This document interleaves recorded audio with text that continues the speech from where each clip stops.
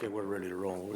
We got a motion by Ross Connect and a second by Hadcock to approve the previously exempt and timely filed exemptions that we approved last time, but we missed the motion, so.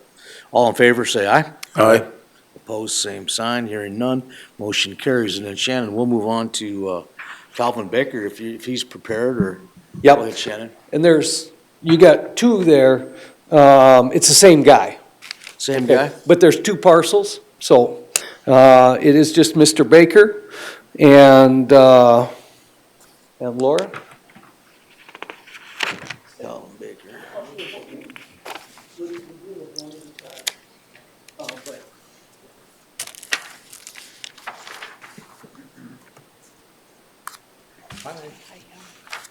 Here with me. I'm with you. You're the, I'm Laura. oh, you're Laura. Hi, Laura.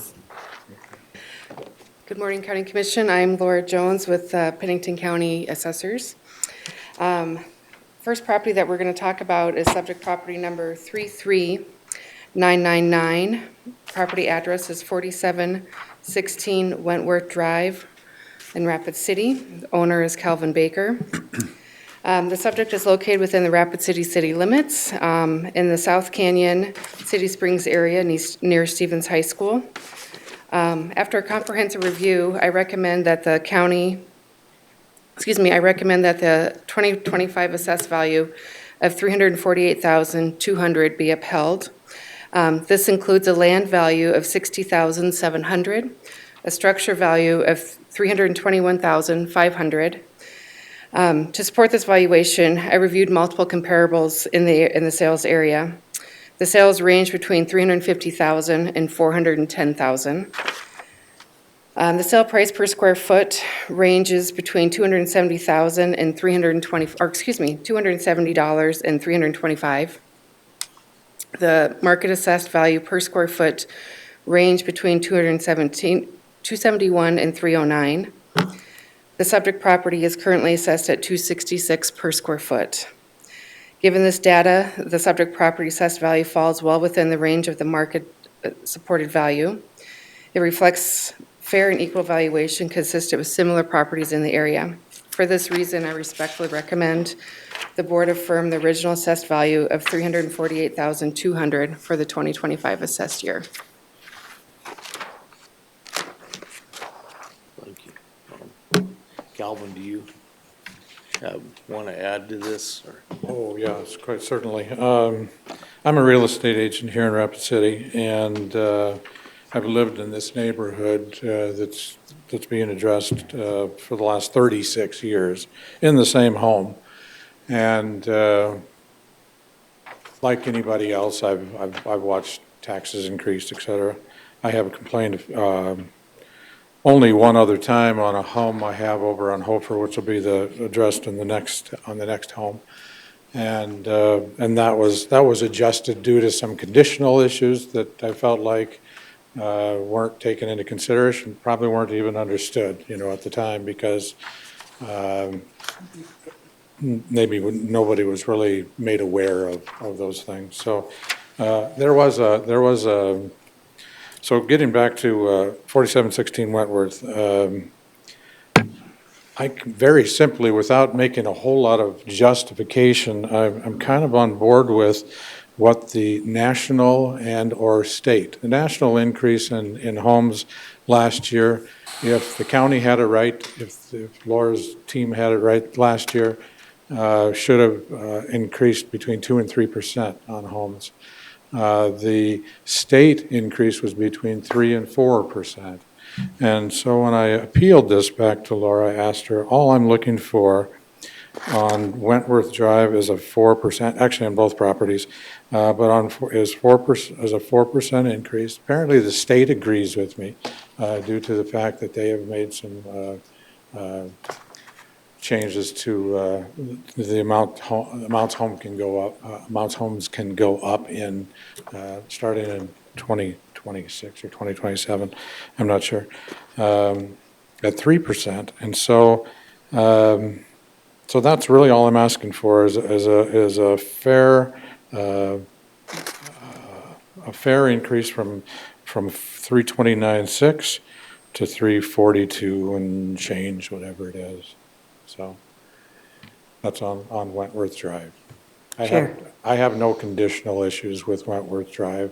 I keep all my properties in good shape. Hope's was a little bit out of my control. That'll be the next one, you know. Commissioner Hadcock, you have a question? So what was your 4% increase? It comes to 342, 342? yeah, as opposed to the county's suggestion of 348 too. 348. Yes, sir. Thank you.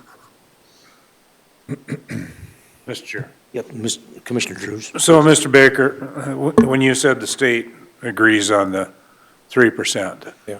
I'm not sure you're understanding what that, I presume you're talking about the governor's bill Yes. that was passed. Yes. I'm not sure you're understanding on how that 3% actually works. Maybe not fully. And I don't think it directly impacts individual homes of saying that can't go up more than 3%. I don't think it relates Or to the that. mill rate or something that wasn't, what was going to be affected by 3%. Values or mill rate? The 3% is what we can't go as far as our budgeting is concerned. But that's overall for the county. It's not impacting individual houses. And Shannon, am I correct on that? The value of the total owner-occupied property can't increase more than 3%. And that starts next year. Right. Not individual properties, but total owner-occupied valuation of the county. It's a good average. And, Mr. Chair, Yep, Commissioner Drew. good morning, Laura. Good morning. So would you explain, there was a comment about, the state average has gone up a certain percent, and then, so if across the state, there's a certain percentage that home values owner-occupied have gone up, that average statewide is not a market comparable to our local market. Would you explain that? Well, correct, because it's a statewide deal, so you take everything that's happened in the state and figure it that way. We go by neighborhoods and what happens inside that neighborhood. And if, on the sheet that I provided for you guys on this one, we have a change of 5.34% from 2024 to 2025. So we're right with, percent higher than the 4% that he was asking for, but again, taking in the average sales of that market neighborhood.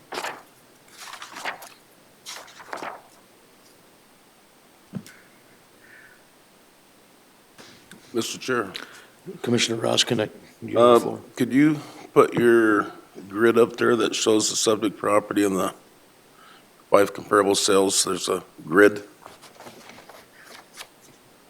This page here. Do you have that? I see it here up on the screen. I don't have Is the, that one you made, or is that one The comparable one? from the Yes. system?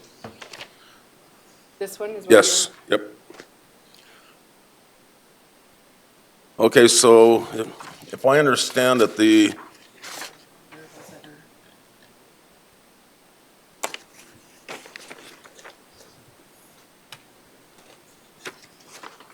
But the one you have in your packet doesn't look like up there. okay, well, We don't have it on. I guess my question is the recommendation for the county is 348.2. And then if I look on this grid, for the subject property, it says 57.8 for the land, 271.8 for the building, for a total of 329.6. Correct, I'm thinking going forward, I'm going to see a lot of these grids. We're going to see a lot of these grids. To me, that 329 should be the 348. That's what the county recommends. correct. So this went before the city back in March. And we had it dropped down to, the city dropped it down to the 329, and that's what's in the grid currently.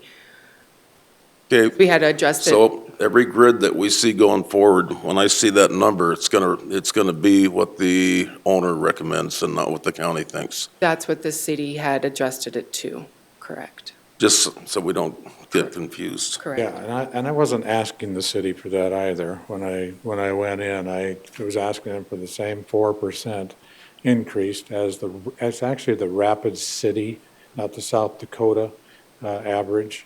The national average is 2 to 3. The Rapid City average is 3 to 4. And so, and these are from statistics found through the MLS, through information that I have available to me as a real estate agent. And so, and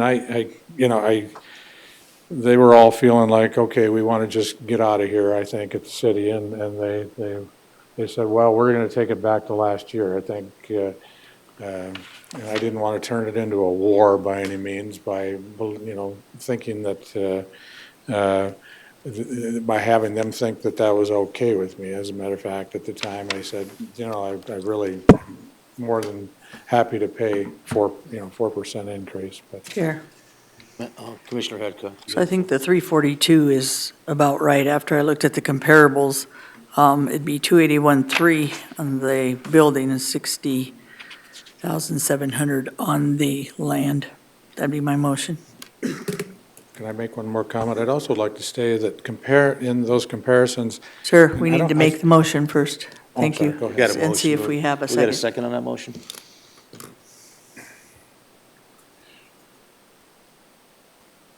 I'll second it for discussion. Okay, so we got a motion by Hadcock, a second by Roskinek. Did you catch the numbers, Kara? Yeah, 281.3 and 60,700, right? Mr. Baker? Oh, sorry about that.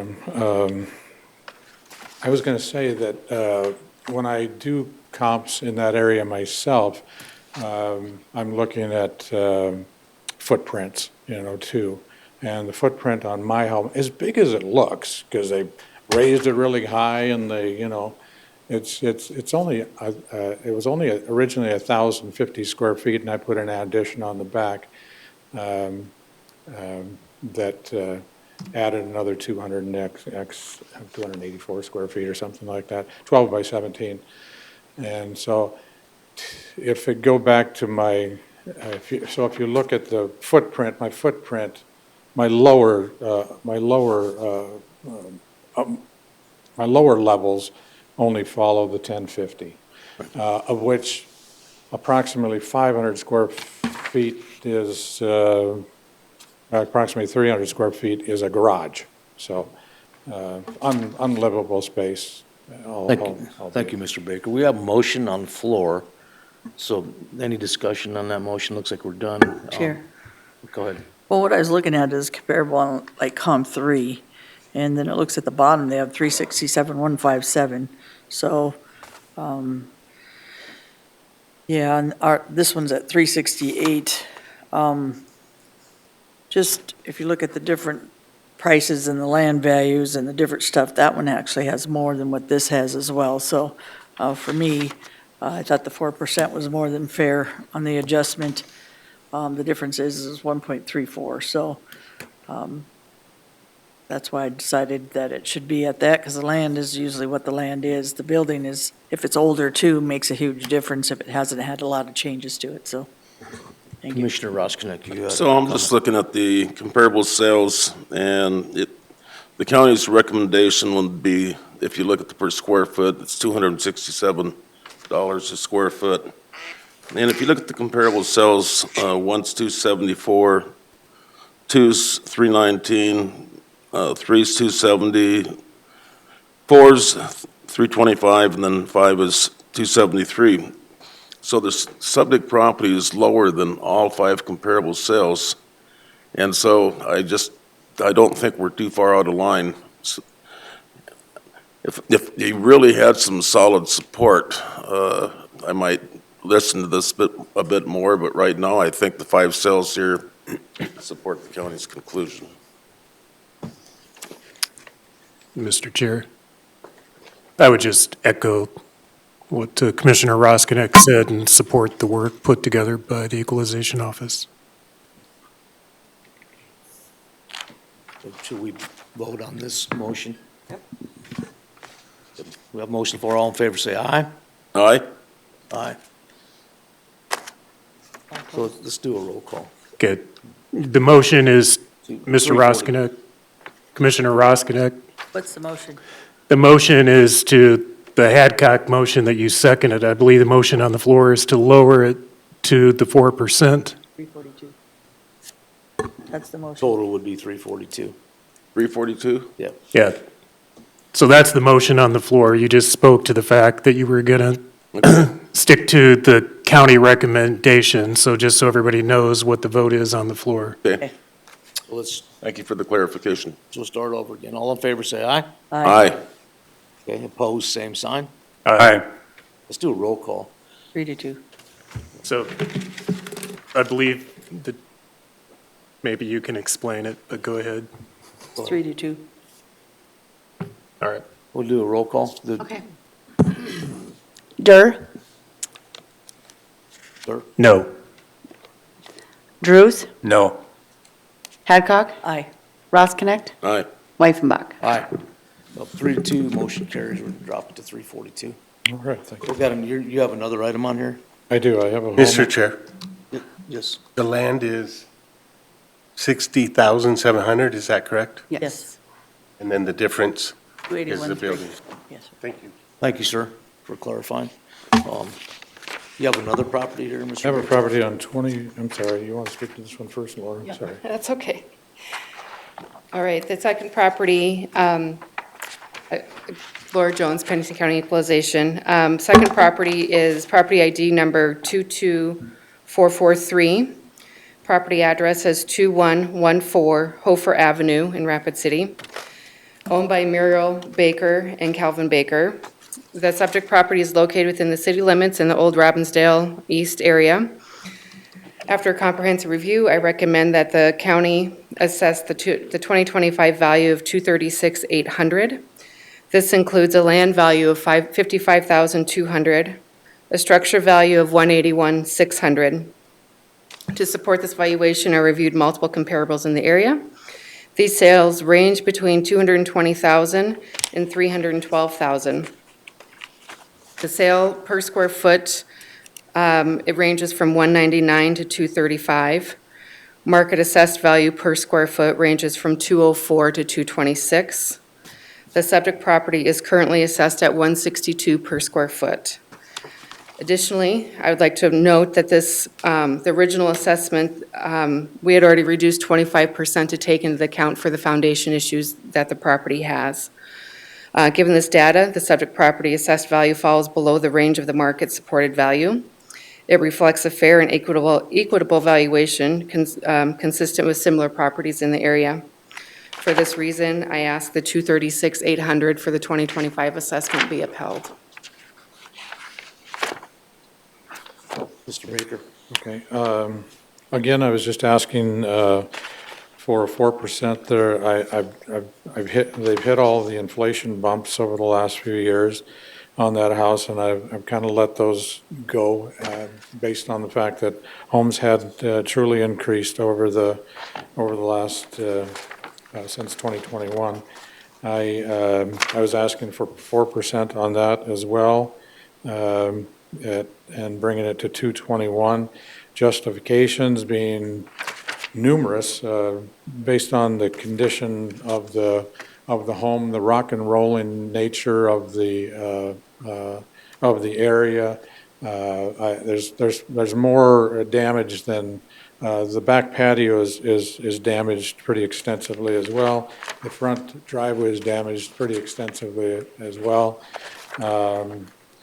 It sits on the bottom end of Hofer Avenue, which historically doesn't have a high resale value. It was my mother's home that I helped her stay in. She moved back in the house in, was it 2010, and she passed away. No, it was 2010, it was 2013. She passed away in 2000, Cinco de Mayo, 2021. And she was able to apply for the elderly income rate, so it went back to her 65. That was something that when I had it assessed another time, that they said, you know, your mom might qualify for it, and I hadn't even heard of the program. So I quickly put her on the program, and then I applied for it for the next 6 or 7 years while she was alive. And she, all but 1 year, she qualified. Back to the assessment, it's on, like I said, it's on the lower end of Hofer, where homes are both in poor condition in general, and that homes don't sell for as much money. So for some reason, and I don't quite understand why it bumped 10.29%. You know, that's just, we had a good thing going. You know, I thought 4% would have been a fair amount to increase the property. So, Mr. Baker, do we have any questions? Commissioner Roskinek? Mr. Chair, my only comment would be where this is assessed at, it's at a number that's probably the most sellable property type. Those lower end homes, they're just very, very high demand, especially for starter homes. Deb and I are on Pennington County housing redevelopment, and we've got some scattered units, and I think we had 36 and they were appraised. And if you sit there and I reached out to Shannon, our director, and I said, you know, where are these at as far as demand? And this is where the demand is in the market. So I probably would have to support the county's recommendation just based on the marketability of the property. When you get into the $700,000, $800,000, $900,000 homes, and then those are the ones that are kind of stalemating. Thank you, Mr. Roskinek. Commissioner Hadcock, did you have something? Commissioner Durr, did you have any input, or do we have a motion or anything? I'll make a motion to set the value at as set by the county equalization office. Second Have a that motion? motion. Second that motion. We have a motion from Durr, a second by Roskinek. Any conversation on that motion? Chair, the only difference I see is on the Commissioner land, 0.2 on the land on 1.23 on the higher one. And then they raised the land 5,000. And it has actually, most of the land is at 56, 53, 54, with more land. horrible You land. guys look at land area. So if anything went down, it would be the land for me, because they put it as much as when you have a lot more acreage on it. So I think that if I lowered anything, it would be at the 236, I would lower the land back down to be a comparable. I guess, why did you, Mr. Baker has something to, did you have something to say? I was gonna- It's not only is it smaller than a quarter acre as opposed to what, 0.18 or something like that. Yep. It's also far less stable, and it causes far less trouble. The value, I know you can justify the fact too that price range has some better selling abilities to it because it's on the low range, okay? There's no question about that. The starter home in Rapid City average is probably $275,000 today, as to where the starter home before 2021 was closer to 175. And so again, I know that the bumps have been taken for inflation in 2021. I feel like I've paid all along for up to the process of where this was bumped 10% more, and I just still feel like It's too excessive. Thank you, Mr. Baker. We have a motion on the floor. Chair, I'll do Commissioner a Hadcock. substitute, only for the land, because I think the land, if you do a comparable, is about 52,000, and leave the building at the 181. Is that what it was? Building at 181.6. 181.6. So it'd be 233.6, right? I don't have a calculator up here to add that. Actually, I put it at 181,052, which would make 233,000. 233,000 Yes, even. yes. We have a substitute motion from Commissioner Hadcock. Do we have a second? No second, so we'll go back to the first original motion. So for 236.8, all in favor say aye. Aye. Aye. Opposed, same sign. No, Hearing one, motion carries. It is 233, 236.8. 236.8. Thank you. Thank you, Mr. Baker. Thank you. Have a good day.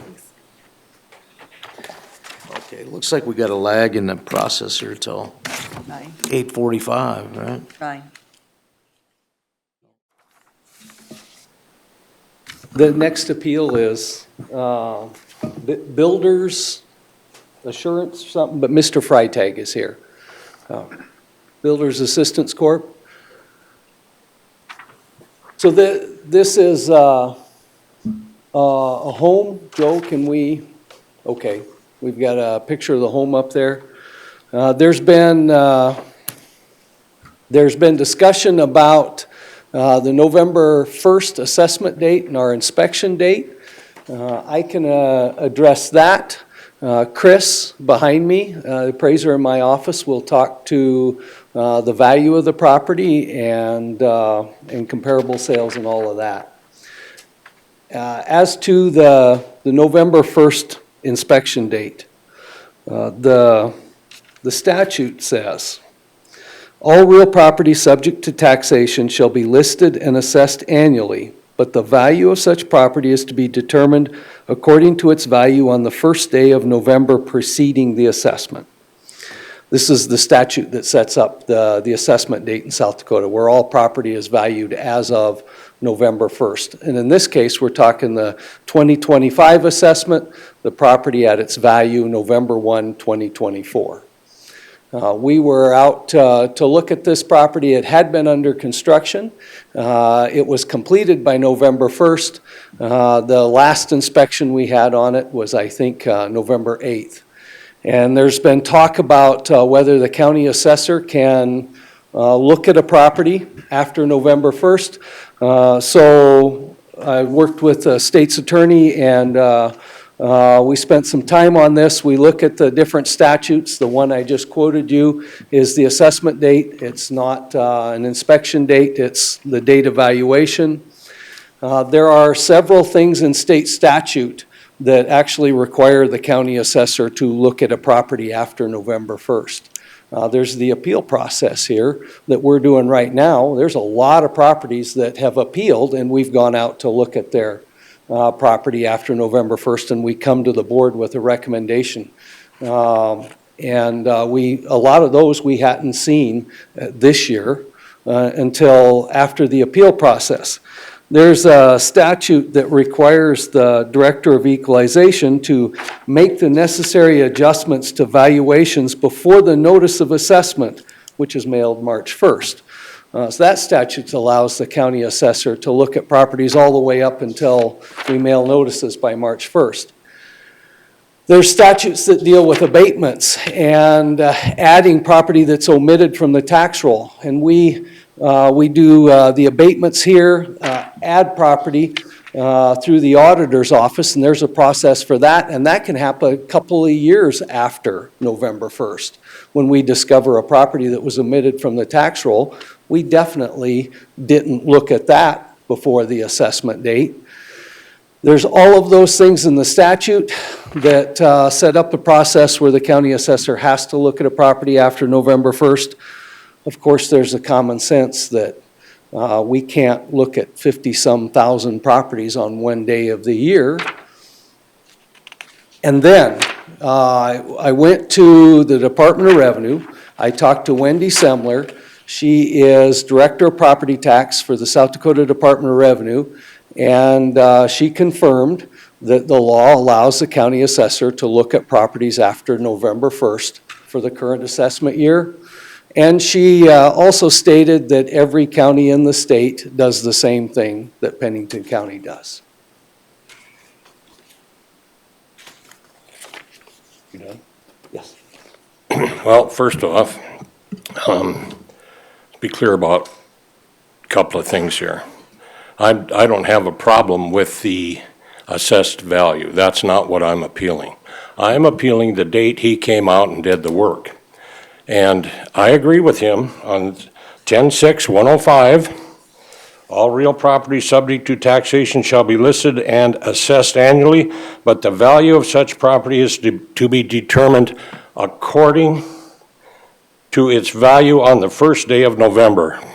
That's the date that's the magic date. Now, if you don't think that's a magic date, and he can just arbitrarily, retroactively apply information, it's all slanted one way. Because anytime somebody has a owner-occupied status, which has the same date, November 1st, if I show up on November 2nd, it's being applied to the following year, not the past year. This is the only time that it's going to go backwards. It's going to be handled retroactively. Now, he said every county in the state does it this way. I checked with several counties, including Minnehaha, the largest county, and they do not do it this way. They only do it forward. They only apply it forward. Nobody applies it retroactively. I talked to several people within his own office that go out and do the inspection. If those guys get it, they do not apply it backwards. Now, he tells you he's got 50,000 properties and he can't come out there in one day. Is that, and if you would believe that as a valid argument, shame on you if you would take that as an argument. He's got, like he said, there's a couple of magic dates here, November 1st and March 1st. So he's got 364 or 365 days to do this. He should be coming out in October and September for anything that mainly has a building permit, because he can target the building permit. It's real easy to target a building permit. He doesn't have to come out after November 1st. He can come out before that. I talked to some of the assessors in that office who says they actually start in October. I says, well, listen, if you can't get it all done in October, why don't you start in September? Why come after the date?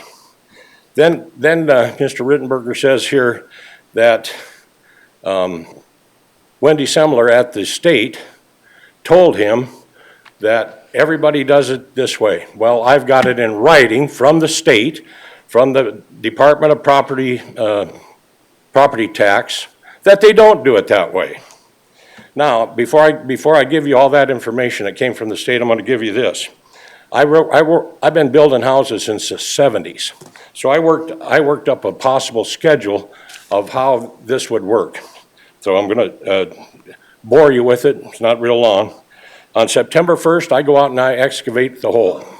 I've got it done. On September 18th, my walls are poured, okay? Can't pour the walls before you dig the hole. You got a process you have to go through here. On October 1st, my walls have sat long enough I can backfill them now. Still can't do anything with the house until these walls are set up. You can't put any load on them. The walls got to set up. So by October 1st, my basement gets backfilled. On October 3rd, my floor package, which I'm not going to order, I can't even order it, have it delivered until I'm backfilled because the equipment's got to work around the house. So now I'm up to October 3rd. On October 7th, my floor is set on that foundation. Now my basement is rigid because I've got structures going across the top of it. On October 10th, the wall, the roof, and the framing package are all delivered. I can't order them. I've got to follow a procedure here because I can't go put them on my neighbor's lot next to me. I got to put them on my own lot, so it's all got to be ready. On October 24th, had enough time to get my framer out, and he started framing the walls. Okay? On October 28th then, I can order, because he's framing. So now on October 28th, I can order my windows, my siding, my soffit, my shingles. I can order all that stuff because I'm timing this stuff out. By November 9th, now remember I ordered them on October 28th. On November 9th, my windows, siding, roofing is delivered and it's installed. Now that's a lot to get installed, but I got multiple mechanics now. I've got roofers, I've got siders, I don't have just one crew here, I've got several crews. So on November 9th, if he would come out on November 9th, he would see my windows installed, my shingles installed, and so on. On November 20th, my electrical and my plumbing would be roughed in, okay? I can't do anything until that stuff is roughed in inside of the frame. On November 26th, I can get my insulation delivered because that's the next step. Then on December 2nd, I can order my sheetrock and I can get it delivered. Now he's telling you he can come clear up until March 1st and see whatever I built on that house by that date, and he can retroactively say that was all there on November 1st. And he can't, because it wasn't all there on November 1st. It can't be on there on November 1st. So he has to guess. He has to assume what I have done on November 1st. There's no law in the state of South Dakota that lets anybody guess or assume at anything, okay? So that shows that you can't give him till March 1st to establish what I had built on November 1st. Now, he can come out anytime after November 1st and do his work. I don't care. But he's got to take and apply it going forward, not retroactively. Now he tells you that Pierre is telling you that everything is okay. He can just do that. Pierre didn't say that. I spent a lot of time talking to Pierre. I sent you guys all, copied you guys all on emails. I got those emails with me today. It's not a he said, she said. It's all in writing. I asked 6 specific questions to Pierre.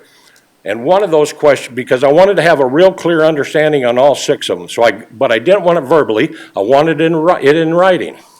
So one of those questions was, this was my request for clarification. The reason some counties allow a retroactive assessment of inspections, the reason some counties allow a retroactive assignment of inspections of assessments and others do not allow this subject to, okay, I got to get this right, I got to read it right. The reason some counties allow a retroactive assessment of inspections of assessments and others do not. He's telling you everybody in the state does that. You call yourself this afternoon. Meade County doesn't do it. Fall River doesn't do it. Minnehaha County doesn't do it. And I'm not checking with 66 counties in the state. I'm not making that many phone calls. But I'm going to make the ones that I think I can make my case with. Not one of them does it retroactively, the ones I talk to. So because they're not doing it retroactively, and he is doing it retroactively, I got a specific question for the state.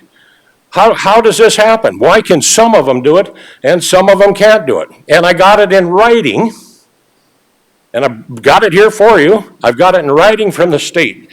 And this was the answer. The individual counties would have their own procedures and policies in place to decide when their appraisal work needs to be complete for the year in question.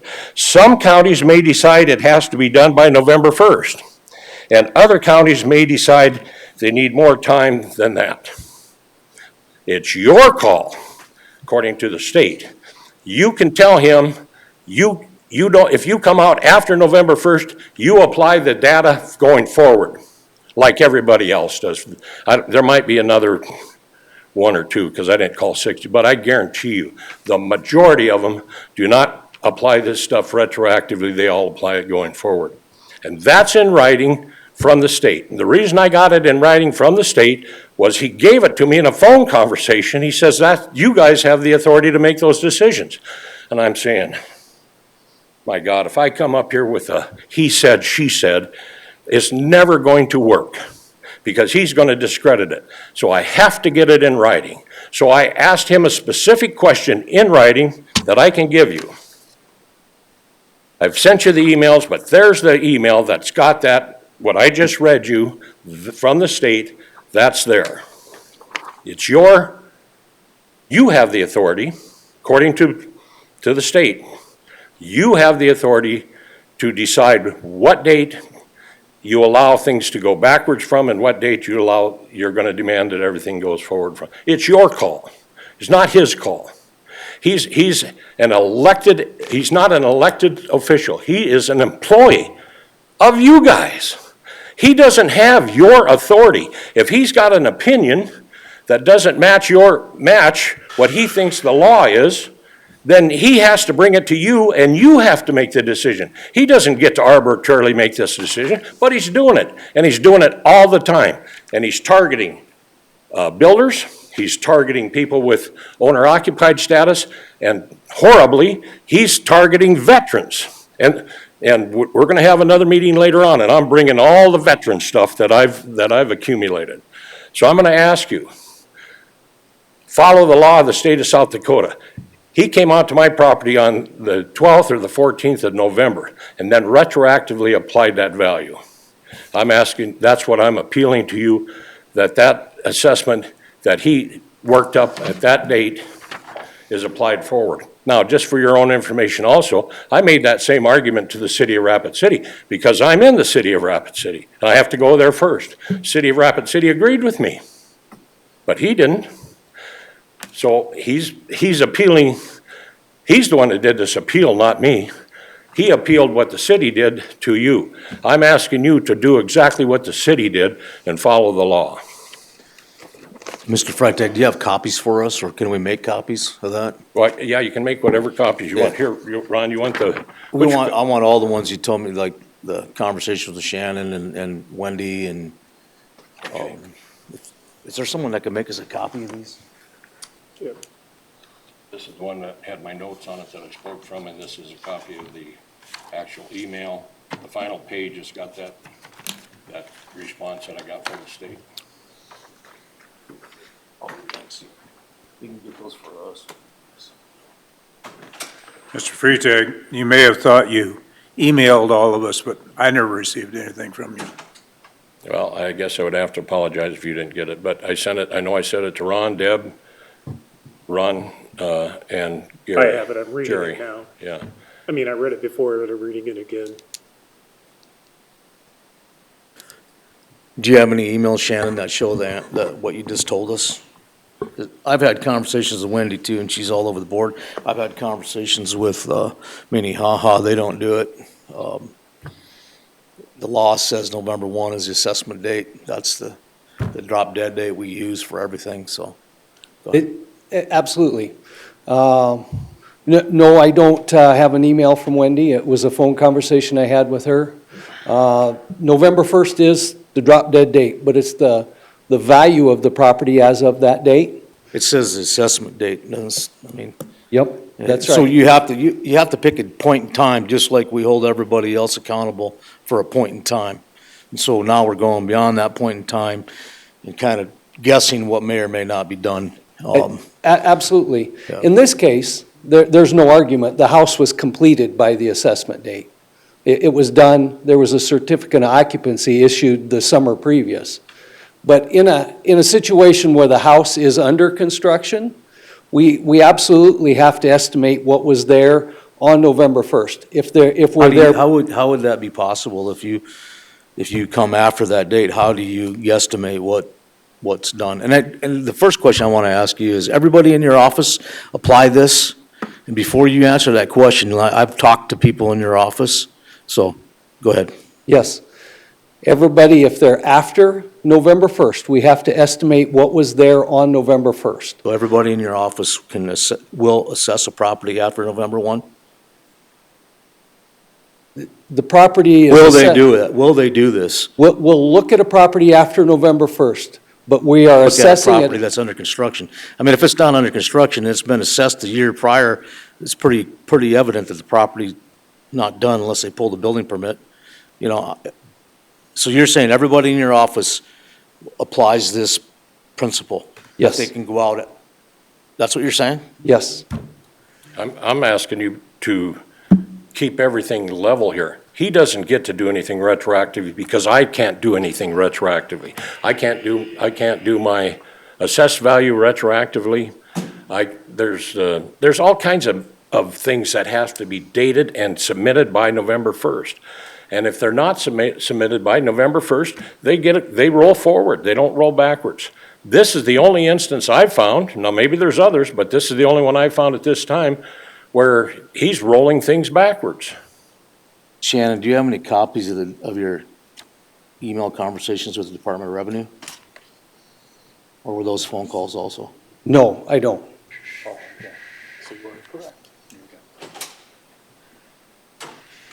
We have a lot of, Do you have any copies of the state's attorney's emails?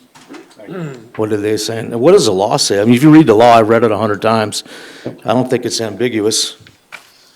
And I'm not here to argue with you, but I'm just here to, I mean, you have a history of interpretation that is your own interpretation, I so think. what I can provide you is something the state's attorney and I put together to answer multiple questions. The question number 4 is directly on point for this. I can give you that. It comes from the state's attorney's office. I would Here. say that the state's Commissioner attorney's office. Hadcock, Commissioner Hadcock wants to speak. So let me ask you something. Is it after November 1st, then the house got done, and then it went up to 301? Or what you're saying is November 1st, Mr. Freitag, it should stay at the 40 and the 48 because the structure was not done? Tell me your bottom line, because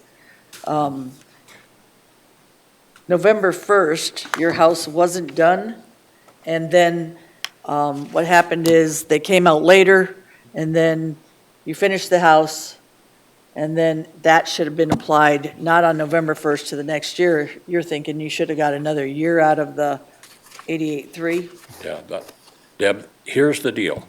He should have came out before November 1st. If he'd have came out before November 1st and did his assessment, I would have had absolutely no problem with anything. He came out afterwards, contrary to the way the rest of the state, or most of the rest of the state, is doing it. Then after I asked the state, why can some of these, why can he go backwards and the rest of them, all that I cited, wanted to go forward with it? And he said, that's up to you. So whatever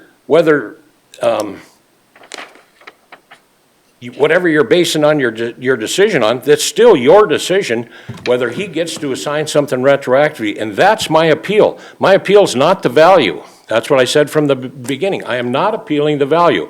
I'm appealing that he missed his date, and he's got to be held accountable to his dates the same way I'm held accountable to my dates. So you're appealing the value still, because the value went up.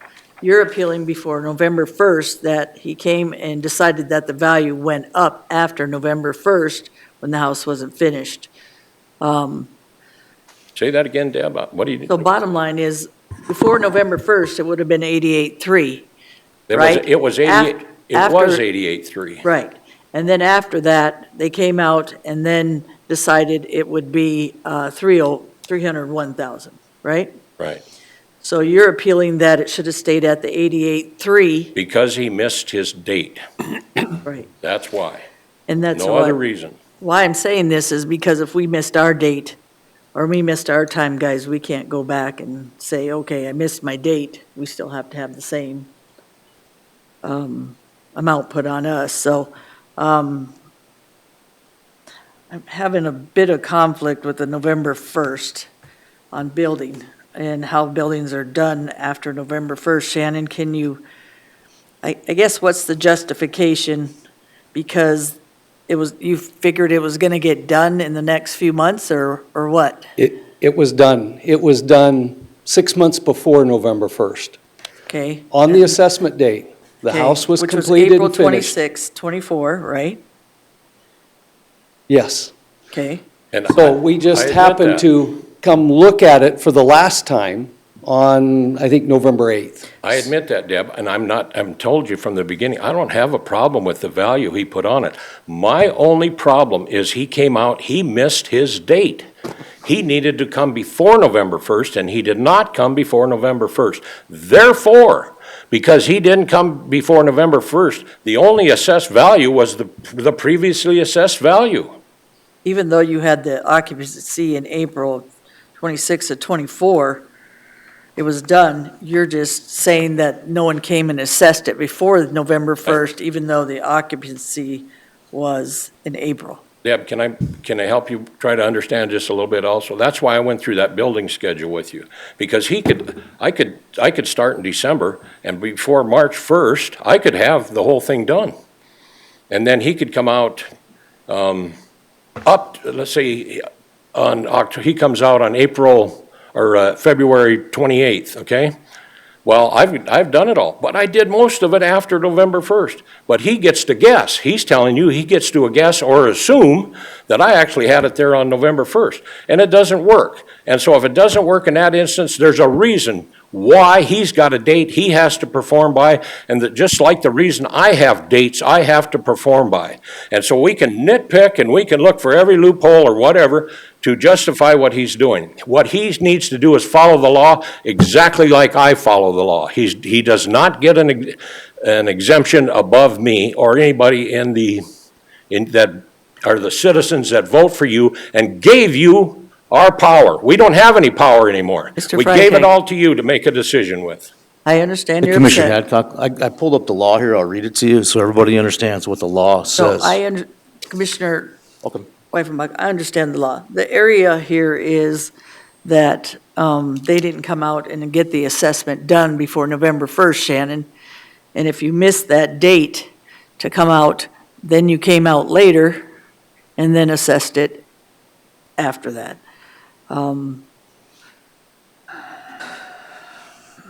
we do that with hundreds of properties. But maybe we need to change it so we're not doing that to a certain extent. You're going to miss, I guess, I get it, Shannon, but I also, if you've checked with other counties and they do it a lot differently and they're citing towards the citizens, No, Then- it's the same across the state. Every other county in the state will look at a property after November 1st. Absolutely not. You have to. And that's what I said, Department of Revenue confirmed with me. The Director of Property Tax said that there is nothing that requires the county assessor to be at a property before November 1st, and that every county in the state does it the same way Pennington County does. And I've called counties, several counties, and was real clear. Do you apply the information and the data you got after November 1st retroactively, or do you apply it forward? That was the question, and they all answered the same way that I talked to. They go forward with it. so Shannon, what he's saying is they still assess it, but they don't move it forward. If they miss the date, they don't move it forward till the following year. So They you do. can still come out afterwards, I'm getting it. But did you move it forward the next year, or do you retroactively put it to the year before? We have to. That's the question. We have to estimate what was there on November 1st. No. The same way we do with an appeal here, when somebody appeals in March and they ask us to come look at their property, we have to estimate its value and what was there on last November 1st. When we make a recommendation to this board to change the value, it will be the property as it existed on November 1st, even though we looked at it in April. It's the November 1st that applies. In my instance, it's not November 1st of 2024, it's November 1st of 2023. He missed his date. He already had an assessment in place, it was from 2023. That's what the city recognized, that's what the city said the value should be, and that's what I'm telling you my value should be. But I'm telling you, ask Ron. Ron said he called Minnehaha County. And Minnehaha County doesn't do it that way.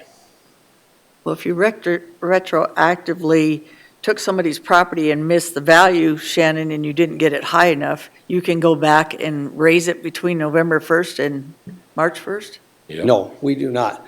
We still have to estimate what was there on November 1st. So let's say we look at a building under construction in February.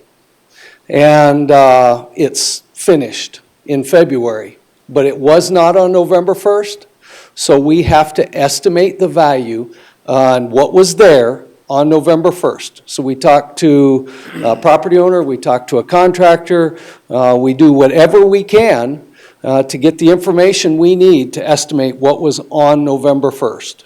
He So does when do you not send get to out those, estimate. Mr. Freitag, when do you send out the notices then of how much somebody gets charged for their taxes then? Isn't it by November 1st or is it March January 1st. 1st? The assessed value goes out March 1st. That's what I'm telling you. That's why you get that November 1st to March 1st. So they're expecting between November 1st and March 1st that if you come out, that their assessment is going to be raised. They're not going to, they're going to think, you never came out that year, all the way up to November 1st, you didn't come out, you didn't come see them, and they're thinking, well, they're not going to change it because, I'm not done, whatever. Or even if you are done, and they're not going to retroactively, they're going to be ready, most people are ready November 1st to March 21st, if you come out and go, okay, we're raising it now. So you give them till November, January, February, March, 4 months to figure out. What I'm saying is if you're looking at a budget, if you're looking at builders, if you're looking at even owner occupied, I guess it makes sense to me between November 1st and March 1st that you get the chance to raise it up, but other people get the chance to appeal it, right? When they get the assessment notice, they have the opportunity to appeal. In January. No, March and Well, April. After March 1st. You appeal your assessment after the notice is mailed March 1st. The appeal, our assessment notice, are all what existed on the assessment date. Let me add one more thing here real quick. He said it several times here, the word estimate. I gave you a building schedule that would show a ton of building that happens after November 1st. If he goes clear up into late in February, he's going to see probably almost, if it's not all complete, almost everything complete.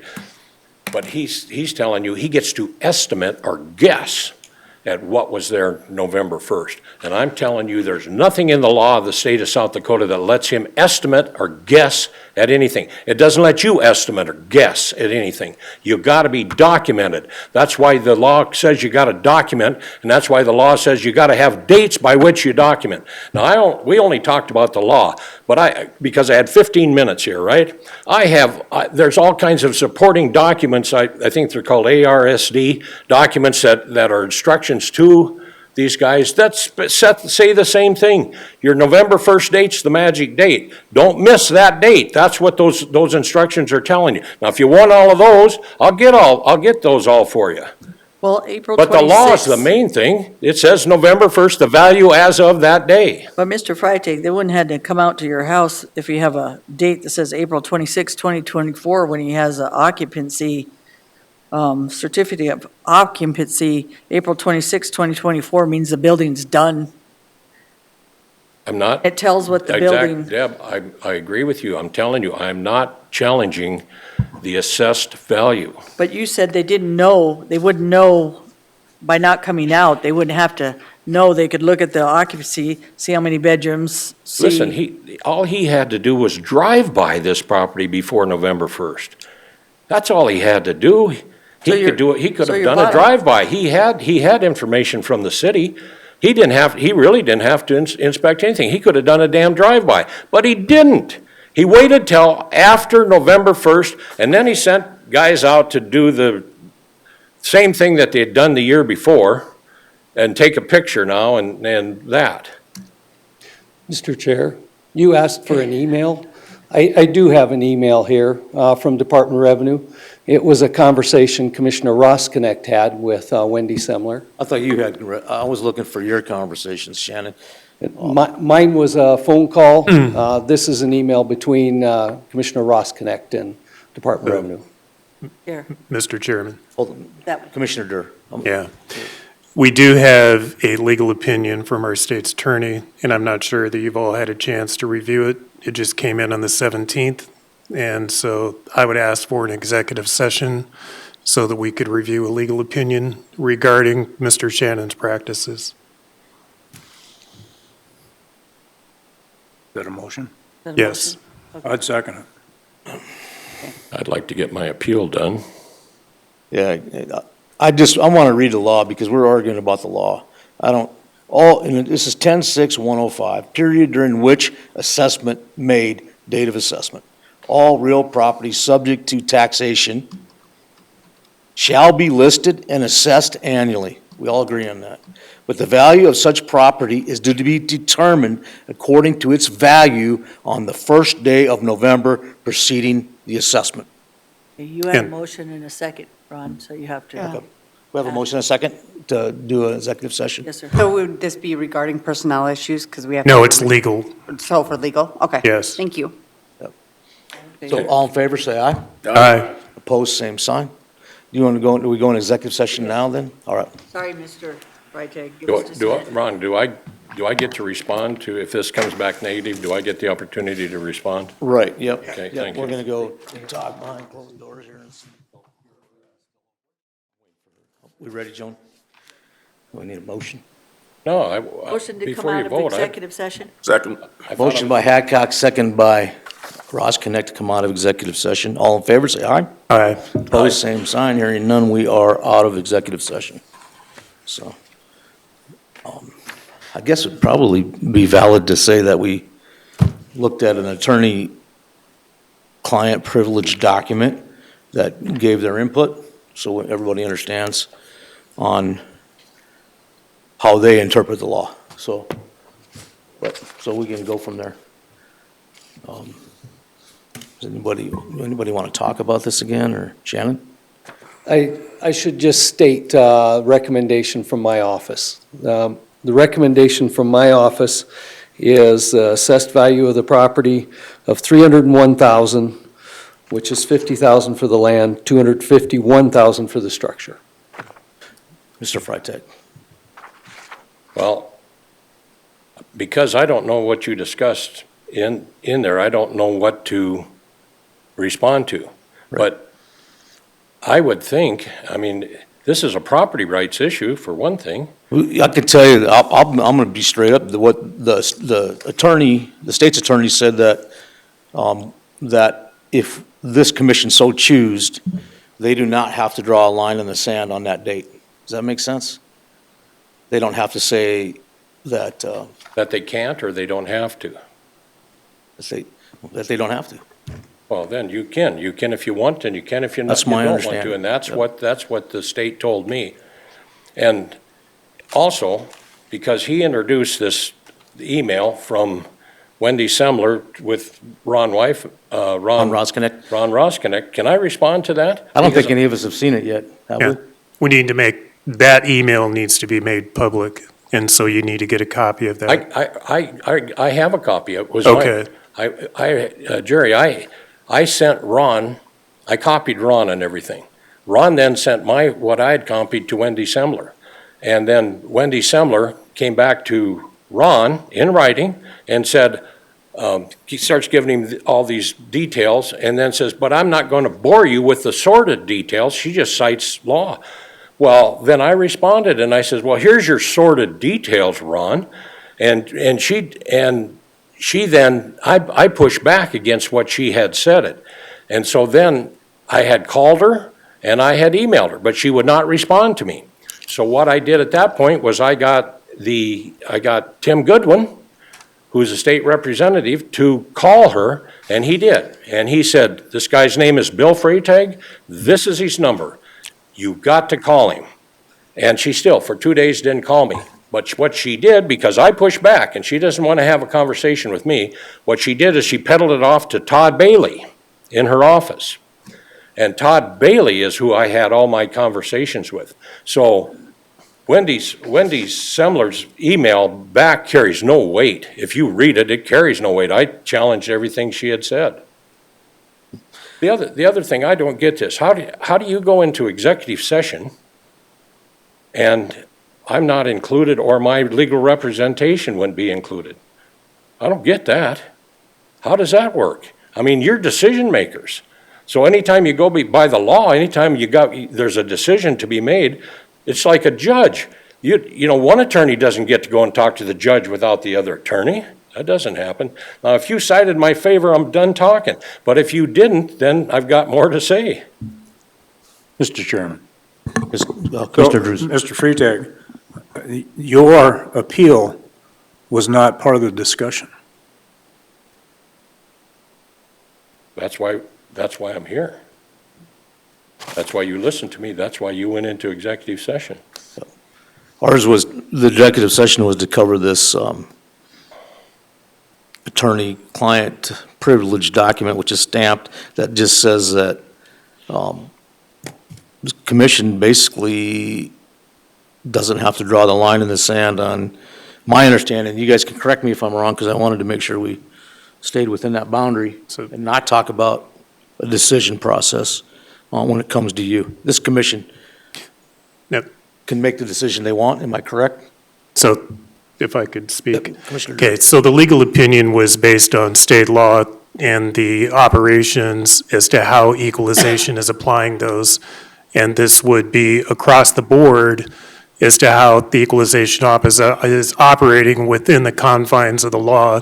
And that's the legal opinion that we were reviewing that just came out on the 17th. And so they had not had a chance to see it. So in this case, so I don't look at your situation, Mr. Freitag, as an individual situation. I look at your situation as how it applies across the board as to how the Director of Equalization is assessing and applying values based on state law countywide. And so my understanding is it's been a practice that this county has been assigning a value to property as of November 1, whatever they determine that value to be, November 1, and they've been assigning that value up until assessment notices go out. And that's been a longstanding practice. When you're talking about property under construction and how to assign a value, I think that is something that we need to address because it would be difficult to go out and when a property is under construction, as a point that you gave, and I agree with that. In this case, I believe that Mr. Ritberger's office used information aside from, a drive-by on November 8th or 9th, whatever that date was, that they're showing information that they had, and it would be a question, for Shannon. Shannon? Yeah. So the information in the packet talks about, completion dates and property being listed for sale. Was that in your possession prior to November 1st? No, the certificate of occupancy is something that the city gives the property owner, and we wouldn't ordinarily receive that. Listing information is available to the public. Anybody can go look and see that. But we don't look up that information before we go look at a property. What we had was a building permit from the previous year. So we knew that there was a house under construction. We were there previously, and it wasn't complete. So we just put another date on the calendar to come back to see if it's finished.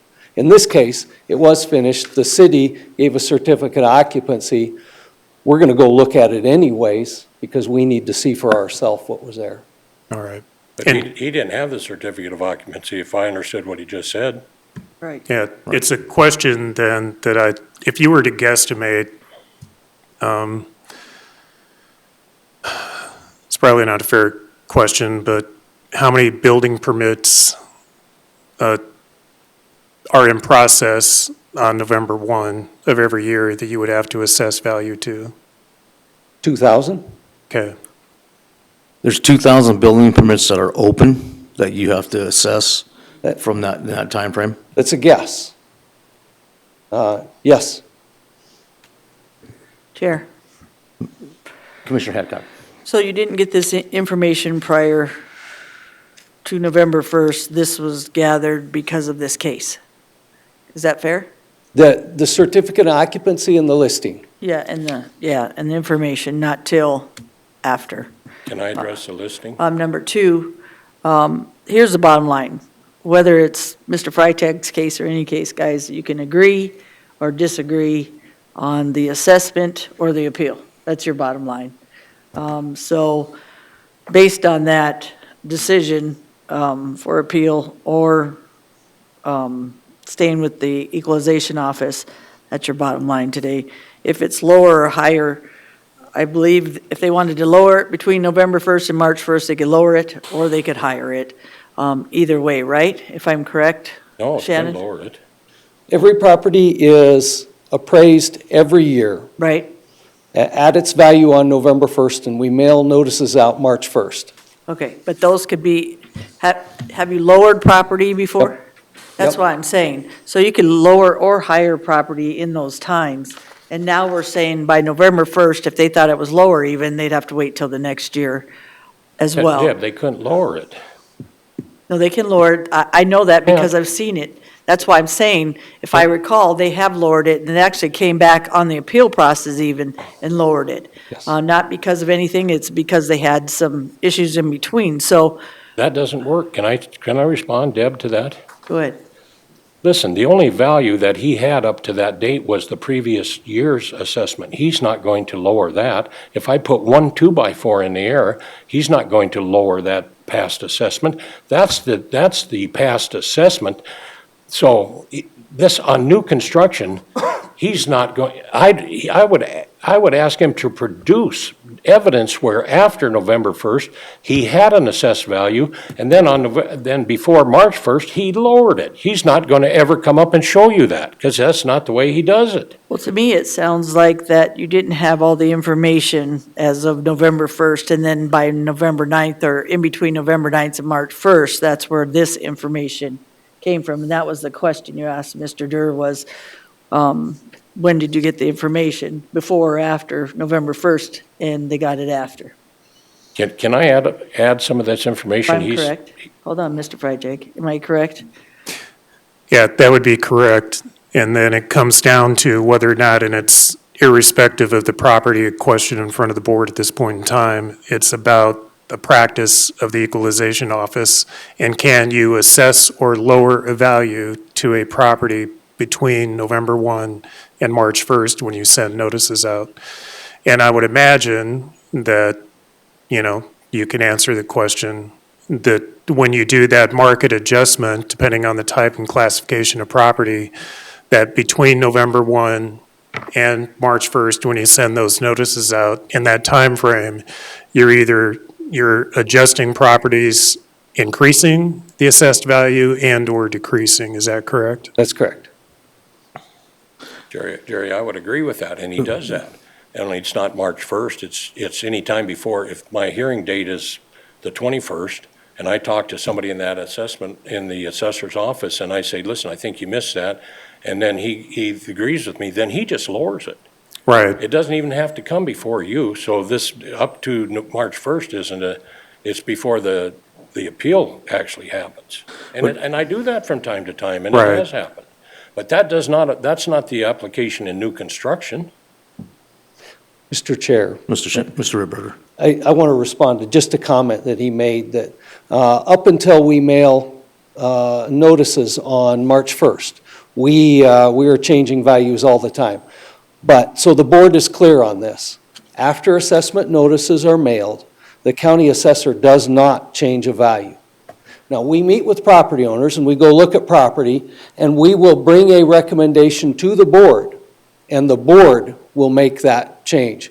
After assessment notices are mailed, no assessment is changed unless it takes place by a board of equalization. So, Mr. Ripberger, I got to ask you a question. Why do they have in the law stating that November 1 is the assessment date?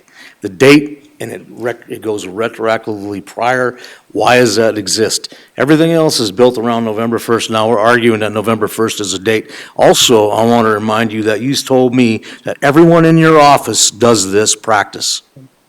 So the Oh, reason. you told me that, and you're going to stick by that. Yes. You're going to stick by that. So the reason we have November 1st is because we're doing an appraisal. And in any appraisal, there has to be a date evaluation. So you Properties did this appraisal on this property on November 1? The data value. Did you do the data value on this property November 1? Yes, You did? yep. So why are we arguing here? Why are we here? because all these documentation's dated November 12th or 14th. There's a difference between date of inspection and date of value. The real estate market changes daily, properties change. So there has to be a specific day and a time that the value of that property is as of that date, and our legislature picked November 1st. When you read any appraisal, there will be a date of valuation and a date of inspection, and a lot of times those are different dates. Well, here's how I see this, and you guys can argue me if you want. I don't wanna But argue. we're gonna keep going back and I don't forth. wanna argue. But the point is that the commission makes the decision. Well, I'd like We've to, seen some of these interpretations before us already. We need to interpret it, make a decision, and live with it. And going forward, we need to probably look at policies. And when you have an opinion that's written by an attorney, that opinion is to protect the person that's already made a decision, not a decision based upon the commission. If we made every decision based upon that, we'd be here. But Mr. Mr. Rosknecht. Chair, I see two things here, policy procedure and the value of the property as November 1st. And with that being said, I'm going to go ahead and make the recommendation to uphold the land value of 50,000 and the structure value of 251,000 for a total of 301,000. Can I, do I get to respond here at all? Well, we're, I'll second. see, we got a motion from Rosknecht, second by Durr. Mr. Freitag. Okay, so when somebody comes before you and tells you something and it's inaccurate, do you want to believe it if what they're telling you is inaccurate? I would think you all would say no. He just told you that after November 1st, he never changes a value. Did he tell you that or not, or did I mishear him? He didn't say that. He said March 1st. He says after March 1st, nobody changes those values. Okay, I can document for you the property I live on today, that when I bought it, I looked at the tax assessment. The tax assessment was ridiculously high. So I contacted the assessor's office and I said, why is this so high? And he looked, and there was a house listed on that property that was not there. It had been moved off years and years before, but it never got removed from the information. Once they seen that same day, I got a letter from him, and I have the letter, that they reduced that value that day, and that was long after that. So when you get told something, and you have to make a decision on it, it ought to be accurate, shouldn't it? For you to make a decision on. And if you're and when you get decisions that aren't accurate, and you act on them, all you do then is you just force the public to go in further into the appeals process and go into court and spend their money in court, and whatever to continue this appeal. You do not get accurate information. I can cite another thing you didn't get accurate information on. Deb Hadcock raised the issue of meetings that in the past year that actually went to the state, and the state judges determined that those actions were, they got criticized by the state. Therefore, and if you read the state's own information, it says whatever action happened at that time can be null and void. Well, that's coming, because I'm going to push that. And anything that was enacted during that time is null and void. However, you guys all acted in good faith. Mr. Chairman? Thank you. Mr. Durr? Yeah. Oh. I agree with most of what you just said related to lowering assessments, and so it's a question back to Shannon. So you did make so November 1 to March 1st, you raise or lower values, and you send that notice out on March 1st. And then beginning in April, we start this process. But between March 1st and this process, I believe you guys do make meetings with homeowners, property owners that come in and say, I think you missed this, I think you missed that, and you make those adjustments, or do you not? No, that's what I wanted to be clear on. we will bring a recommendation to the board to make that change. But it does not happen until this board makes that decision. So all those meetings that you have with all those property owners prior to this date, then you just capture all of the information and then you bring it here and then we make those adjustments? Yes, and we'll do that tomorrow. We have a list of properties where we're gonna make that recommendation to you, and you will take action on that. And we tell the property owner that we will make that right. recommendation, but it doesn't happen until the Board of Equalization does it. All right, because it was even in my head that you guys made those internal adjustments just as described prior to this process. Not after assessment notices are mailed. Once assessment notices are mailed, there's no change in an assessment unless a Board of Equalization makes it, or a year later, there can be an abatement, and that still comes before the Board of Commissioners. All right. Jerry, can I respond to something what you just said here? Yeah, It's Mr. Frederick. impossible to do this between, for me, if it was me, how can I be in a conversation with these guys before March 1st? I don't know what they assessed my property at. What am I supposed to do? Just any time I'm supposed to be, prior to March 1st, I'm supposed to be in here asking, what did you do today? What did you do today? I don't know. That's why I get an assessment notice. So this idea that this stuff is happening prior to November 1st, I mean, it can, but my God, why would it? Who's raising an objection? Nobody even from my side knows what the hell the objection is because I don't have an assessment. And I can tell you and I can document that after November 1st, they change assessed values. I got the documentation on my own property I bought. No, and I think he's stating that they do. Between November 1 and March 1st, you're assigning a value back to that November 1 date. Yes.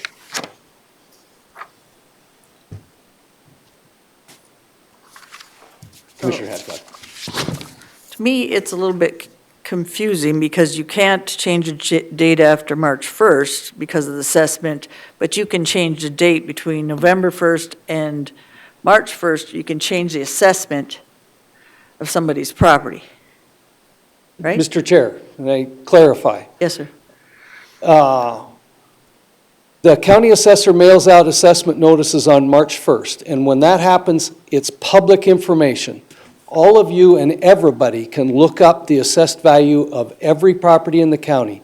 It is public when we mail them. Up until that point, yeah, we are changing assessed values from last year to the current year. But once it's mailed, it is public, and Pennington County posts it on the internet. Because that's a public assessment, no change will be made to that unless it happens in a public Board of Equalization meeting. The county assessor, if we were to in March or April make a change to something, that'd be under the table and the public wouldn't be aware of that. So once this assessment notice is mailed, no change is made unless it's a public Board of Equalization, or there can be a change to the tax bill, which is an abatement that can happen a year later, but that value stays the same until we do next year's assessment notice. Okay, can I address that, what Of he just November said? 1st, sorry, Mr. Frederick, so of November 1st, he wouldn't have known that he was having a change until March 1st. March 1st, So the he- assessment notice is So mailed. he wouldn't have known till March 1st that he was getting a change in his property. Anybody wouldn't, not to be That's fair, right. anybody wouldn't, right? That's right. So you wouldn't have known if they visited your property and that you had a change until March 1st. Did anybody's, not just his property, but anybody's property, when an assessor goes out and they put on the door or something, they assessed it, or Yep. give them notice that they came and looked at their property on October 12th, that they knew that somebody in that assessment was going to change from the year before, meaning especially on new construction, to 301, or even meet, or have the chance to meet beforehand. When we do a reappraisal project, we mail out postcards so the property owner is aware that we're going to be looking at properties. When we're there at a property, we leave a card on the door so the property owner is aware that we're there. But if the property owner is home and we talk to them, they will ask, is this going to change my assessment? And we have to say, at that time, we don't know, because we haven't done that work yet. Okay. So The you haven't- assessment notice is the notice. So he wouldn't have known you did the work yet because you wouldn't have told him till November 12th or whatever. Well, at that point, we still hadn't finished the appraisal. We still need to look at sales and do all the statistical analysis that we do in November and December and January. Well, that's, to me, a lot of times I think you know that somebody's coming. And if he didn't know somebody was coming, then he's thinking drop dead date is November 1st, thinking by the law. And then what happens is no, we have a chance still. And then the public doesn't know, you still, a lot of times, obviously, from November 1st to March 1st to go in and still assess their property, which is confusing because we dropped dead date on owner occupied November 1st, but then we're allowed to go in and do our assessment still from November 1st till March 1st, right? Okay, so think of it this way. We don't have the sales information that an appraiser uses until after November 1st. Because we look at all the properties that sold in the previous year, and in fact, we use 3 years' worth of sales. But on November 1st, we don't even have that sales data.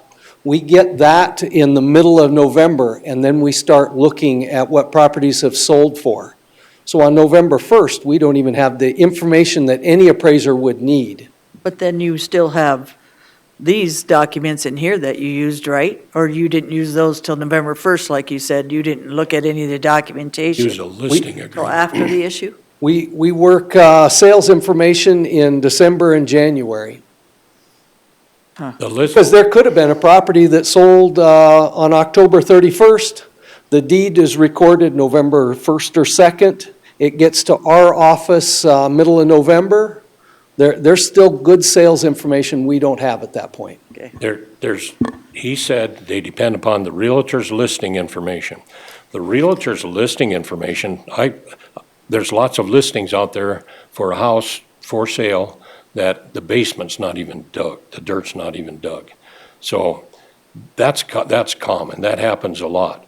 Then in my case, while we were under construction, my house was listed, but it never did sell, so there never was a sale document for him to look at. So if he goes back and looks at a listing agreement, I mean, so what? It means nothing. That's why you have to do inspections. That's why inspections have to be done by certain dates so that there's no appearance like there is here of wrongdoing. Mr. Chair. Commissioner Roskinek, you have the So Shannon, say I had a property back in 2024, and I get on Rapid Map, I find that property, I can see what it's assessed at. That'd be 2024, before March 1st of 2025. So if I come in 2025, I know what it's assessed at, but then March 1st, I'm gonna get a new notice, so that could change, it could stay the same. Could I come in sometime the last week of February and say, do you have any idea what that value is gonna go from 2024 to 2025? Would that be available, or is it computer generated? And We get people that ask us that. We have to mail the assessment notice by March 1st. We send it to a company that prints and mails for us, and we have to get it to them in time for them to print it and get it into the mail, and we're typically early, before March 1st. So we are actually done by the first part to the middle of February. If you called at that point, I'd have a good number for you. okay, But- so it would be available at some point. Yep, I would have to tell you, this Right. is preliminary. Right. We haven't mailed it. The earlier you ask, the more likely we're not done yet. But there comes a point where we're done and it's sent off to the printer. Okay. I'd add one more thing here. Go ahead, Mr. Freitag.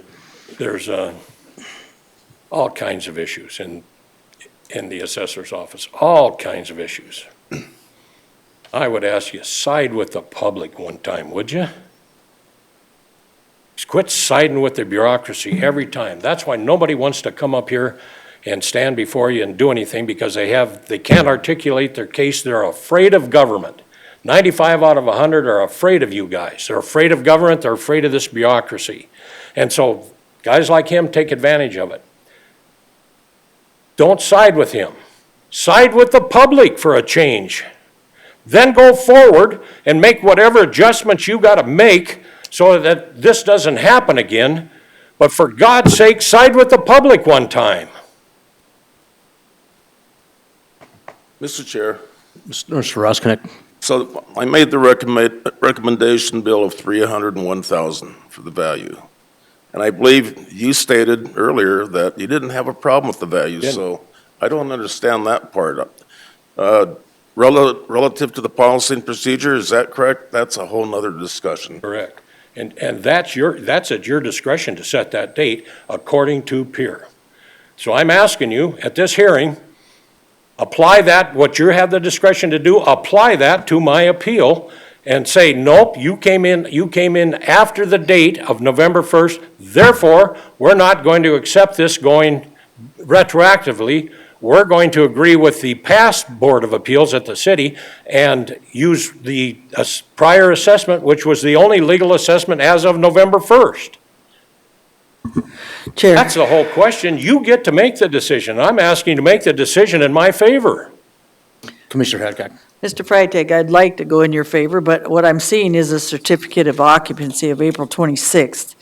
If you were, I was understanding maybe that you were still doing some stuff to the house and I withdrew stuff. that anyway, Deb, Okay, because but- it was wrong. But in the sense, we got till November 1st, till March 1st, to figure out through evidence-based if you were right or if you're wrong. That's what I'm looking at. What's And the because of date? November 1st, if you didn't have your certificate of occupancy of April 26th, if you weren't selling the house, if you didn't have the house done, I could side with you. I'm not siding with you because of this Well, this paper here. I'm siding with you with evidence-based, because what I'm seeing is you had a certificate of occupancy. Document you're And it's not only referring yours, to let me speak, was Mr. filled out Freitag. wrong. Let me speak, Mr. Freitag. So then, I'm not trying to be disrespectful to you, but I'm being up straight that if that was the case, I would side with you and side with the public, and I have sided with the public on stuff, but because of evidence-based, I cannot. Okay, can I respond, Deb? Yes, sir. The document you're referring to about this owner-occupied thing was almost impossible for me to fill out. And then I didn't even know if I was sending it to the state or if I was sending it here. So I ended up filling it out twice because I thought I filled this thing out wrong. I can tell you this, all of the things on this particular property that would be construed as new construction, the last one was completed in,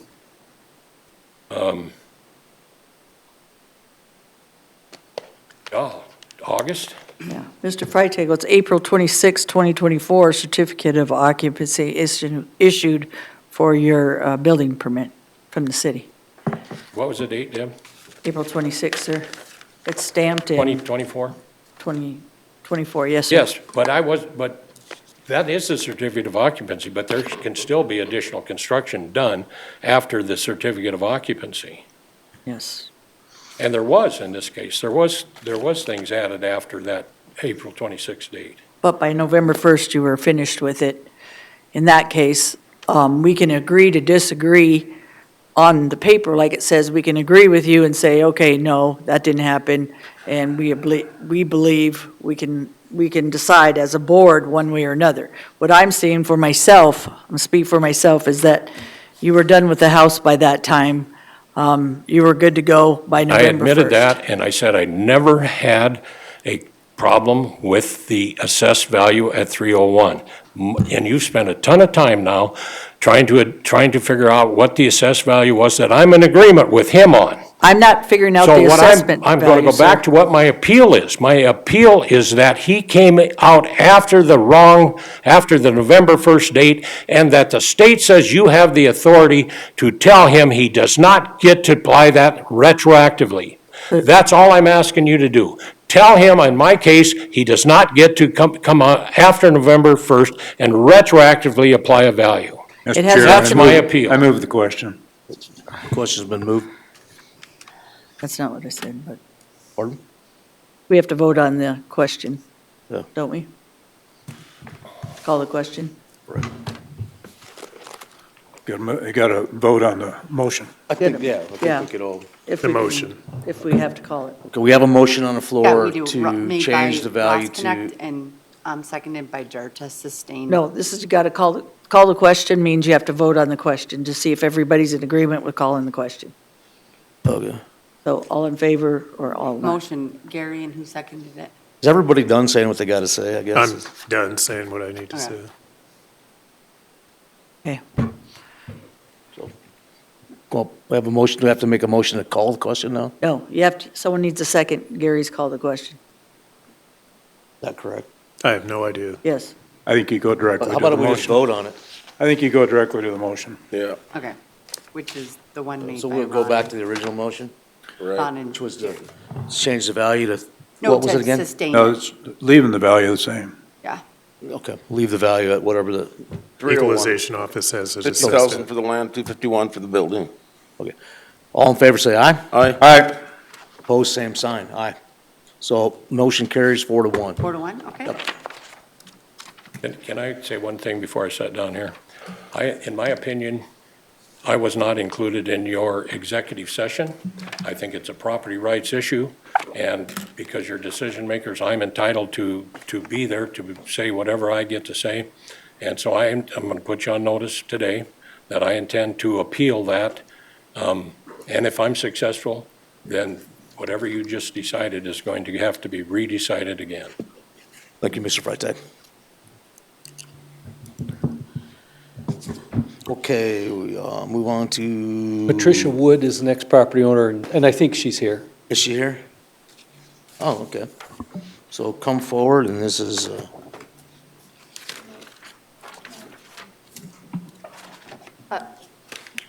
Shannon Champion.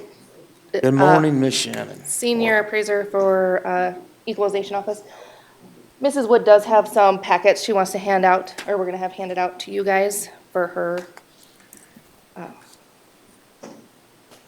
to talk about.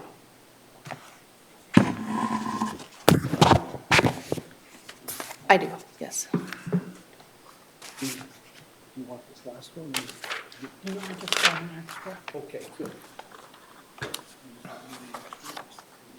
Oh, there's the folder.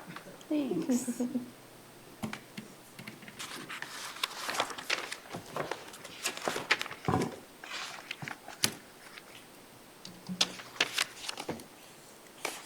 Okay, Miss Shannon, you're free, you got the floor here, if you can kind of give us a little rundown of what we're doing here. Okay, this property is tax ID 60640. Owner is Patricia Wood. Address is 23730 Wallace Street. This is just south of Rapid City, off of Highway 16, off of Neck Yoke. We have the assessment value, land at $828,000, structures at $223,300, for a total of $1,051,100. The appeal is over ag status. So we don't really have comparables to talk about, but there is a picture of the house, the cabin up there. The ag status was removed in assessment year of '24. There is a forest management plan on this property that consists of 10 acres. The whole parcel is 50. There has been some income provided that was not provided until March. There have been some forest management updates throughout the years.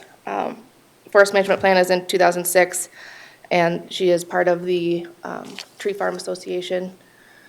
And they have requirements of doing checkups every 5 years, and those have been conducted. Within the forest management plan, it does state that the property is being used for recreation and relaxation. The family cabin that is used for relatives and guests when they come to visit, and land serves as a great investment. It is, from when I was out there for doing reappraisal, it's being used to be leased. The house is rented. There is a hayable portion on the bottom, approximately 9 acres. And the neighbor hays this and keeps it. And in the past, from our conversations, there has been no money exchanged for that hay. The owner did state that there has been cattle on the property. With the on-site visit, there are no fences to hold any cattle, and there are no water resources for the cattle. So for this property, it does not meet the principal use for intended profit. It's an investment property and rented out for income. And it is more of an accidental or incidental use, not a primary use. So we recommend no change. Do we have Mr. Chair, Commissioner Roskinek? go ahead. So the 2025 assessed value is 1,051,000, Yes. and what was it in 2024? The total was $1,058,000. In 24, though, what was it? That was 24. This year is 51. Okay, so what was the assessed value in 2023? That I don't have, It's in your packet. It took a pretty big jump, didn't it? because ag was removed. It went from, well, I do have the assessed value for '23. It's in your packet there. The assessed value then Yeah. was,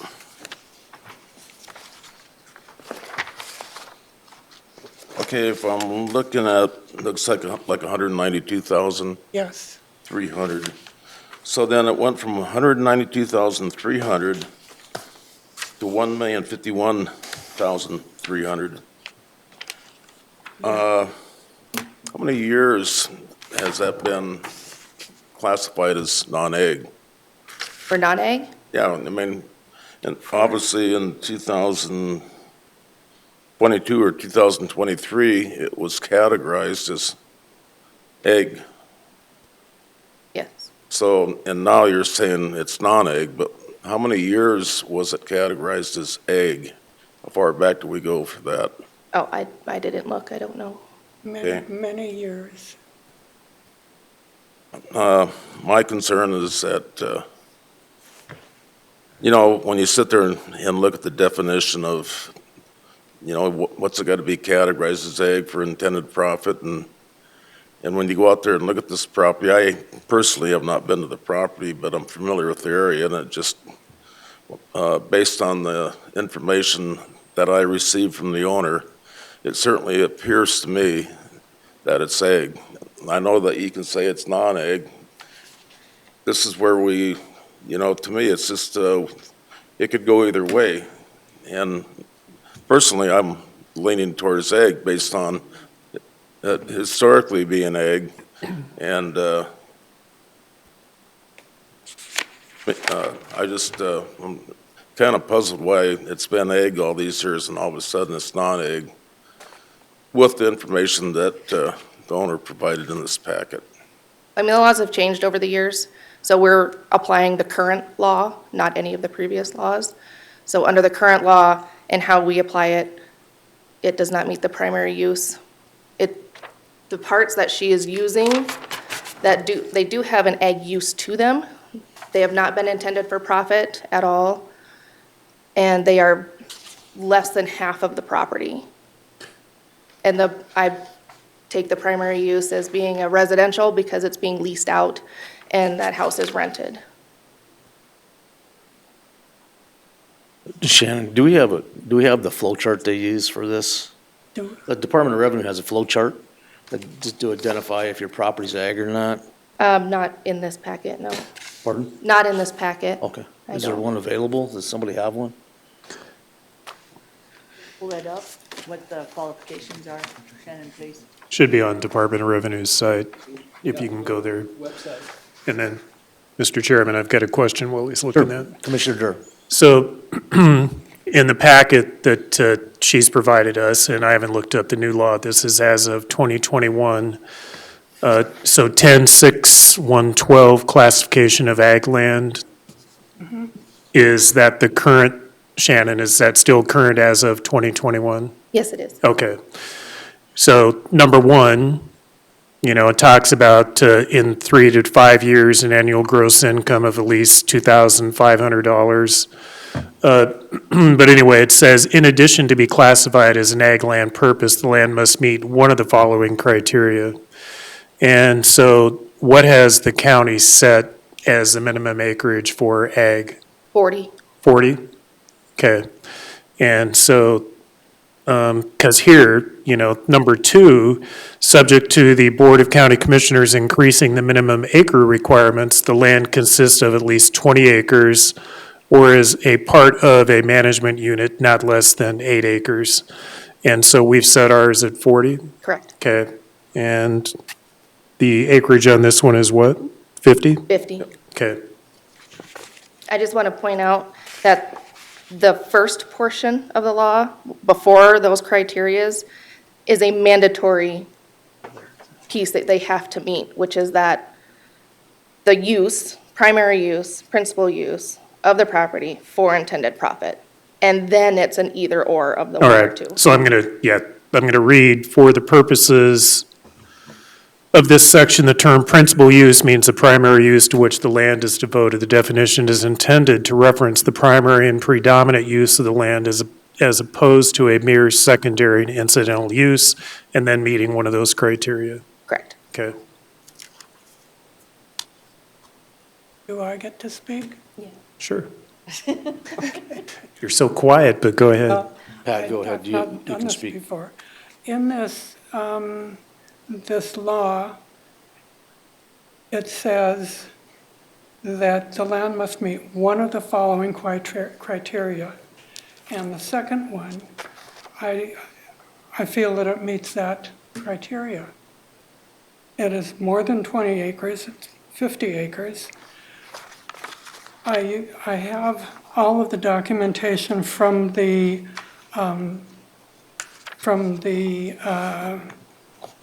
forest stewardship people and from the Family Forest Association, the forest stewardship plan. And then it also says, at the top, it says the agricultural land also includes woodland, wasteland. So it doesn't say that it has to, the entire 50 acres has to be agricultural. I also wanted to bring up, I just received this from Shannon, and I just wanted to explain in this appraisal comments, forest management plan goes on and said provide no management log or income provided until March of 2025. I received a notice over a year ago, so that would have been in April of 24 of the assessment. I brought in numerous documents and information at that time. So it was before this year's assessment. I brought in a lot of information and asked to be, I think I talked with Shannon several times, but I asked if there was more that they needed to please let me know. And unfortunately, I mistakenly assumed that since I didn't hear from anyone until this last April or this last February, that the information that I brought in was enough. So then when I received the assessment notice in February of this year, I started the whole thing all over again and brought in more information. And I do, in the very back, you can see, this was several years ago, that Pope and Talbot harvested quite a bit of trees, and I was paid for all of that. I have contacted Paul Pearson with the Neiman Timber Company out of Spearfish to come and schedule more tree harvesting. They had told me it should be done around this year. from the time that it was tree harvested before. And I think that that is in one of the inspections and certifications that they told me it should be a certain amount of years before they were harvested again. And as far as other income, I think you have a copy of from John Ziegler. And John is a neighbor. He lives right next to the area. He has a ranch next to the area. And he's been a family friend for years. And so I didn't ever ask him for money, which I should have. But he would pay the property, and he would take the baled hay and use it for his own use. I went and talked to him a year ago, and he gave me a letter that said he had been doing exactly that, and that he felt that the hay that he received was worth at least $2,500. This year I went and talked to him again, and I said, I need to ask you for money. And he gave me a check for $100. He said he would give me more if you required more. And I didn't know how much would be required, but I don't think that there's a set amount. I also have the information from a Jerry Eckert, and this was several years ago when the land was fenced, and he grazed cattle there for at least 5 years. I don't have a copy of the money that I received from him, a check from him, but obviously he did pay me for that. I also sold some trees to a private individual, and they were friends, and I told them that they could have the trees. So then I contacted them and got a check from them.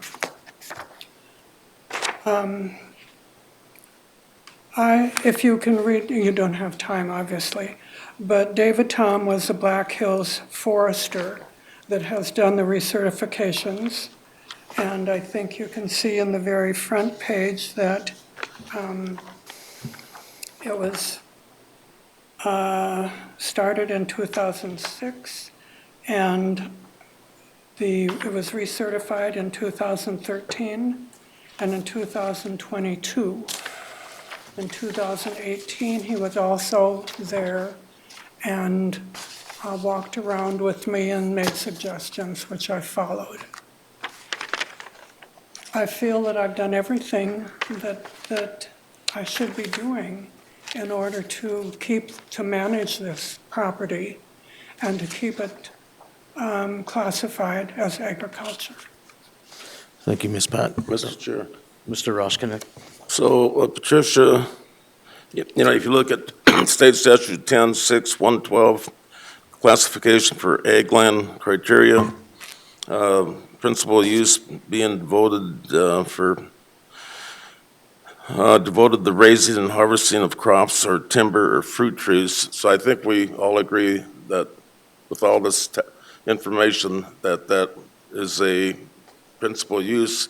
I think the question is that $2,500, if I understand it.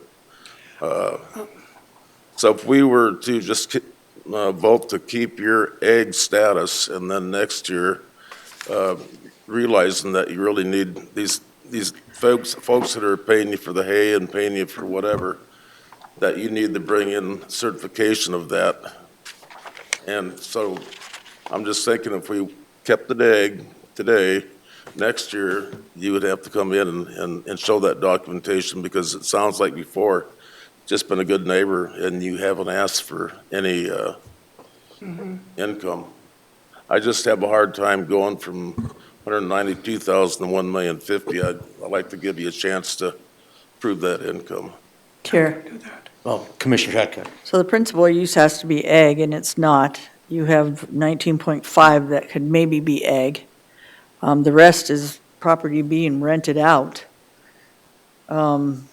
And basically used like, if you read it, it says it on the paper. Property does not be principal use for intended this is an investment property that's rented out and allows the neighbor to hay it for use, making it more.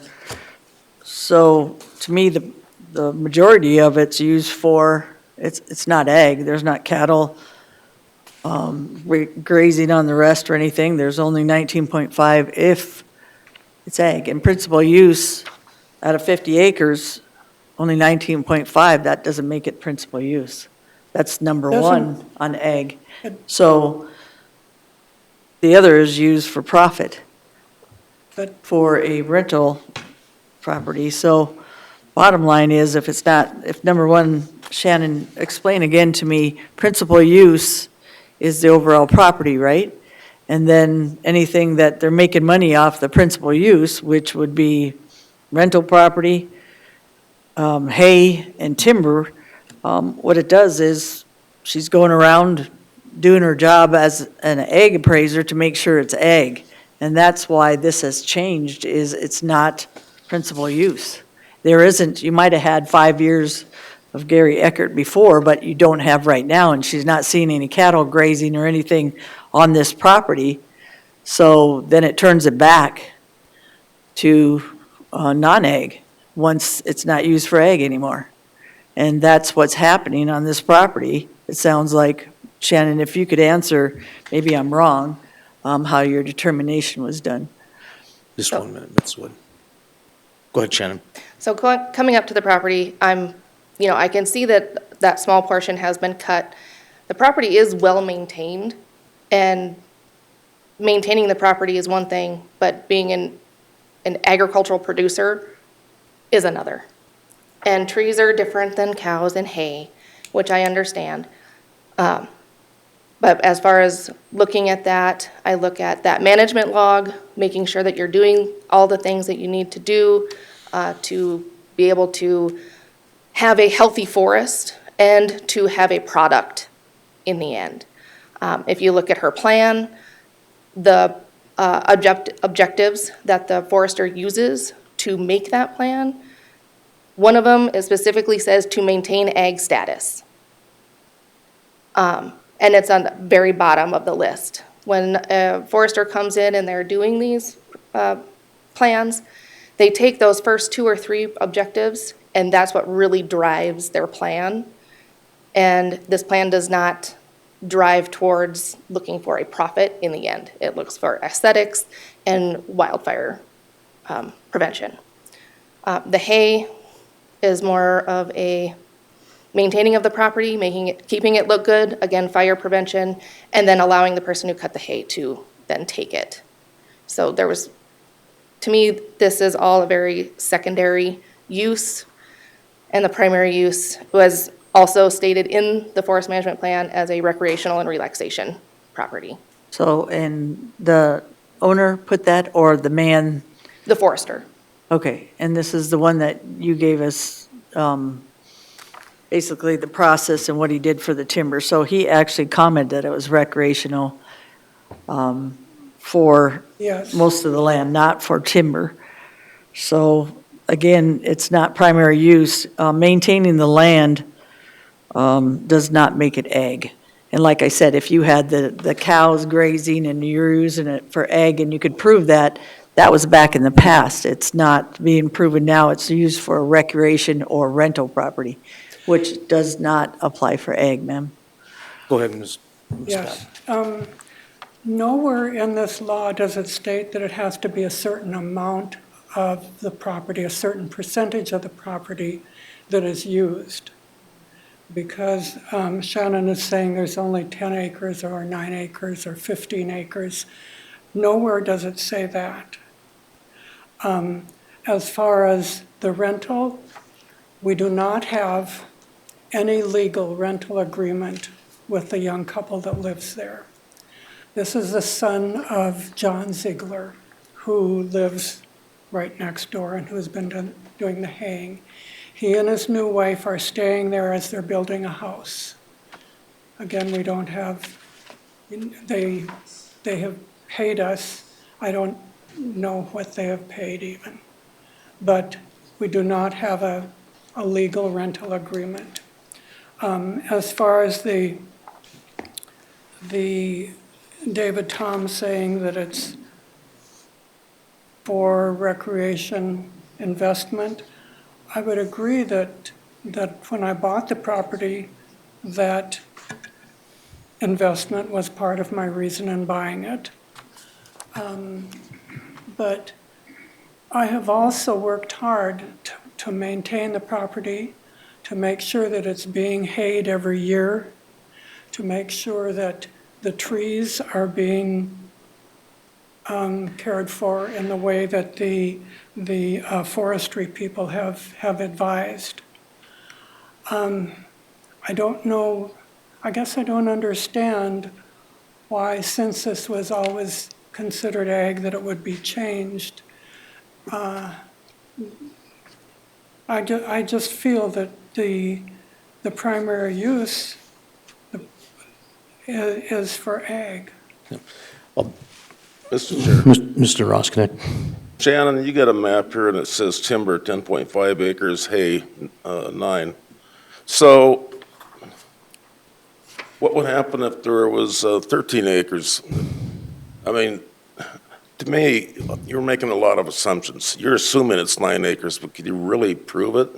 You're assuming that there's 10.5 acres, but I think we're making a lot of assumptions, and those assumptions that we're making go against the taxpayer. That's just the way I see it. Well, the 10.5 acres is stated in the management plan. Yep.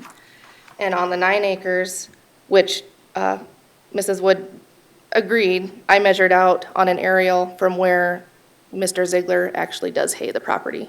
So it's pretty close. I have also talked with John, and he agreed that he can hay more of the property. Could we do one thing, so as we go through here, can we blow that up? Can we run this property through that Department of Revenue's flow chart and see where it ends up? If I make it bigger, you're not going to be able to see the whole. Well, can you Spread see it well enough to run this property through there and read them off to us? Like, on the top, it says, what does it say? It says, is your land used primarily for ag pursuit? This includes crops, timber, fruit trees, farm, livestock, poultry, fish, nursery stock, bees, apiary products, and horticulture. So that's where we're getting stuck, right? We're stuck right at the top. Primary So we use. got to make a decision based upon whether this is whatever, does this say predominant use? Primary. Both primary or predominant. Primary use, okay. So it's had ag status since when? Several I don't years. know. Pardon? It's had ag status for numerous years. So we're at 40 acres, 19% of it is, 48, so 19, roughly 17% of it is used for agriculture. So that's where we're, what's what we're arguing over. So just to help clarify that, I guess Fair. it comes down to, again, go ahead, Commissioner Hadcock. Bottom line, if we're following the law, the primary use out of 50 acres is not ag. 19.5 can maybe be justified by it, so it doesn't even go past number one. Number two, aesthetically, and I feel bad for you, ma'am, because you look like you had some grazing and some cattle, but now you don't. So aesthetically, taking care of your land with timber and having someone make it look nice, haying, does not qualify for ag, because then you'd have a bunch of properties in our community all over Pennington County that could qualify for that.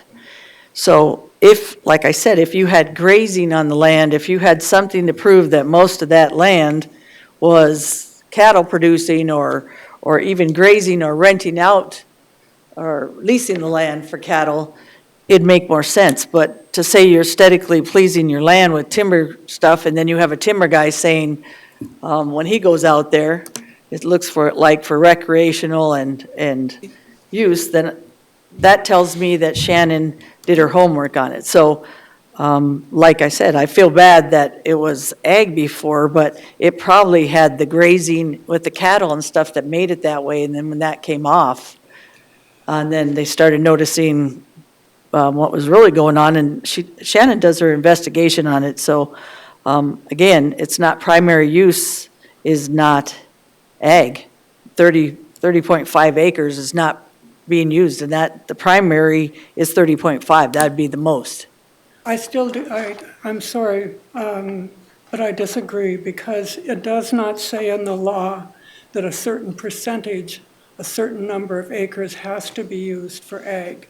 It just says the land is agriculture, it's devoted to raising, harvesting of crops, timber, and so on. And it says the land must meet one of the following criteria, and it meets the number 2. So ma'am, if you read the first part of this, it says, is your land used primarily for an ag pursuit on crops, timber, fruit trees?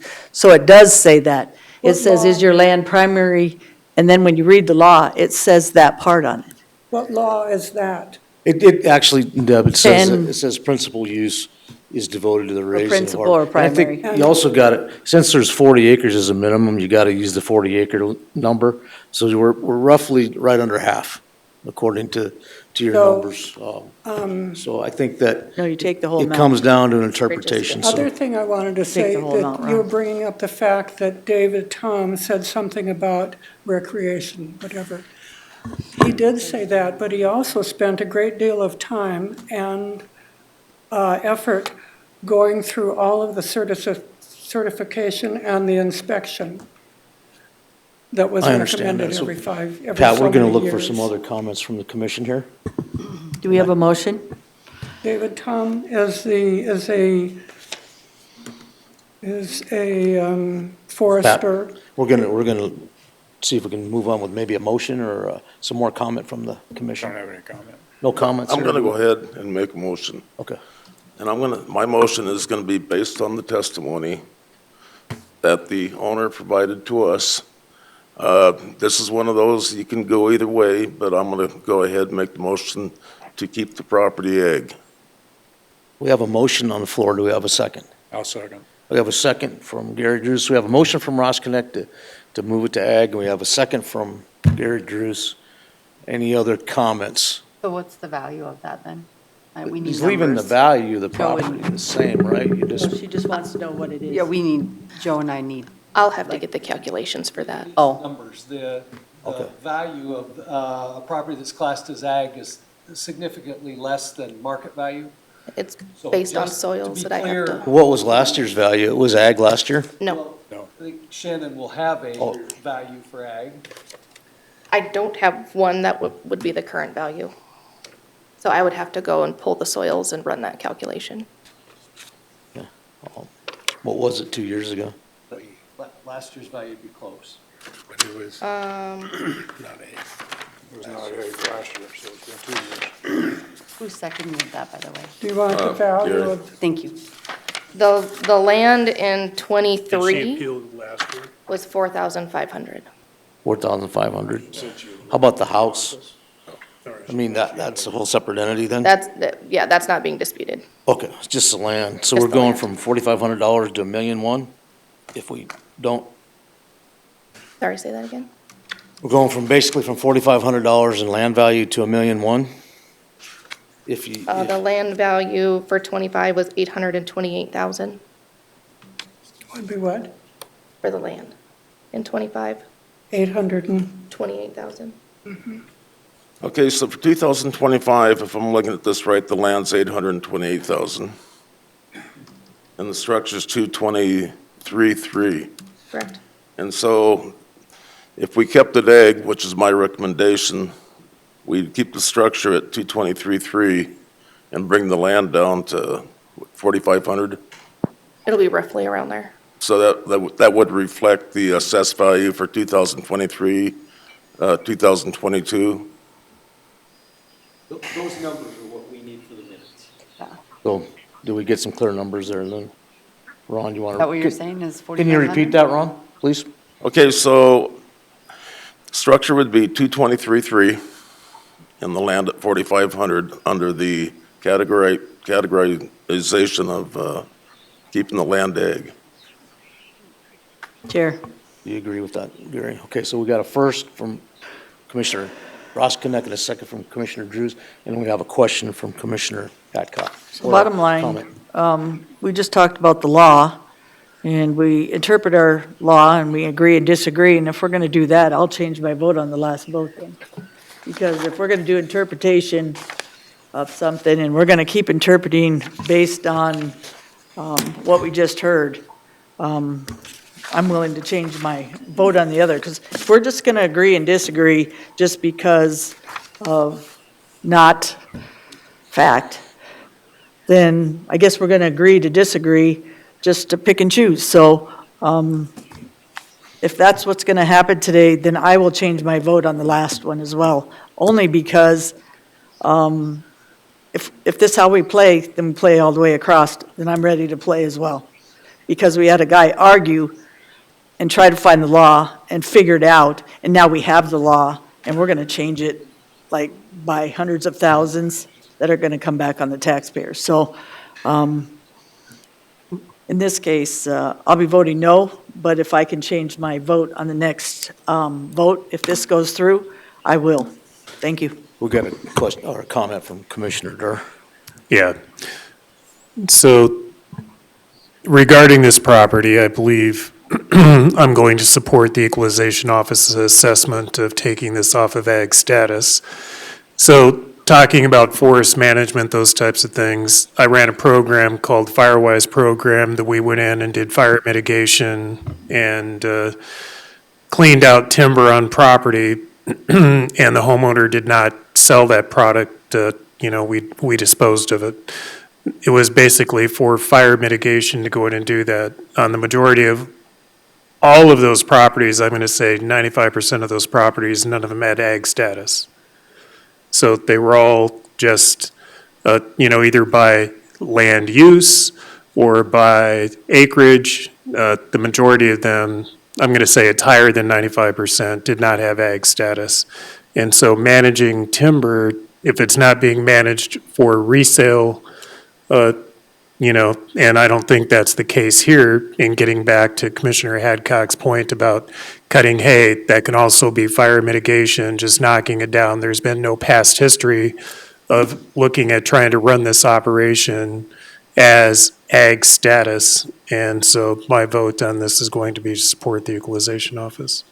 Thank you. Are there any more comments? We have a motion on the floor, and I just want to make a comment. My comment would be that I think this is another thing that comes into interpretation and poor policy management in the past, that when we got people interpreting things, and this lady's going to go from 0 to probably roughly maybe $500 a year to like $12,000-$15,000 overnight.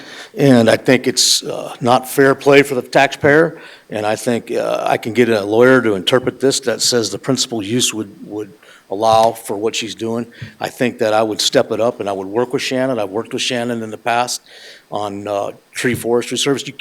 There is periods of time when you have to go through and do forestation. You have to mitigate. You can't sell everything sometimes. You can't. I know that. So I'm to that being said, I'm gonna support Ron's motion. So, all in favor, say aye. Aye. Aye. Opposed, same sign. Let's do a roll call. So, Durr, No. Drews, Aye. Hadcock, No. Ross Connect, Aye. Wyffenbach. aye. Motion carries, so you back to ag status. Thank So, you. but I would caution you to work with Shannon. She understands how to, how these programs work. If you want to keep this status, and if you don't do that, you're going to be hard pressed to come back in front of this board again if it changes and then to. Well, as I said, I've already talked with the people. I would definitely take what she says very seriously. Ms. Pat, you have a wonderful day. Thank you. Thank you. Thank you. Chair. So I'd like to change my vote on the last one, and I feel bad for the equalization, but if we're just going to pick and choose up here, and we're not going to follow the law, I feel bad for equalization. We're just going to figure out if it's in my district, or if it's the person, or what's going on. So for equalization, I feel bad for you, but I'm going to change my vote on, I don't know how I go back and do that. I think On there's Mr. a Friday. procedure, and we'll, when we get a break, we'll look up that procedure to to do that. Obviously, I was on the losing side, so I can't bring it back, but I think the prevailing side has the opportunity to do that. So we'll look it up and we'll find the We motion to still, make we that still happen. won't have the votes, but I'm seeing this, and I've seen this game for a while. If it's in your district, or if you want to play it, I understand voting for the taxpayer, and I get that. But if it's just in your own area, and then other people come up here and fight, Sure. and then it's different, I'm not going to play that way. I get you. I think we got Okay. your point. Thank you. We'll move on. Thank you, Commissioner Hadcock. We'll move on to the next item. The next property is owned by Jeff and Sandy Burns. Trevor from the Equalization Office has a recommendation on that. That property owner's not coming in. He'll make a recommendation if you take action on that. The following property owner's waiting on Zoom. Well, these people are not coming in. No. Did they contact you and say they weren't coming in and? I did not get direct contact from them saying they weren't going to be here, but they were not going to contest the appeal to the city level. However, the city level did not act on my recommendation, so that's why I brought it back. City didn't change anything? Correct, yeah, That correct? that's correct. So they were fine with that, so. Yeah. Okay. No, the city didn't act on it, but Trevor has a recommendation that he wished the city would have made. So we're bringing it here so he can make the recommendation to this board. Correct. Why, okay, you're gonna have to explain that to us, Trevor, then. Yeah, what I'll happened get there. exactly. So my name's Trevor. I'm with the Equalization Office, and basically, they appealed. I went to look at their property, reviewed the information, and found that we had basement square footage incorrect. So I recommended to adjust the value based on that because it was valued based on the income approach, and we had less leasable square footage. So I recommended to adjust the value down to the $1,053,700 and sent that to the city. When they met, they did not act on it. They said no change and just sent it through the board that way. So you're asking us to So to I'm act just, on your change? I appealed the decision back to the county level just so I could lower it to what I told them my recommendation would be. Well, not that I could lower it, but that I could recommend to you to lower that amount. Does the commission understand that, what's going on here? Yeah, So he's looking for a motion from us. right. And so you went out, because I'm reading your appraisal comments, and I missed your name again? Trevor. Trevor. Yep. All right, Trevor. So you say you went out and inspected the property on 3/10/25 Correct. based on information that you received? Yes, they had appealed to the local board at Okay. the Rapid City level, and I went out and inspected it at that time and gave my recommendation to the local board. All right. And so based on your inspection of March 10th/25 and the information you have, you're asking to lower it down to total $1,053,700 versus $1,076,100. That's correct, yeah, and it's Okay. 262,500 on the land and 791,200 on the structures. All right, and that would be my motion. A motion from Durr, Second. a second from Hadcock. I got a couple questions. We have a question from Commissioner. Trevor, Ross. so structure is 791.2, what's that come out to per square foot? I don't see the size of the building. Bear with me just one moment here. And is that building leased, or is it owner occupied? Owner occupied on one side and leased on the lower level and the east side, or west side, excuse me. So did you try to do some type of an income approach on that? Yes, that's how that number was derived, that's correct. And what do you use for capitalization rate? 8.75%.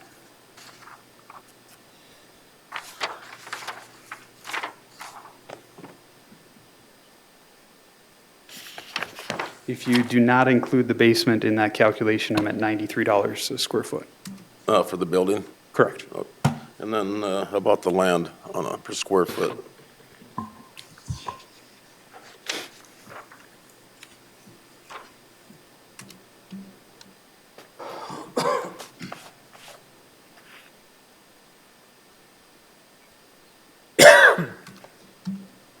$15 a square foot. Okay, so then if you come to 1,053,700, what's that per square foot then for the total of the land and the building? $124 a square foot. Okay, I'm good. Thank you. So we have a motion on the floor. All in favor, say aye. Aye. Aye. Opposed, same sign. Hearing none, motion carries. Trevor, that's been lowered to 1053700. Thank you, Trevor. The next property owner is Homestead LLC. It's owned by Tim Levens, and we've got Tim on Zoom. And Trevor will. That's correct, I'm here. And just one quick note, I'm Tim here, calling in on behalf of the owner of the property. It's owned by Homestead LLC, owned by a corporation. Fensky Media is the related party. They're the company operating out of that property, but the entity that holds the land and the entity that holds the business are the same. Just wanted to clarify that I personally am not the owner. I'm the agent. Tim, can you hear us here? I can hear you. Okay. Can you hear me? Yes, we heard all of that. Thank you. Perfect. I got a question for Tim before we start. Who are you, Tim? Yeah, well, great first question. And what? Yeah, Yeah, I mean, what relationship do you have to the landowner? or yes. property owner? So Tim Levens, I work for Ducharme McMillan and Associates. That is a tax consulting company based out of Indianapolis.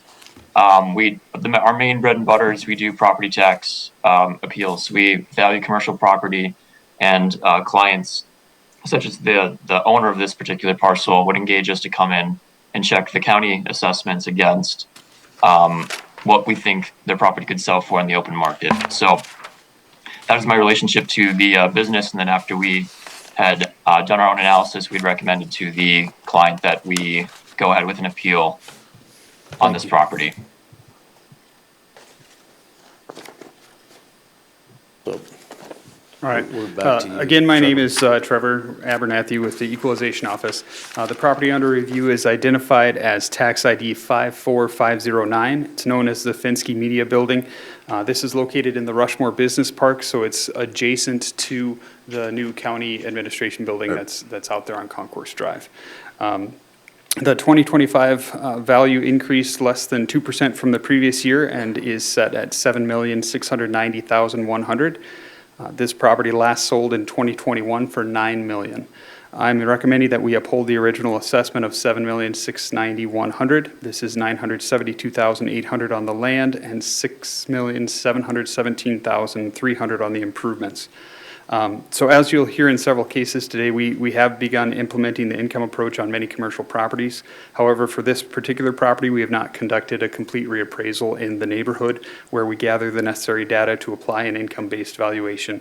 Instead, we relied on the cost approach to valuation and reviewed that and supported it with recent sales data. So our valuation is set at $100 per square foot for this property, including land. This also includes $450,000 in value for solar panels that is exempt from taxation due to a renewable energy exemption. If you look at page 2 of your packet, you'll see the information for the sale of the subject property, which is comparable sale number 1. The sale of the subject property itself indicates a value of $117 per square foot. On page 3, you can see comparable 2. This is on Turbine Drive and is about a quarter mile from the subject property. Quality is similar, but the subject but the sale property is smaller in size. It indicates a value of $238 per square foot. And this sale here on page 3 is for $2.35 million, and that was after a large mezzanine was added to the building.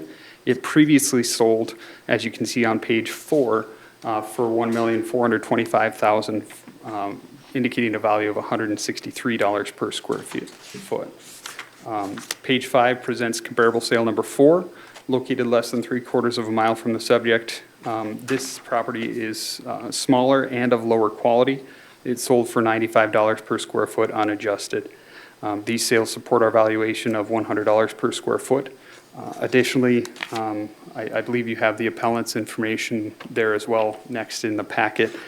He had a comparable sales approach mentioned in there, and on page 3 of 7 in that packet, it supports a value of $102 per square foot. So while the appellant has presented an income approach in his information, the lease data used comes from outside our market area. And so there's no local lease information that I have seen in there. Given that and the strong support from the cost approach, the comparable sales, including the sale of the subject property for $9 million, I recommend that we uphold the current value. Chair. Commissioner Hadcock. So you went from 9 million in '21 to 25.75, how come? We were not valued at $9 million, that's what it sold for. But you don't go for what basically something sold for?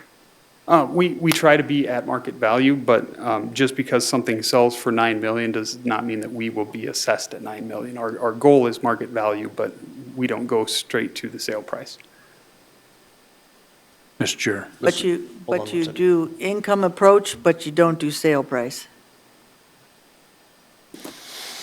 So we have a sales comparison approach, that is a method of appraisal. Right. However, one sale doesn't make the market. So when you're doing a sales comparison approach, you'll have to look at, like what I did, I have these four to five different sales, and then you can use that to indicate a value for the subject property. Which I get, but I just, so back then, is 21 when the year would, everything went up higher than it was, or I thought it was later? I mean, the market did change in 2021, but this 9 million is not our assessed value. That's what the property actually sold for. Which I get. Yeah.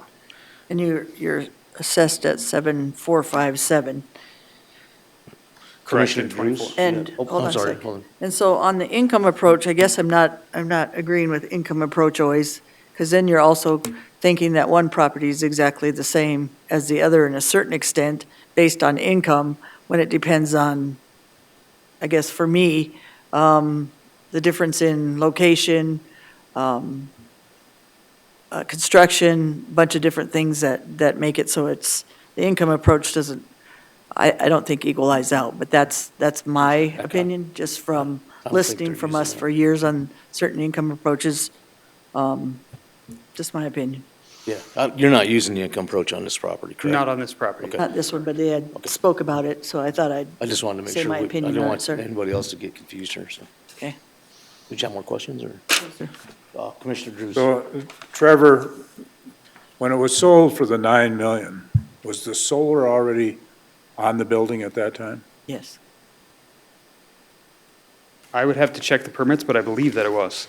Yes, sir. Because, Sorry, Gary, because I know from being at the property, and we were doing solar wind, the ordinancer, and then we visited it because it had the solar panels and stuff on there about 5 years ago. so the solar would have been deducted from the sales price as far as, for taxation purposes, right?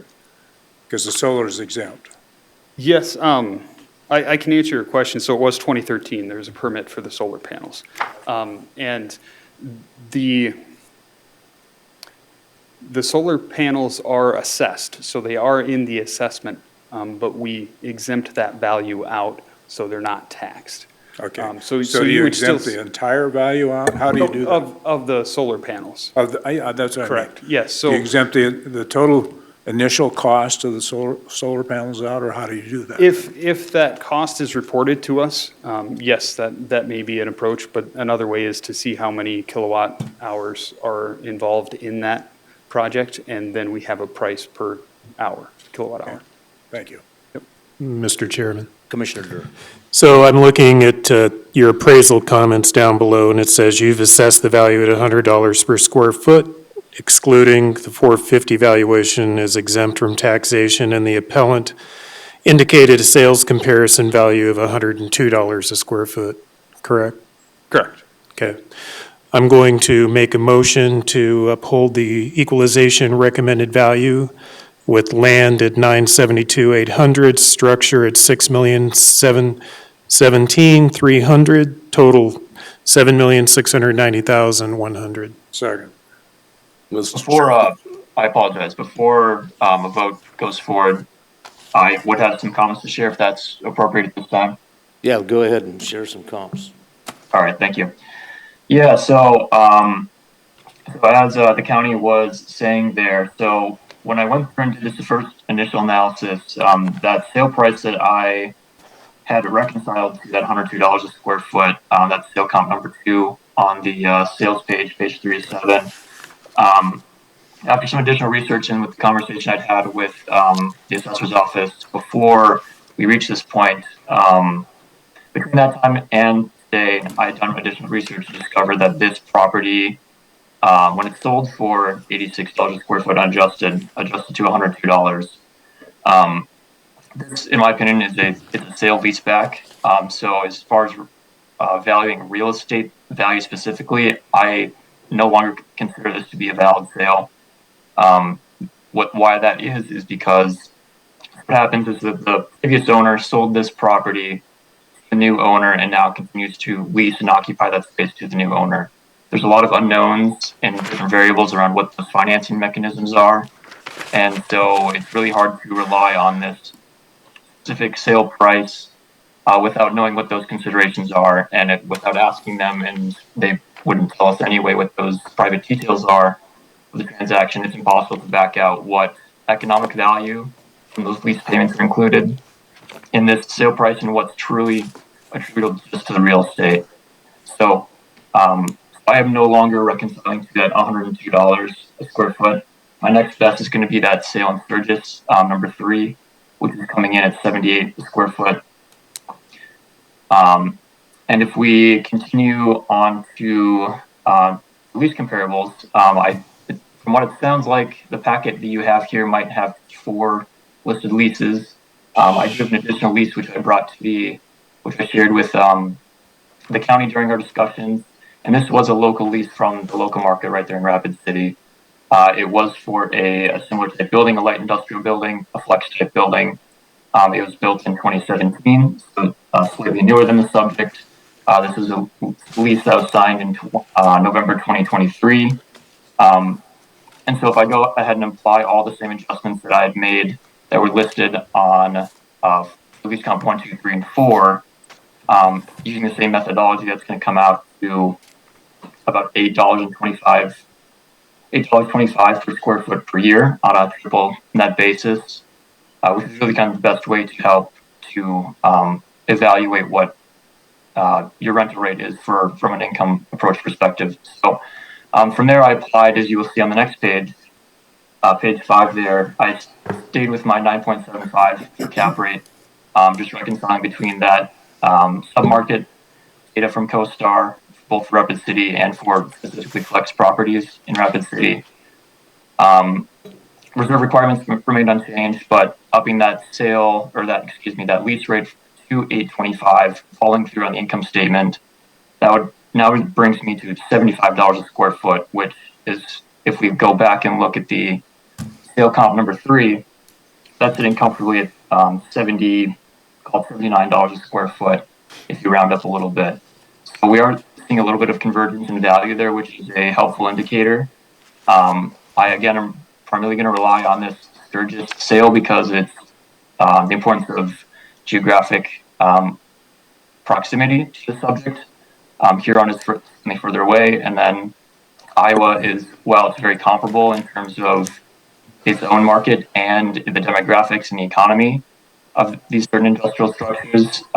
Those are certainly further away, so there is a little more haziness around whether or not those are valid. In our opinion, they are, but again, if we just stick with a geographic sale from the area in Sturgis, we're looking at 78 after we adjust. And again, we're taking into account all these separate line items listed under the price dollar per square foot, location, building height, because newer buildings are typically built higher and they can accommodate the modern equipment, which is larger, taller typically. So if you only have 12 space floor to ceiling in your building, and you have a brand new machine, which is going to help you be more efficient, and that's really what the market demands today for your line of business that's 20 feet tall, that's just not going to work for you. You're going to be at a competitive disadvantage. So that space isn't of any utility to you, essentially. Listing adjustments, there was one listing adjustment taken for that Huron sale that's currently listed for sale still. Age adjustment, of course, is age of the property. This reflects a 1% per year change, which would put the estimated life of the building about 100 years old. Marshall and Swift, which is a key kind of costing source for a lot of, well, for counties and for consultants alike, they would put a building like this really more in like 40 or 50 year effective life. So, but with good maintenance, we believe that, you know, a building should last to maybe 100 years, even if, you know, the manual doesn't necessarily indicate that.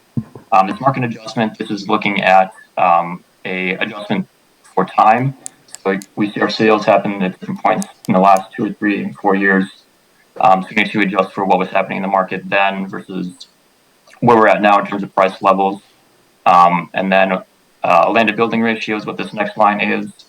So properties that have additional land attached to them, we want to make sure we try normalize for that, make sure that we, you know, one property with 20 acres of land, but similar building size is going to be selling for a higher price than a similar square foot property with 5 acres, right? So that is going to be baked in the price. That's how we try to unwind that too. Then you'll see those total adjustments down there, and then that's kind of helping informing you how we get to these the $78 or $79 here. So with all that being said, and then with the comments on that sale number 2, which I now would like to strike from my record, I'm now suggesting that we reconcile to 70, just under 77 a square foot, which would represent a value of $5,900,000 even. Mr. Chair. If there are any We got a question here, so Commissioner Roskinek. Sir, have you personally inspected the property? I have not personally inspected the property. Do you know what the property is zoned? So I know. You have zoning in Rapid Cities. So, you know, to determine the land value, I assume that you've done a land analysis. You got to know what the property is zoned. So that's my question. Do you know what it's zoned? I don't have the specific zone value written down in front of me right here, but the property use is for that flex use. So Pennington County bought the property adjacent to this. And we paid, so that property that we bought was 76,000 square feet, roughly, the building. It was a call center, Class C construction. Relative to the subject property, I actually appraised that property maybe 7 years ago, so I've been on the building. I know what it was used for. I can attest to the quality of that building and the construction quality. Let's go back to the building that we bought. It was on a 10-acre site. This is a 15-acre site. And we paid $92 a square foot. For a 76,000 square foot building, the subject property is 76,901. So I guess with that $92 a square foot that we paid, and it included a commercial kitchen and a fully equipped fitness center, I would think that that supports $100 a square foot. Chair. Yep. Can I ask one Commissioner Hancock. question?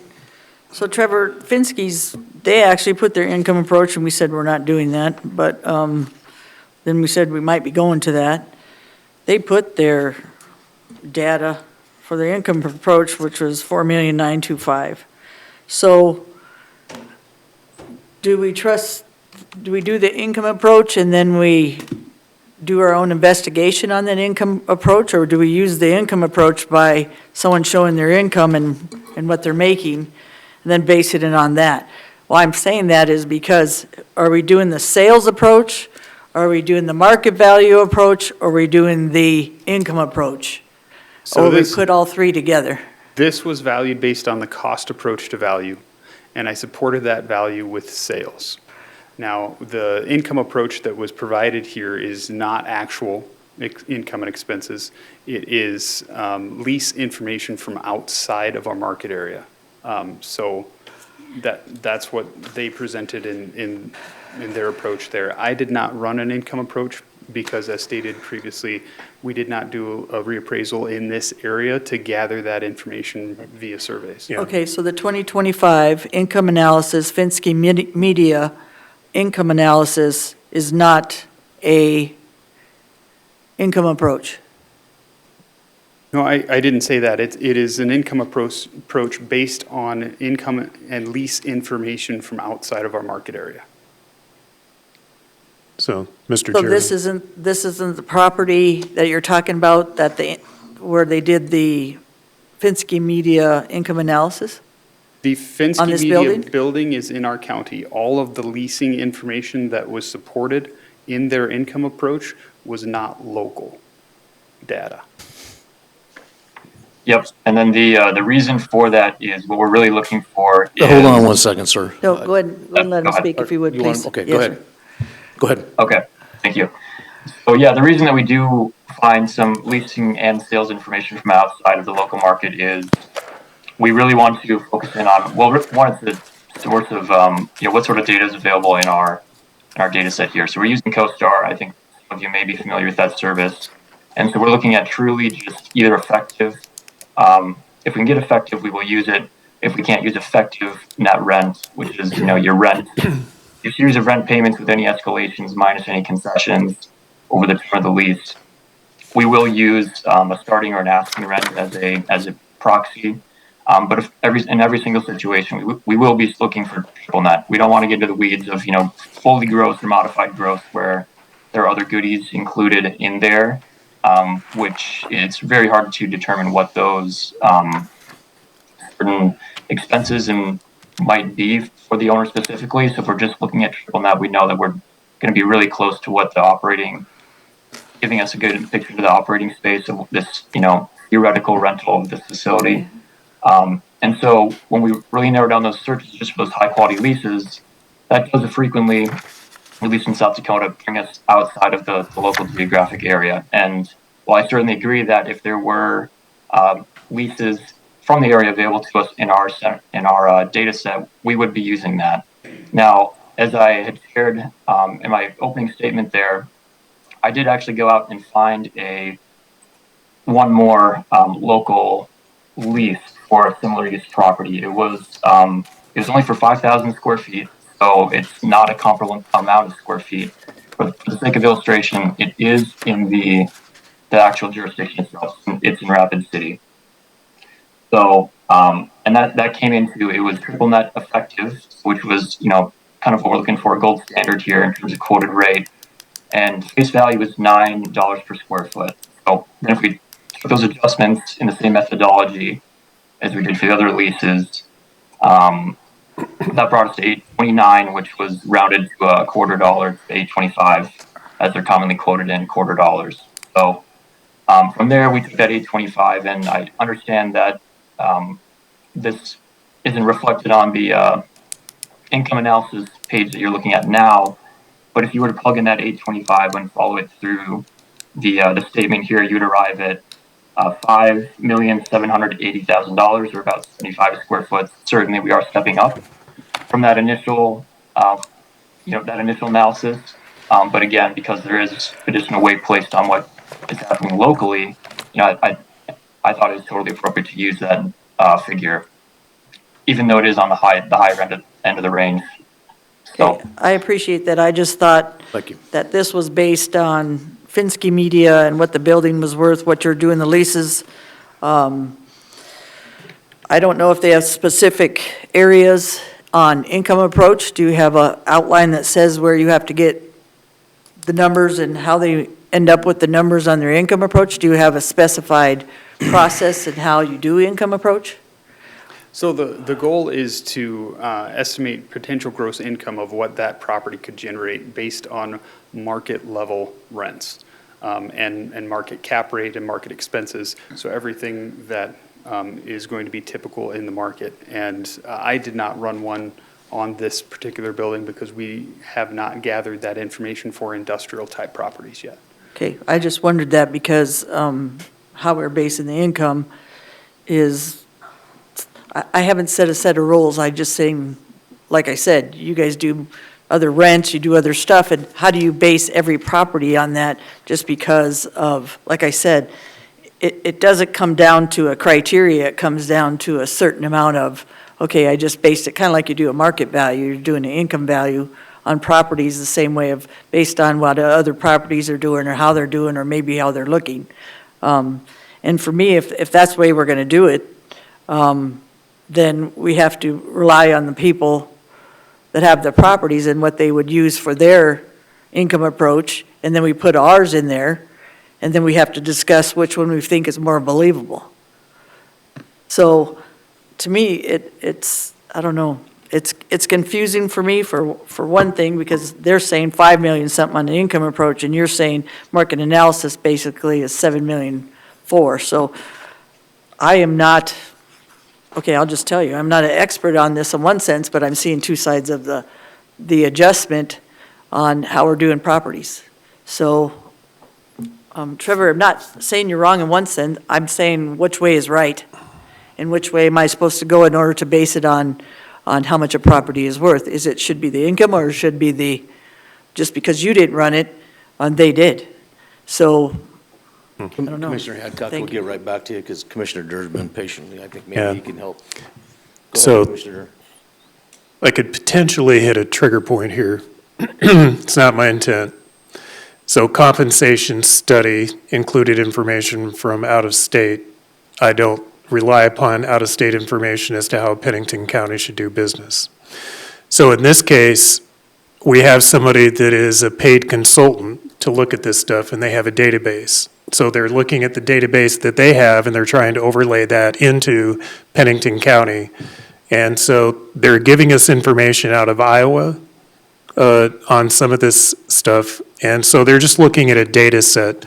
We have an individual in front of us that is familiar with our market, and this is what they do locally, and not taking information out of our market area and trying to come up with a dollar amount.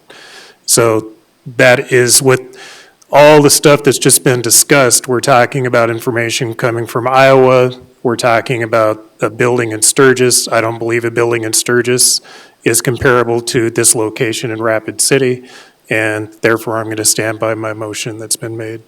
Mr. Chair. Commissioner Ross, can I? So, if you got the cost and you got the market, and you got the income, the weakest link in this is the income approach. And the reason, and Jerry pretty well explained it, if you're gonna do an income approach and you're gonna go to a court of law, what they'd have to do, that Rushmore Regional Industrial Park, you'd probably have to find 5 buildings that were similar to that and what they were getting for leases. And you'd have to understand those leases, if they're net, they're gross. And then once you got that figured out, then you'd have to pull out a cap rate. To do the cap rate, you'd have to have comparable sales. You can't just sit there and go to some kind of a publication and yank that out. So I don't put any weight on this income approach. I could sit there and say, prove that 750, where do you get the vacancy rate of 4%? Can you prove that the reserves for replacements are 4%? But what you can prove is that you got buildings that sold that you're using in your analysis. I mean, that's hard market evidence. You can look at it, you can feel it, you can touch it, and that's where you got to put the most weight in this. And therefore, I'm totally in agreement with Commissioner Durr's recommendation to accept your recommendation. That was my point on income approach, thank you. That's exactly what I meant. Commissioner Drews, do you have anything to add? Okay. Do they actually lease this building out? No, it's owner occupied. Yeah, it's So why would an income approach even be relevant here? I mean, but anyway, we've gone over that, I think. I don't think he's coming off with comps like from Sturgis and stuff. There's definitely a different market there. But you bought a building for $9 million in 2021. I would find that guy that sold me the building if it's not worth what you guys are, at least the 7.5. I think that's probably being lenient, but, So yeah, that sale was, so that 9 million was the amount attributed to the location. So there was other considerations in there. So we don't believe, and the client doesn't believe that that's actually what the real estate's actually worth. but that was Right, what was. it's never worth what somebody's willing to pay for it. I'm gonna, we have a motion on the floor here? or- We do in a second. Okay, and the motion was, let's reiterate the motion. The motion was to, I gotta find that one, to uphold Trevor's So recommendation. we've got a motion to uphold Trevor's opinion. All in favor, say aye. Aye. Opposed, same sign. Hearing none, motion carries. Thank you, sir. All right, appreciate it. Thanks for giving the time. Thank you. Next property owner is Edmund Mayer, and he's here. And Nicole is a new appraiser in our office. She'll be here. Deb, can you step in for a second? I'll be right back. Okay, Ms. Nicole, you're up. We'll have Nicole speak first, sir, Mr. Edmond, and then we'll have you speak and say what you have to say on your property, if that's okay, sir. Okay. Thank you, sir. Would you like Ms. me to Nicole? wait for? Nope, he said go ahead. Okay, perfect. Good morning, Commissioners. My name's Nicole McCants. Work here at the Pennington County Equalization Office. This appeal is regarding tax ID 66412. This is an improved parcel located at 837 Bar 5 Ranch Road in Copperfield Vistas neighborhood. The owners of this property are Edmund and Helen Mayer, who have owned this property since its construction in 2017. The original mailed out assessment was for $598,300, containing $71,300 in land value and $527,000 in improved value. The local Rapid City Board reduced this value to its previous stipulated 2024 value of $468,600, bringing the land to $70,000 and the improvements to $398,600, which is about a 25% reduction. This year, the 2025 assessment value increased 27.68 from last year's reduced value. Last year's value was stipulated due to a CMA, which is a comparative market analysis provided from Mr. Mayer. Without this stipulation, the 2024 value would have been $547,500, which would have only been a 9% increase to this current value. The taxpayer provided another CMA this year to support his value. I believe this CMA does not have the appropriate adjustments to comparable sales to be an accurate, unbiased reflection of value. For example, the only adjustment was made for garage size, and also the suggested list price came within $20 of the 2024 CMA. I've provided some comparables to you all. Sales 1 and 3 are my best comparables. Comparable 1, this is the neighboring property right next door. It's built the same year as the subject with parallel quality construction and similar, very well-maintained condition. This home is smaller than the subject in the main living area and basement size, although it has more basement finish area. They're the same amount of bathrooms in this home, and it has a little larger garage and a much smaller rear deck. This home sold this past summer for $531,000. And then comparable 3, this home is very similar to comparable 1. It is built the same year as the subject with comparable quality construction and similar well-maintained condition. This home is smaller than the subject in main living and basement, although it has slightly more basement finish. There is the same amount of bathrooms and also has somewhat a larger garage. This home sold in 2022 for $455,000 and has a adjusted sale price of $531,500. I have recommended a stipulation to Mr. Mayor with a total value of $566,706, keeping his land at $71,300, but lowering the building value 6% to $495,000. Mr. Mayor declined this recommendation. I feel this is an appropriate recommendation considering the smaller house next door just sold this past summer for $531,000, less than a year ago. Mr. Mayor's main concern is the overvaluation of some homes in his neighborhood, like his neighbor's house that sold for $531,000, but we sent out over the number this year. I explained to Mr. Mayor that we don't automatically stipulate to purchase price for every home, and this being mass appraisals, some are going to be over and some are going to be a little under, and we try to keep that to a minimal degree. In conclusion, I'm recommending that we keep his land at $71,300 and the building value at $495,000, bringing his total assessment to that recommended $566,706. Go ahead, Mr. Edmund. Thank you. I'll take over. Thank Go you. ahead, Mr. Edmonds. Mr. Ed, Yes, sir. go ahead, sir. Well, Would you like to add here? well, Why do you think like this I is said, the wrong? house next door was the highest priced selling house in our neighborhood for the comparables that I had for the whole year. That was the very highest priced one. There was a bidding war on that house when it sold. That house, like I said, it's pretty comparable in size to my house. It's almost identical. I don't know where they got such a big square footage difference because it's almost identical to my home. And they have much more finished basement than I do, so there's a total of more square footage finished in the home by quite a bit. And there's also additional finish that's been done on that home that's probably not recorded here. They also have a storage shed in the backyard.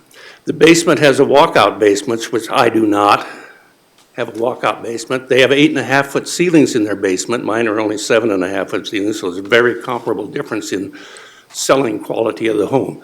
And like I said, based on that, the comparables for by area, like I said, that was the highest priced one I found in the year between November of 23 to November of 24. That was the highest priced one on my comparables. So my average actually for this year for market value comparisons, when you did a market value comparison, it actually came out about $100 and some less than I was taxed last year, the 486, because it came out to 485 something, so it was just about $100 difference in value. So like I said, this year the taxes actually rose 27.8% was the raise of $130,000 increase in the property value of my home in the assessed value. And on the comparison, she brought out and assessed the house next door, which actually sold in that year for $531. Like I said, there was a bidding war on that home, which got it up that high. And they have it assessed on here on this appraisal where they're ranking mine at $566. They have it at $577 when it actually sold for $531. So I don't know how they got an appraisal way above what it actually sold for. Which property is that, Ed? That's 833. It's comp one. Comp one, yeah. Comp one, so. Yeah, that actually sold for $831, $375, I believe. And that was the highest price of the comparables that I had. And the real estate agent that did this, when she did the comparables, like I said, if you look at the last page of my comparables, where she did the market analysis like this, had the highs and the lows. Yep. And if you just based it without comparables, she had it at 474. With comparables, it's 468, 534, which is actually less than the 468.6 that I'm currently appraised at.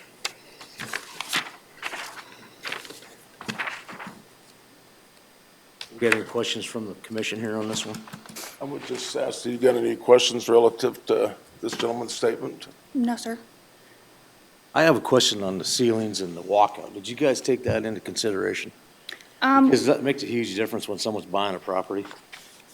The ceiling height goes into consideration for the quality of construction.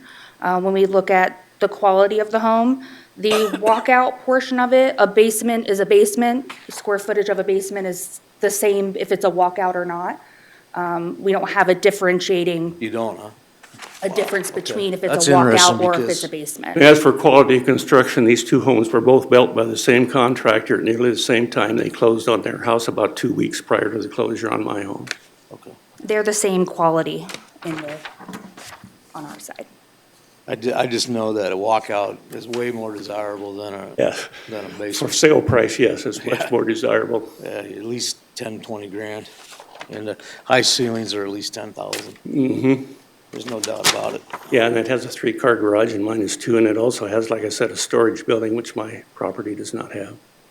Was the sales price per square foot unfinished? $357, huh? That's, what sales prices per square foot did we come up with on this assessment? The sale price per square foot on comp one is $378. That's per finished square foot, right? Yes, that's for the main living area, not including the basement. I'm sorry? Not including the basement, it's just the main living area. basement is only approximately half finished. Your basement is? Yeah, it's approximately half. Yeah, one bedroom is down. I only have They got it I only have calculated two in here bedrooms as- upstairs yet. They got it calculated in here as half finished, so I think you got a total square footage of 888 plus 1676. 2564. I think when we contracted to build the house, I think the square footage was 1833, I think was what it was on the building plan.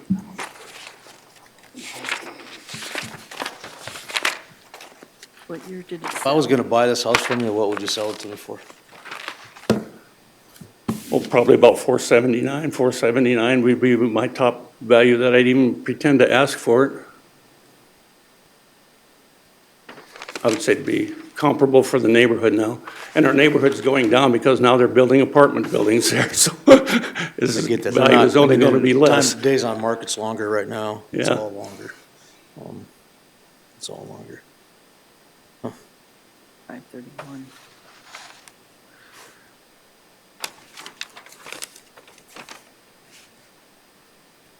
No, since I'm asking questions, I guess, this market analysis report, they have actually 1, 2, 3, 4, 5 comps on here that they use, from the Realtor used, that would come up with Yes. a sales price, and that's about right. I mean, that might even be higher than what he suggests looking at this. 479, okay. There's actually 8 properties that were.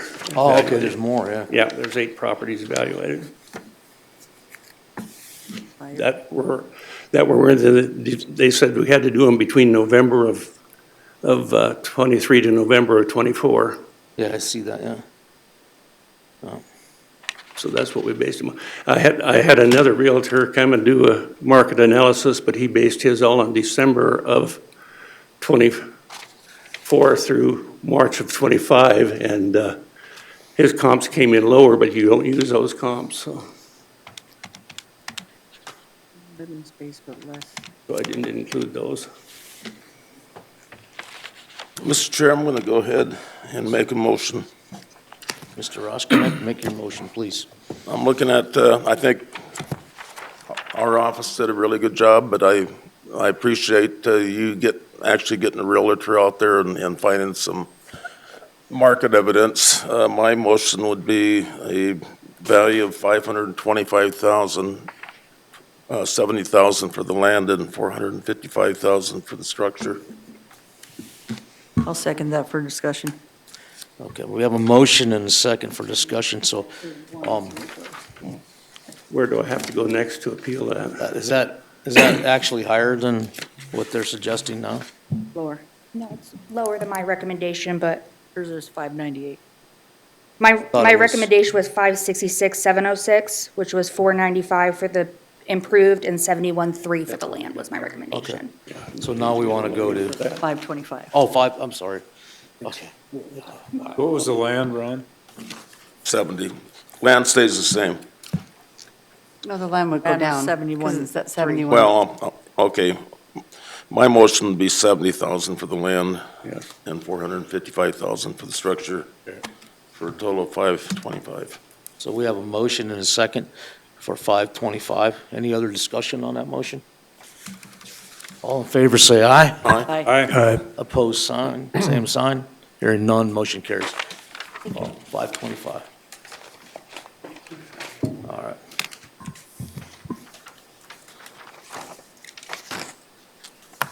Hello, Shannon.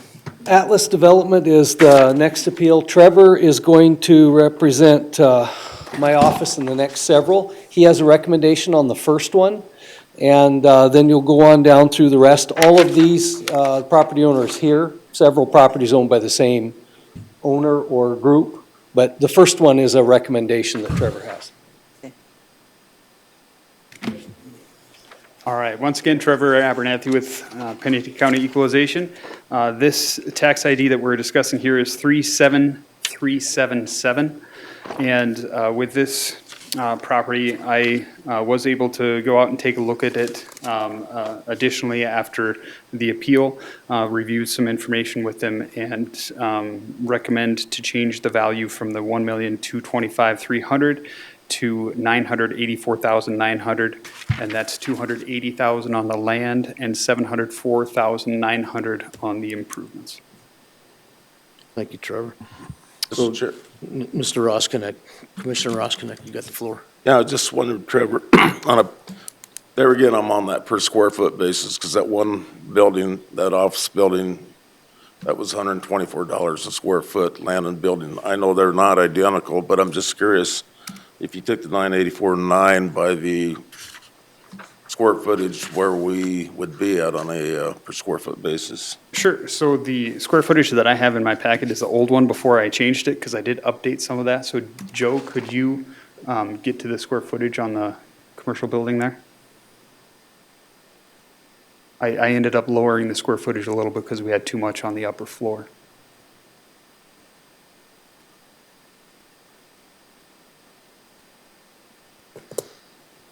While you're doing that, what changed in the property to raise it from 858 to 984?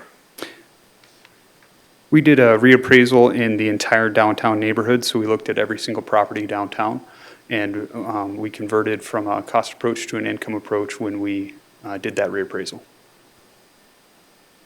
Well, this building's leased out then, or? Yes.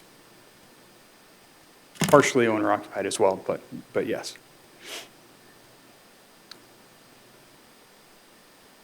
Mr. Chairman. Well, next year we change it back, I mean, how does this, what's the methodology? No, the goal is to get the majority of commercial properties on an income approach, if we have the data. So we're going through, we started with downtown.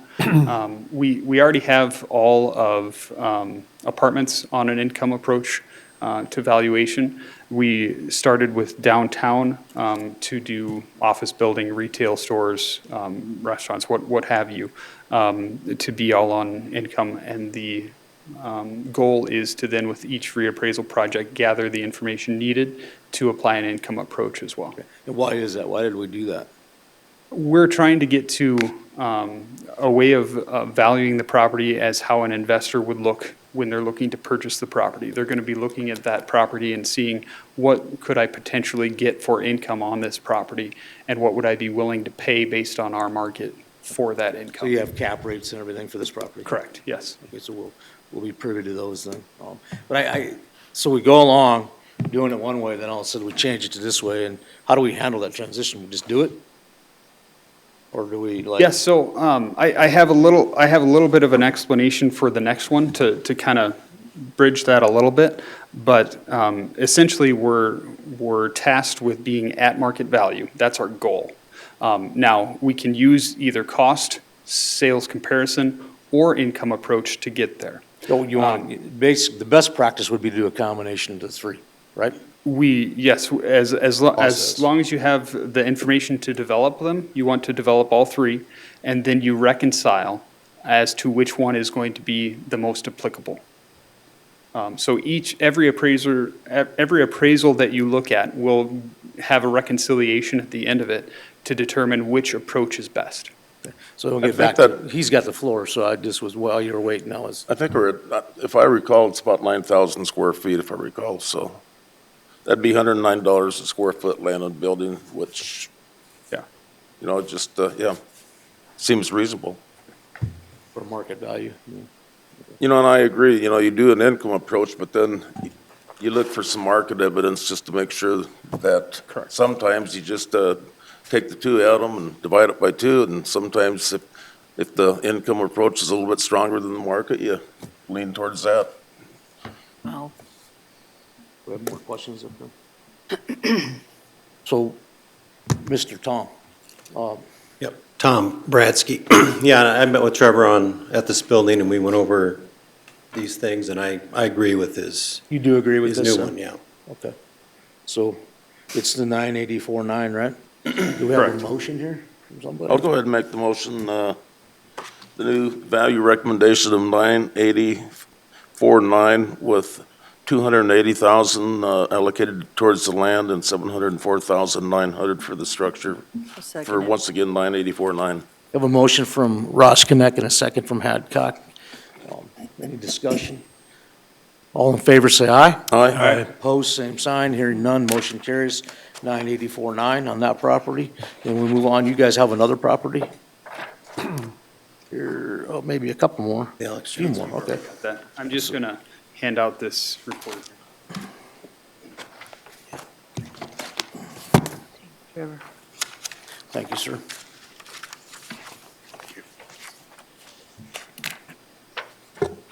Thank you. So what I gave you is not probably in the same order, I just put them together as, but each one has, the first sheet you see we got from Trevor, and that gives a breakdown of per unit, how they assess per unit each property. And what I did was I extrapolated the land from each one of those values, because we're not disputing the land value, we're just disputing the structure, the building values. So I took all that out.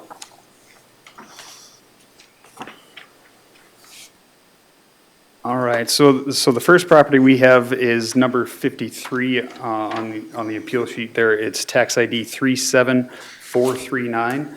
And I'm going to take just a little bit more time on this one than the others, just because we're going to be going over the next 5 properties here, all discussing the same things. We're going to do these individually each, so. Yeah, Is there a individually. disparity between what they think this is worth and what you think it's worth? Yes. Okay, what do they think it's worth? I don't have that number. Well, I went to both the city boards and the city of Rapid City, and we met with them at the council, and they agreed to what we came up with, and that was 11,650,000. 11,650. Okay, go ahead, Trevor. Okay. All right, so the next 5 properties we will discuss are all hotels, and I'd like to just explain how hotels were valued for the 2025 assessment. And per state law, this is what I was indicating earlier, it's Law 10-6-119. We're required to assess each property at fair market value, determined by appropriate consideration of the cost approach, the market approach, and the income approach to appraisal. We had a recent court case on the valuation of a hotel, and in the findings of fact for that court case, it was determined that, quote, neither the cost approach nor the sales comparison approach are appropriate when determining value of the hotel when determining what a willing buyer would pay a willing seller in a competitive open market, end quote. Generally speaking, the income approach is the most applicable approach to value hotels. That buyer will be looking to see what they can potentially generate in income from the property to indicate how much the property is worth. Previously, our office did not have ample information to develop an income approach to value, and all hotels were valued based off of the cost approach. To address this concern, the hotel income model was developed to properly apply the income approach to value in mass for our hotels. Because this is done in mass, we're using income and expense information that is typical for the market to value a property.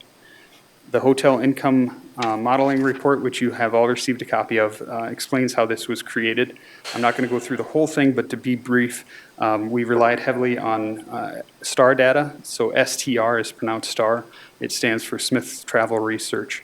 And we sent out surveys to all 95 hotels this year asking for income and expense information. We developed the base of the model through STAR data that we received from the city, and that included data from 40 hotel properties. This gave us an average daily rate and an occupancy percentage for the year. We then used responses from our survey to stratify the data in the model and determine expense ratios. Obviously, the more responses we have, the better calibrated the model will be. This model was then applied equally to all hotel properties based on their STAR rankings and location. The STAR ranking is an industry standard and is the way to rank a hotel as being economy, mid-scale, upper mid-scale, upscale, upper upscale, or luxury. And our office developed a model for all locally owned hotels that are not franchised, all economy, all limited or select service hotels, all full-service hotels, and convention hotels. Now, this is with the exception of the Wasta Wall market, as we did not have survey responses or adequate market data on that particular market. So moving on to the first property, again, the tax ID is 37439. It is the Hotel Alex Johnson, located on the corner of St. Joe and 6th Street. The 2025 assessment was $15,460,300, and the local board changed this to $11,650,000. I'm recommending to change the 2025 assessment to $14,403,300. This is $210,000 for the land and $14,193,300 for the improvements. The hotel was valued using the income model to generate market value based on the income approach. And this hotel happens to be a star ranking of 2, which is an upper upscale hotel. It is in the Hilton Curio collection. I'm recommending a reduction to my original value as I have applied a reduction for lack of parking that was not originally accounted for in the model. The only expense that was shared for this hotel with me was the parking expense. Since it is atypical, it is the only hotel in Pennington County where the building takes up the entire lot and there's no on-site parking. So I was able to capitalize that expense that they had into a reduction of value of $1,057,000. Based on the model and the added expense of parking, the net operating income for this property is estimated to be $1,560,991. The NOI has been capitalized into value and has been adjusted to remove personal property and/or business value, resulting in the value of $14,403,300. So in South Dakota, the burden of proof is on the taxpayer to show evidence that our value is incorrect. No other income or expense information for the subject was shared with our office to indicate that our net operating income is incorrect. If we have the data from appeal properties, we would add it to the model, help stratify and calibrate it further, but I don't have that information. I also want to note that this property is a historical property. It's one of 8 properties in the county that qualifies for a historical tax moratorium, known in our office as a historical exemption. So if I say a historical exemption, that's what I'm referring to. I have included some information regarding this on pages 2 through 6 of my information. So this year we sent letters to all property owners advising them of the amount that was not going to be taxed based on that historical exemption. What the historical exemption does is it provides an 8-year period where the value of improvements made to the property is not taxed. On page 7, you can see our property record card that has our income model. I apologize, I didn't get that one to you, so you can see page 7 here. It shows our property record card and has basically the summary of our income model. So on this particular property, you can see the expense amount, the expense percentages, potential gross income, the vacancy and collection loss, and the formula to arrive at net operating income.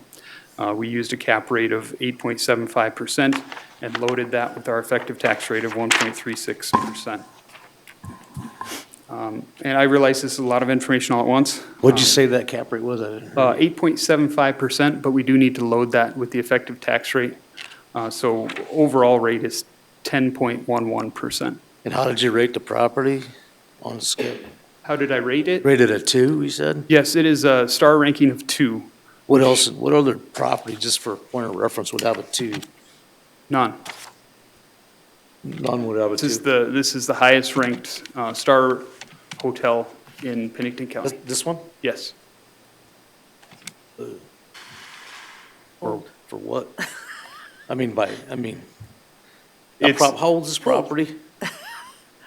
I don't understand, 28, I think because it this looks. property's like 1928, I it's think. probably Close to 100 one of the years. oldest buildings in Yes. Rapid City, isn't it? 28. Yep. If that was a 1928. government property, we would have torn it down. I mean, all right. We Just, would have moved to concourse. yeah, I know. Here, just a question. So, yeah, so a 2, there's no other, so like, So the I star. mean, the Hilton or any of those don't rate as high as this one? How about the new one, No. the Hyatt that they built? What would that rate at? The new one has not been put on Okay, the income that's model. fair enough. It's not Yeah. done, Okay. so I don't have Just the a data question. on that. Okay. If we could Well, it's Chair. important because it's huge in the value. When you're looking at buying a property, the one thing you're gonna look at is what is it gonna take me, this thing, to do a PIP or improvement on this every so many years to try to, I mean, it's gonna be a lot of money because it's in a historical district and two, it's old, very old and obsolete. So I'm just trying to relate that to how this two could be performed, could get a two. But anyway, so, and you said 8.75 for the cap, right? And it was built in 1923, is that what we're saying? 28. 1928. That's older than you, Deb. And Mr. Chair, I can That's pretty address, good. I could address the star ranking anyway. STR, which pronounced star, they have quality rankings for each type of hotel. So if it's franchised, it's in their system. And the data that we used to build this model was based on their star data. And based on star information, a Hilton Curio collection is a star ranking of 2, which is an upper upscale. No parking and no building as old as it is. Yes, and they have, the Curio collection is an assortment of different types, and they have multiple historical properties in that collection. But I did make an adjustment for the lack of parking, so. Yeah, Yeah. okay. Commissioner Hadcock. Well, Jerry'd like to buy it because he loves your hotel. I love the hotel too. I mean, it's ambiance, it's. He's like, part if of I our buy a town. hotel in town, it's gonna be that one. Well, I just looked at your cost per room, and the Hilton Garden Inn is 85, and this is 106. So if you're doing a comparable, so your average for Rushmore Hotel is 85, Best Western Ramcota is 38, which, yeah, I get that. Ours is higher than theirs. Doubletree Hilton is 97. So you got 2 Hilton properties, one's at 97, one's at 85, and then you have the star quality that you're calling at 106. Is there a reason, just because it has a star quality? So to clarify on the Doubletree by Hilton, that was not a Hilton as of the assessment date. So there's, that was a Holiday Inn. Okay, because the one I have is 205 rooms at $97K a room. Yes. And that is, I was just clarifying, that's not a Hilton. So what we're looking at here on, I mean, I can let Mr. Bradsky talk to his own information, but it's just broken down to the hotel only. We did not assess that way. When we valued the properties based on their income potential, it generates an overall aggregate value. And then we use sales of land in the area if they're available, the most applicable sales, to then attribute a value to the land. I appreciate that, so Trevor, but what I'm finding is you're taking all hotels in town and going by rooms. Yes. So if you are still going by rooms and you're assessing them by rooms, this is, again, one of the highest ones in town. So we are assessing it based on the average daily rate that hotel can obtain per room. So based on the information that I had from the star data from the city, the higher star ranking a hotel has, the more average daily rate they could achieve out of a room rental. I'll have to verify that's not true. Mr. Chair. But I appreciate that, Trevor, just from experience. In one case, it could be good, in the other bad, just depending on, what hotel it is. But, yeah, I'm just looking at, for the land, I agree with the amount of where you're assessing, and based on a lot of the stuff that's been going on downtown, I think also has been a little bit hurting some of these properties that don't have any parking. Like Ron said, we have an old property, and we keep having to renew more stuff than we ever have. So your income approach changes a little bit based on older properties and stuff too, and what that cost comes down to in the long run. And then you say 106 per room, or maybe that's what they're saying, is that's what cost per room you're assessing it as. Then that takes me to make it so it's a lot higher than the other ones based on all those things that I just discussed. Plus per room, like I said, just depends if you're talking about the last couple of years when they've had more construction downtown than they ever have. Does that make it less desirable, more desirable. I don't think it makes it more desirable. And then there's no parking. So if you're going on an income approach or anything like that, I think the 106, like I said, per room just went down the last couple of years as well compared to a lot of them. So that's just my opinion, just by watching it and being 3 blocks from downtown. Thank you, Commissioner Hadcock. Commissioner Roskinek, sir. So, Trevor, one of the components of a cap rate's what it costs to borrow money in Rapid City right now. So, I'm sorry, could you say that one more time? so one of the components of a cap rate is the cost to borrow money. So what's the current, you know, if I went in, wanted a commercial loan, am I in, you know, a few years ago, it was 3%. Where's it at today? 6, 7? Yeah, it's going to be higher today. So I just wanted to point that out, because that's part of the risk of owning a property like that. If you find an investor, chances are they're not going to pay 100% cash. They're going to have to go out and borrow the funds. And so that's one component of a cap rate, and it reflects the risk, overall risk for an investor in that particular market. If you take 143 and divide it by 365, you come up with 53,290. That would be the possible room nights that they could rent that if they rented it every night for 365 days.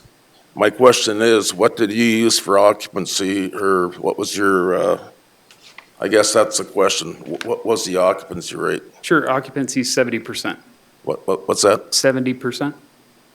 And average daily rate? 155. Tom, does that sound right? I mean, as the owner of the property? I would say, I don't know, honestly. Okay. To be exact, I don't know the exact. Okay. I mean, what we did, if I can just inject. Yeah, go ahead, Tom. On the sheet, the sheet right after the STAR report that it refers to, this is in that category. We put ourselves in the STAR report with comments from the franchise. That's how come these were picked. And then on the next sheet, that's where I broke it down as you're referring to the assessment per room, and I excluded all the land because we're not refuting the land. And then I just went down the list of what they're assessed at. You know, using the income approach, in our opinion, is, I mean, what if, like I mentioned to Trevor, and what if we have a down year like 3 years ago and it just like tanks? Here's something I want to interject, because, well, first of all, this last year you faced the construction, but now you're going to face a strong competitor, 200 and some rooms right across the street, which you haven't had before. And I don't know how that fits into what our thought process is, but you're obviously going to have to compete against a brand-new hotel. So, go It's ahead. going to have an impact on the occupancy. Yeah. And then, And the price. then you're going to be, whatever their rates are, they're going to have to compete with their rates, so. Yeah, it's a vicious game, honestly. I mean. And that's where you get into that. It's just reality. That's why the income approach Yeah, to us no, just makes no that's- sense. it's the reality of it. Absolutely no sense at all. That's why I'm hesitant of like going so skyward on these. I understand what they're trying to do. We got to come up with a basis, because our job is to equalize. But, yeah, now we got all these variables because of what's happening downtown. But anyway, go ahead, Tom. If you wanted to finish, I interjected. Yeah, no, I just went, and onto my sheet, my handwritten sheet, which is simple for me, but I just went back last 3 years, what we were assessed at. And then the moratorium is another issue, but, I mean, he Yeah, I was going to explained. bring that up because you have an 8-year moratorium. Something changed there or something? Maybe you can change that. I don't The understand. way they interpreted the law, they're changing it. They're So we not- have another law interpretation here going It's on? different, right, different than what it was. They're subtracting what we've invested in the property, which was, I think, 3.8 million, correct, from this last year, from this assessment. So in the past, we've been assessed at that, 3.8 or 4 million or whatever it was. The moratorium put a ceiling on what we were paying in terms of, or what the property was being assessed at. But they changed the way they're calculating that and just reassessing the property and then giving us credit for the 3.8 that we've invested. Instead of stopping it at that Correct, level so- when you started the improvement project on it. Okay, so that's another question that this commission's gonna have to face. I wanted them to understand that. Because there'll be a few others coming in, because he mentioned that, I don't think anybody knows that if they're in this district, in that moratorium, they're thinking they're gonna be at that tax rate? Well, actually, they're not gonna be. It's just gonna be a subtraction off their assessment. Correct, Trevor? I think that's how. Yeah, What's gonna happen? So it should still be assessed at market value. What the moratorium does is, it actually locks that, I shouldn't say locks, it takes the amount that was improved on that historical property, and you can't tax that amount. What amount? Well, in this case, it's 3 million. I have it in my. Is that number what it costs for construction, or is that number what you assessed it at?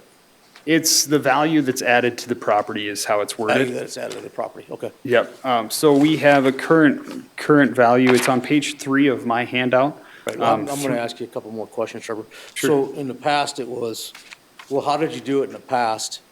And how long did you do it that way in the past? Where it just froze that property in time, basically, for I that 8 can't- years, is that what happened? I can't Maybe answer from Shannon, he might how be able long to that shed was. some light on this.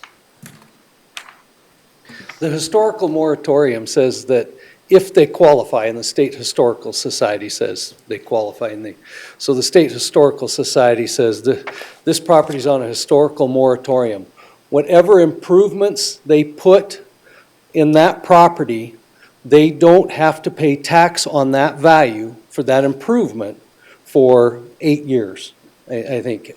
The property is still assessed at full market value. They don't pay tax on the improvement for 8 years. And we have several properties, and some of them, and I think this one has put improvements in over the years. Okay, so we've added over the years, and the next year there'll be more, and next year's So how more. long has this been going on?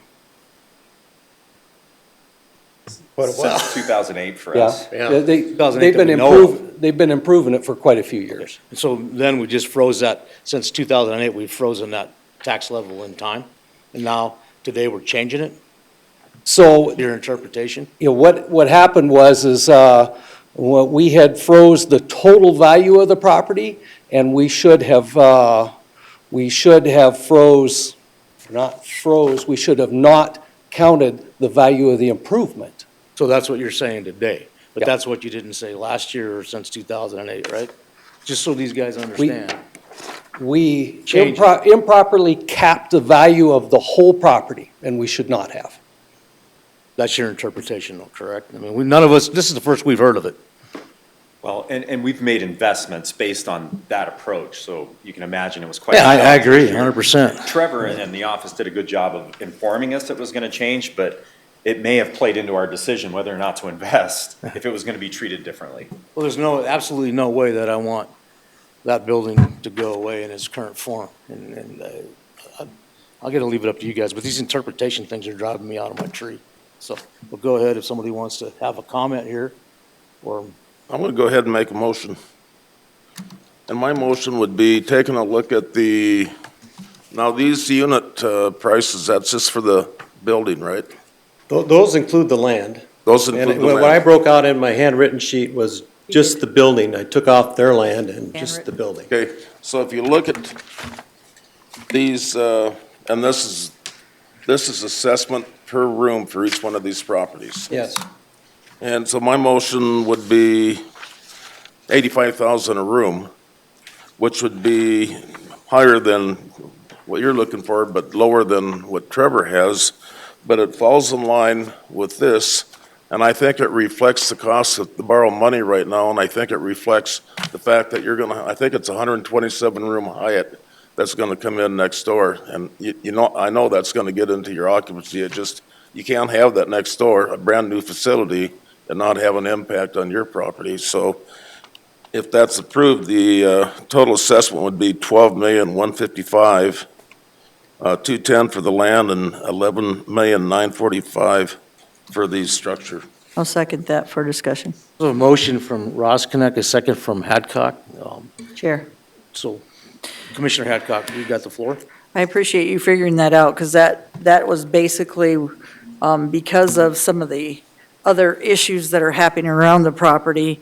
Because if, a lot of times when we are motel owners, we look at per door, assessment, and then we put in whatever you call your obsolescence or whatever kind of stuff, without sounding too strange on it, and then figure out basically how much we can get for a room. So I appreciate the cost on that, because I'm going to guess at this point, they're probably 85, 87, pretty close to what you're talking about. So I agree with the 12,155,000 for that reason. Mr. Thank you. Chair, I just want to state that I think Trevor did an excellent job, and I appreciate that. You know, it's not rock, you know, it's just, there's so many variables there, but I really appreciate your detail in that, and I'm sure we're going to see that in other properties.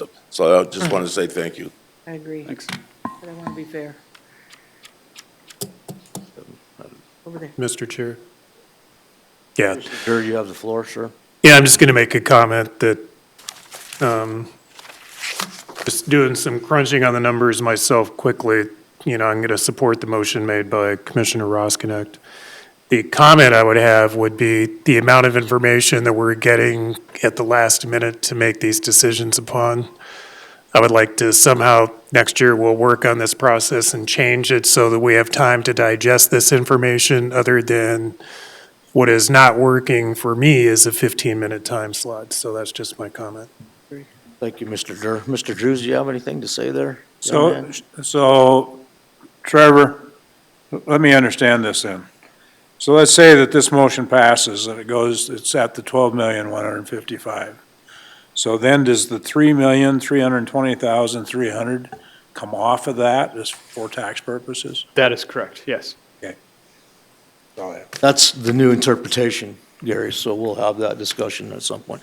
And I think it goes without saying, Mr. Durr, that these issues will be ironed out in the future. Here's a motion. Digitized agenda. There you go. Okay. We have a motion on the floor. So are you clear with the motion, Yes. Kara? Yep. So all in favor, say aye. Aye.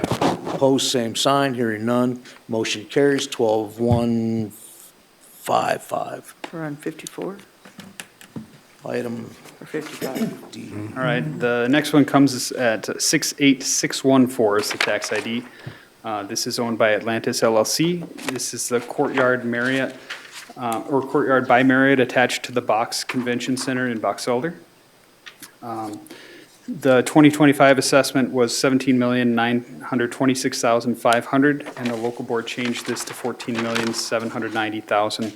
I'm recommending to change the assessment back to the original value of $17,926,500. This is $425,200 for the land and $17,501,300 for the improvements. Hotel, again, was valued using the hotel income model to generate a value based on the income approach. Has a star ranking of 3, which is upscale, and is in a premium location as it is connected to a city convention center. Based on the model, the net operating income for the property is estimated at $1,951,825, and this was capitalized into the value. Again, no income and expense information was shared. I did ask for that. On page 2, you can see, again, our property record card showing the income information. And on page 3, you can see the additional support of the sales that we do have.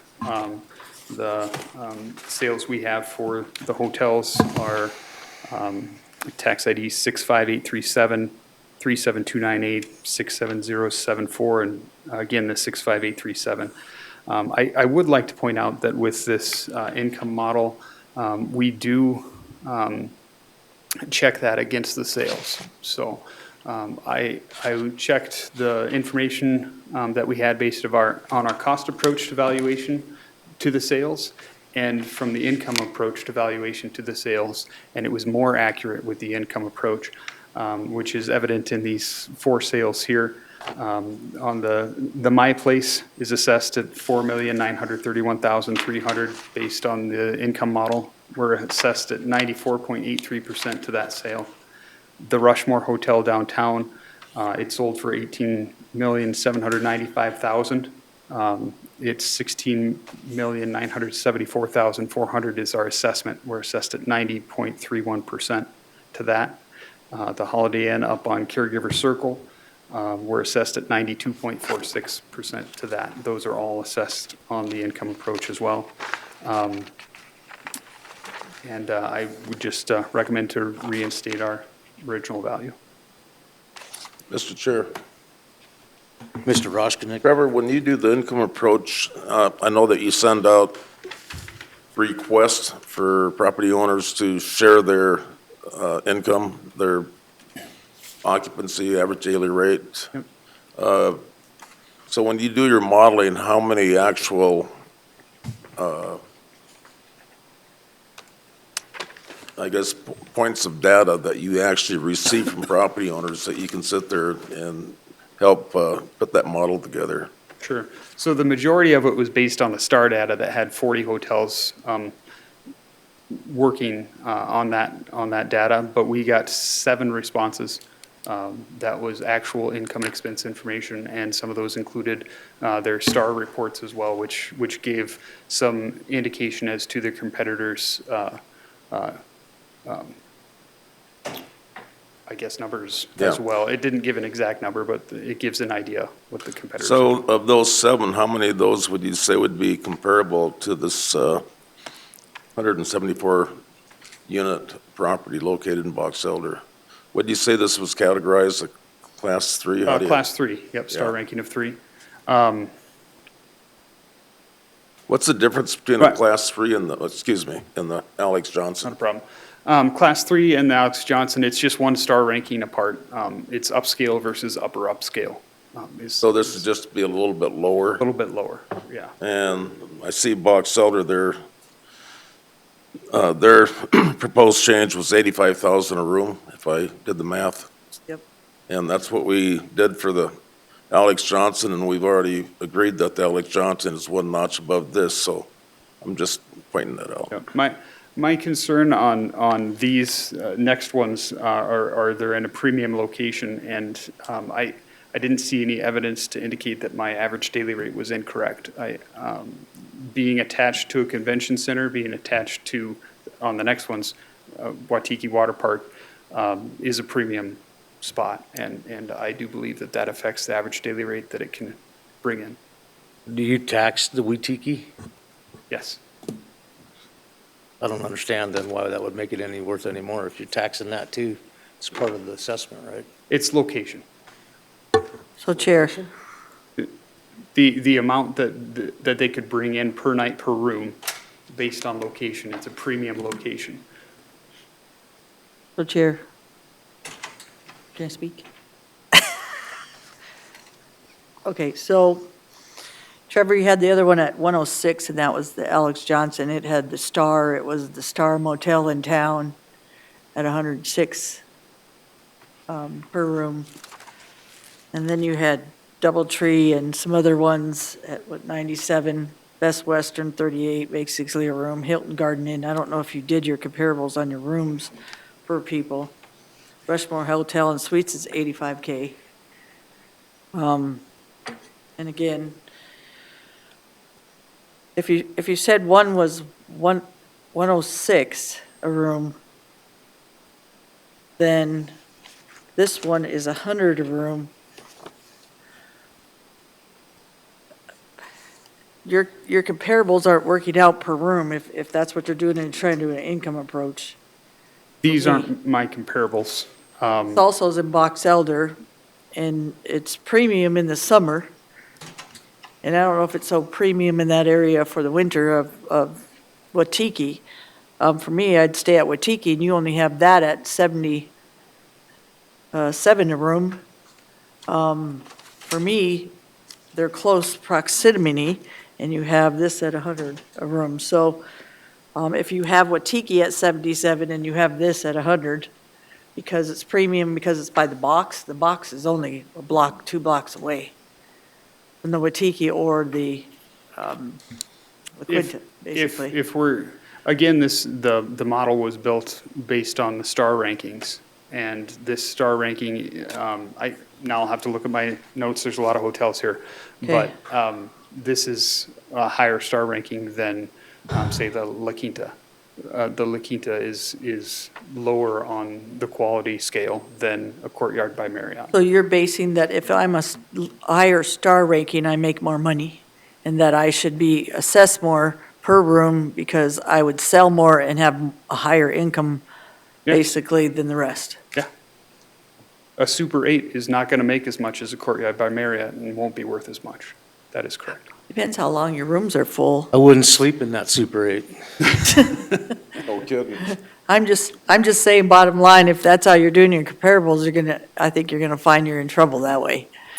Because depending on, as you say, everything around it, what's gonna happen and what they're competing with, again, why wouldn't the Courtyard, because I don't look and say, hey, Tom, you're higher ranked in the Courtyard, could I, I like that room instead of that Wikitiki, that it's just two things away, and that your income is gonna be higher because it's right by the box. So for me, again, per room, I would do the average per room for in town, take it with the higher end, and then treat them basically around the same, depending on, one has 174 rooms, one has 120. Come in with a basic price from that, and then anything you find that is above and beyond, or something that you say in your market value, like you said, put them all together and make it so it's worth more money or worth more per room, what would jack it up? And like I said, if you got ones at 77 and you have ones at 100 right next to each other or 2 blocks away, I'm not getting that comparable.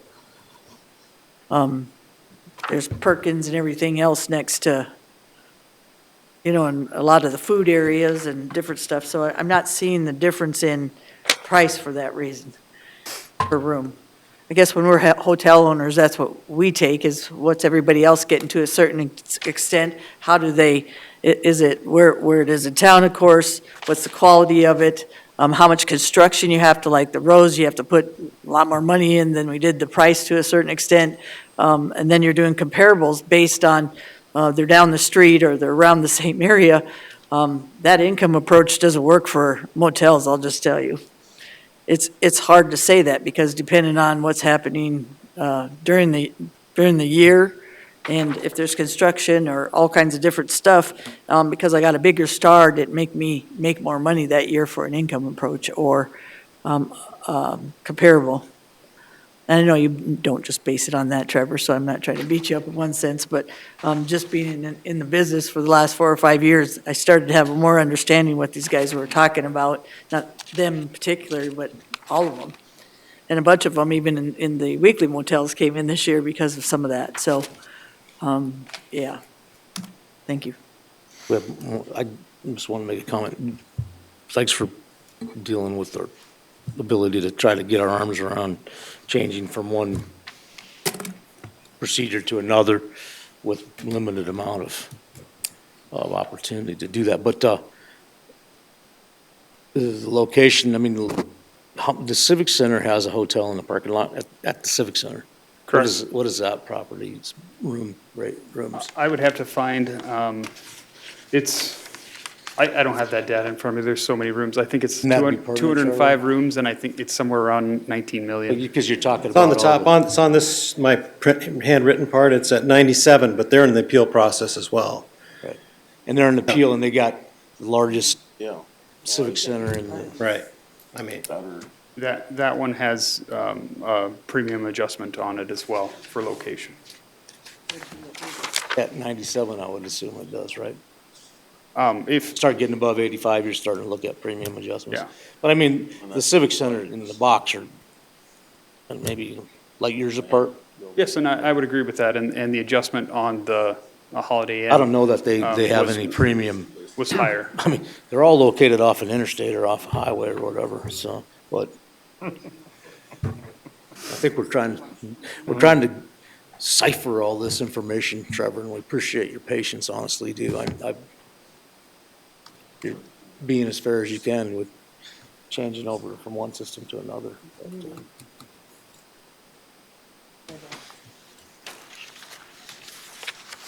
Okay, I'll go ahead and try to make a motion there again, finding some type of a compromise between Box Elder and Pennington County.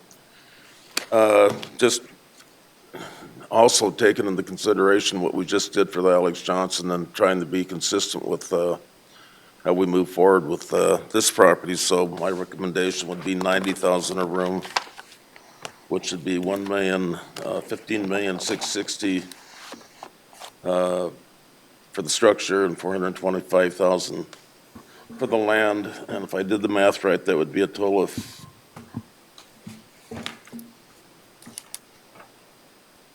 Now, let's make sure that I did the math right. I'll second for discussion. We have a motion from Ross Connect and a second by Hadcock.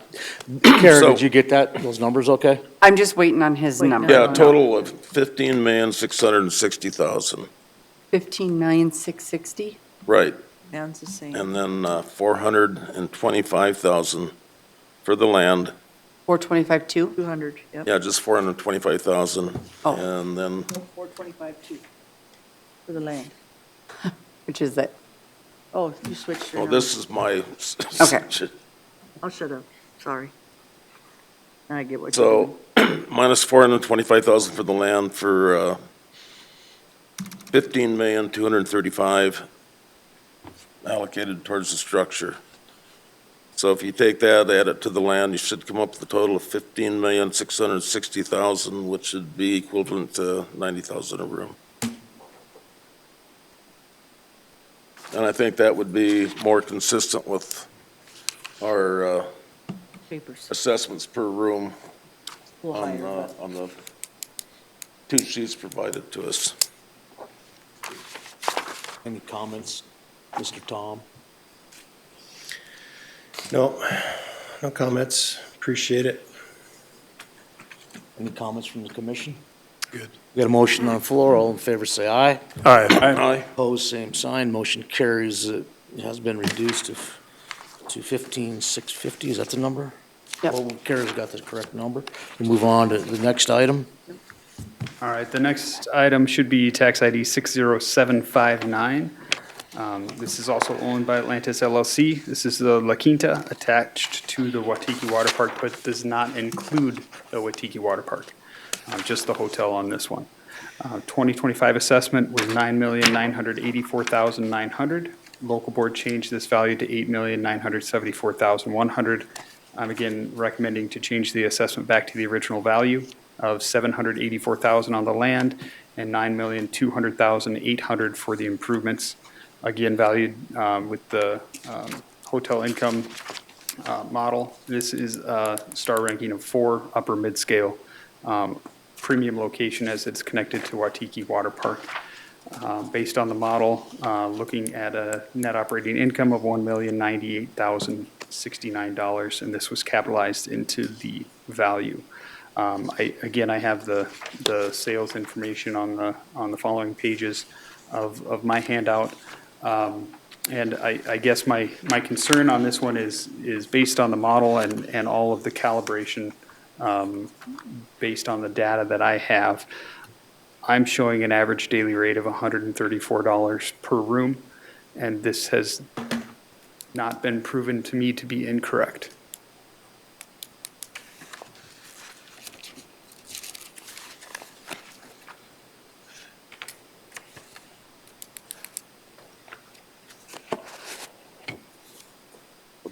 I'm looking at the Fairfield.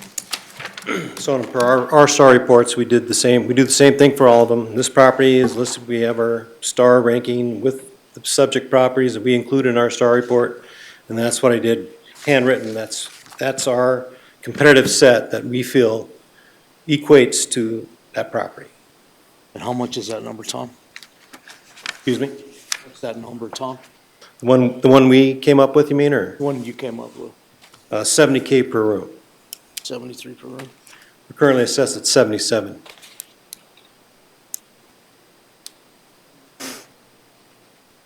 On your average, 73 is fair.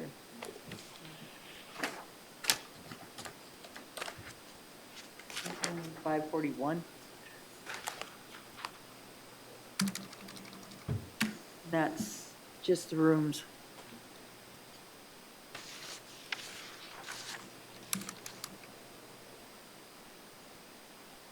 And is, how much, guys?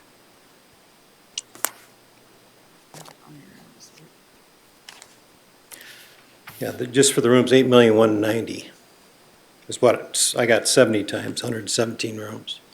73? Excuse me? 17 times 73. Times 70 is what I had. That's what I presented to the city boards. Okay, just now I thought you said 73. No, I 70. said 73. It's assessed at 73. I think it's closer to 7.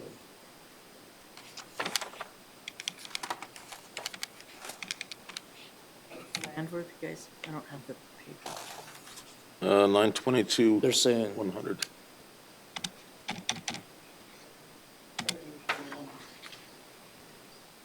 Yeah, the land on this one's 784, 100.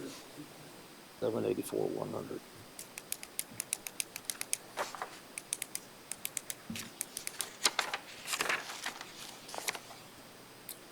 What's the size of that lot?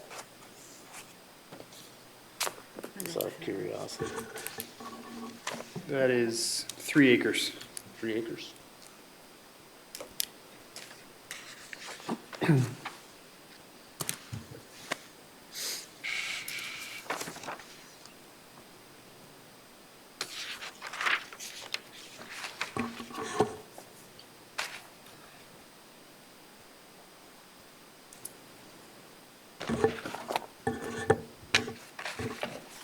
What number is this one, Trevor?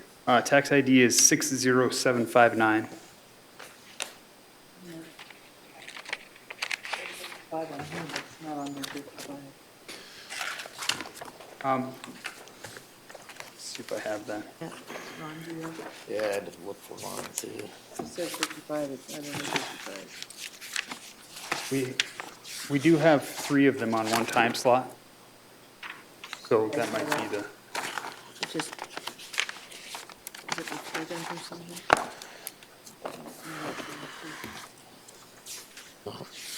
The interstates are looking at Okay, okay, sorry, thank you.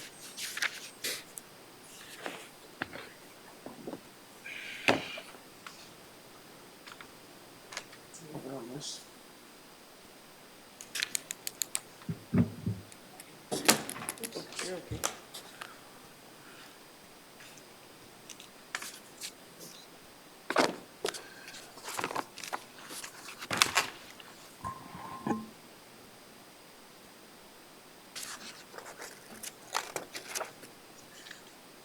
I'm going to go ahead and make the motion at the 8,974,100. The building is 8,190,000, and the land is 784,100, which isn't, not that far off of Trevor's. Can you give me the structure again, Deb? Structure would be 8,190,000, and the land is 784,100. Okay. Total 8,974,100. 899. Yes, sir. That's 70 a room, which if you look at the average Okay. is between 50 and 74. I think that's treating them fair, and it's also taking in consideration the work that Trevor did as well. We got a second? Mr. Durr, you have a Second. motion? We have a motion from Hadcock, a second from Durr. And Carrie, you have the correct numbers? I think so, yeah. You do? 8,974,100, right? Yep. For the total? Yep. Okay, yeah. So, any other conversation? All in favor, say aye. Aye. Opposed, same sign. Hearing none, motion carries. Move on to the next item. Is that it? No, we got- all right, next item is 71137 for the tax ID, also owned by Atlantis LLC. This is Fairfield Inn and the Watiki Water Park, so not just attached to, but includes the Watiki Water Park. The assessment in '25 was $13,124,500. The local board changed this value to $11,426,000. I'm recommending to change the assessment back to the original value. That's $1,346,000 for the land and $11,778,500 for the improvements. This was a star ranking of 4 and was valued on the income model for hotels. And we also added a little bit of income based on the water park itself because it's a 24,000 square foot water park. And we estimated the net operating income for the property at $1,351,469, which was capitalized into the value. Again, you can see on my handout there, our property record card on page 2, and then the sales that are most comparable on page 3. And with this one, we're recommending a value, we're at about $91,142 per room with land. That includes the water park. The sales here indicate values from 71,875 to 106,186. The next one. So I couldn't make any sense out of it. To be clear, it's a Country Inn and Suites, right, at the corner of the North Fair- Cross. Fairfield, this is Fairfield Inn. Fairfield and the Suites? So I jumped ahead too far. Yeah, this one's 71137, it's Fairfield Inn. And this one does have Perkins attached to it, but that is a building on leased site, so that's a different tax ID.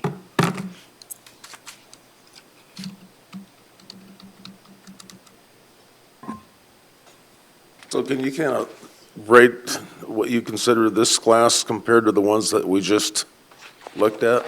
So this is, Alex Johnson was like 4? Alex Johnson was a 2, this is a 4, this is the same as the La Quinta for the star scale. And how many would that be?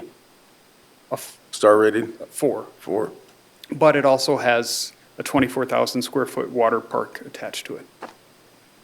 And granted, we don't, there's some personal property involved there, but it's still a 24,000 square foot structure. And that's located in Box Elder, right? Rapid City. Rapid City. And some of those were kind of. Yeah, there's a line right down the middle of it. It goes kind of right through Waikiki on the outside of it. And just to clarify a comment made by Trevor with the water park value, here's the issue with the income approach.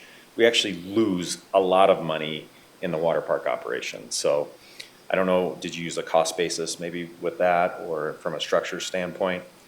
Well, Or is it all based on the hotel room?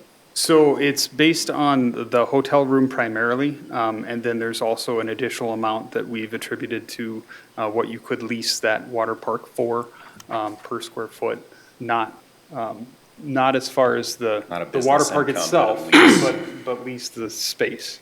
And that was like $4 a foot is what we attributed to that.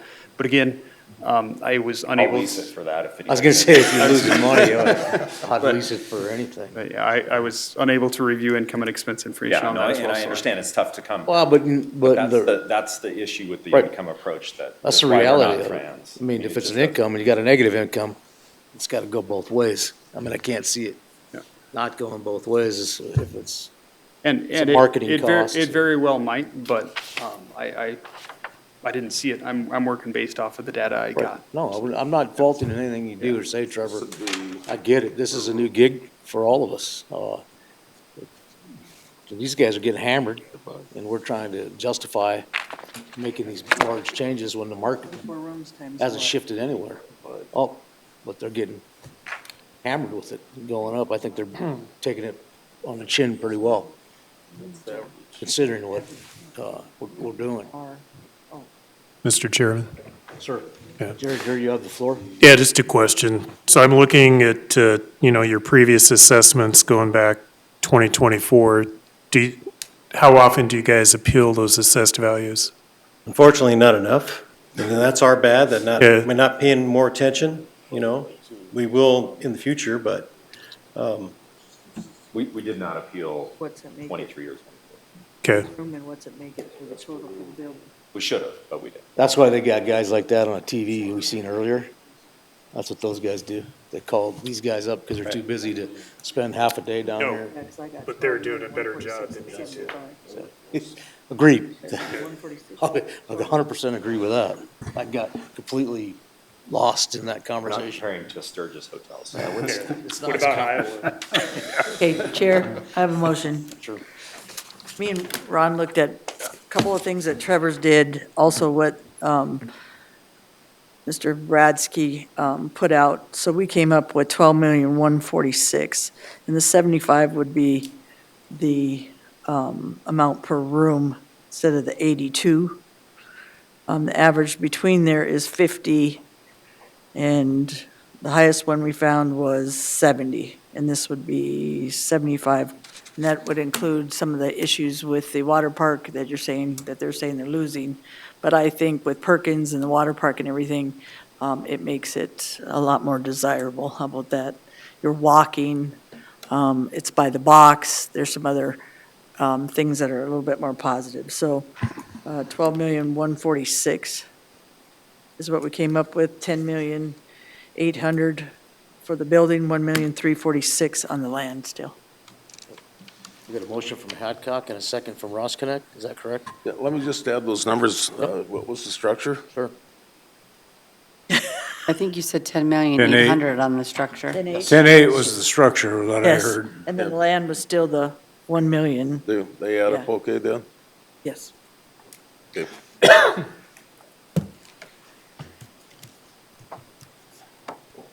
Your total is 12,000,001. 146. Okay. I'm waiting for that, when he get done calculating, and he gives us a second. Okay, 12,146,000. That's what I came up with. Oh, Gary seconded it? I did. Oh, Jerry did, okay, so we got a first. from- Somebody did. We got a motion from Deb and a Second from Jerry. second from Mr. Durr, so any more discussion on this item? Ron, are I'm good. you good? Okay. All in favor, say aye. Aye. Opposed, same sign. Hearing none, motion carries 12,146. All right, I Vaughn, think we're. this, now I'm going to the correct one this time. Yeah, I think we're to our last one here, tax ID 53924. This is the Country Inn and Suites at the corner of North La Crosse and East Mall Drive. It's adjacent to Hobby Lobby, but sits below Hobby Lobby. 2025 assessment was $7,936,300. I'm recommending to reinstate that as the city lowered it. This is $922,100 for the land and $7,014,200 for the improvements. This is also a star ranking of 4. This does not have a premium location adjustment on it. And we estimated the net operating income for this property to be $878,220. And that capitalized into the resulting value. Once again, on my handout, I had my property record card showing the income approach there and all the numbers, including expenses, and then the sales on the back there. Mr. Tom, did you have anything to add to that? Again, we used the same, we use our SAR report or competitive set. We put together our value, what we feel it's worth. This property's built in 1999. It's 25 plus years old. We just, the land is separate. I mean, the restaurant, which is now Puerto Vallarta, is separate. That's all taxed separately. So we're just based on the value of the rooms.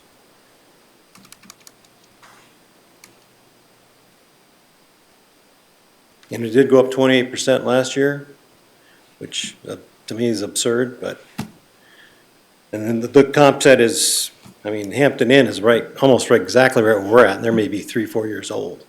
So, That's the thing that they gotta consider is all the expenses and costs. When you have to do a property, when you have a franchise like this, you have to come back and do a property improvement on it. Doesn't make the property any more valuable. It just makes it, so you can still rent it out and meet their requirements. Right, to keep do their it. flag, These yeah. things are, what, $1 million, $2 million, maybe $3 million a shot? That's funny, you got close to what I did with the. It's nice to see those two down there working together, coming up with I was thinking the numbers. same thing. Just to be nice. Well, with a name like Ron, he can't go wrong there. That's just superior. I don't even have to help him. 6 million, you don't have the land. Well, I think our motion's gonna be, 75,000 a room times 103 equals, 7,725,000. Well, that's quite a bit higher than what they assessed it at. What's that? That's a lot higher. But- That's a lot higher than what they assessed it at. That's 200,000 less. 7 million, that's why I said with land. So it's 60, I think it was 65, not 75. Yeah, you guys were doing so good there for a while. It's 60. Okay, let me Take the right number. sharpen my calculator. Do it I worked it 65 at times. 70, and that's 7,210,000.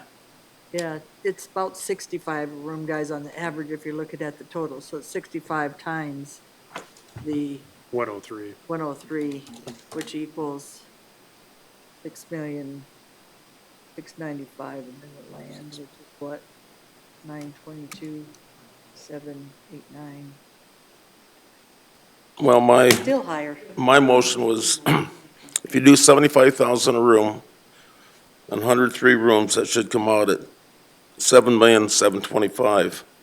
Yeah, it's only assessed right now at 7,014,200, Ron. That's Trevor's advice. No, that's the I building think we're on the only. wrong property. Their recommendation is 7,936,000. 7,936,000. So it's 7,936,000, correct. lower than that, but it's higher than the 6,000,000.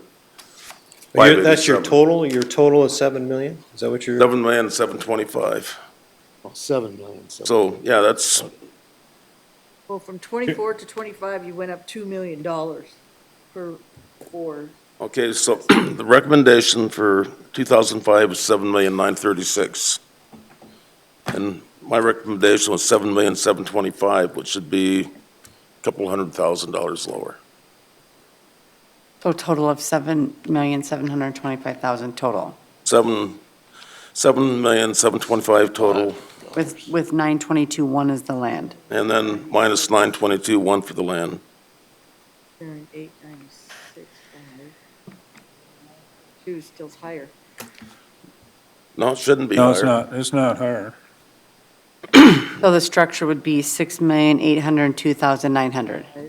Equals, oh, I'm sorry, it's 4,483,406. How many acres is the land? How come why? 4.1, but it includes all the land on that property. Oh, Includes the restaurant. oh, this does include the restaurant land, but it doesn't. It include does. doesn't The include- land does. But it doesn't include the structure. Correct. Right. So that'd be a reduction of about 211,000 from the recommendation. 407 plus. Did someone second that? No? Okay. Just go with that.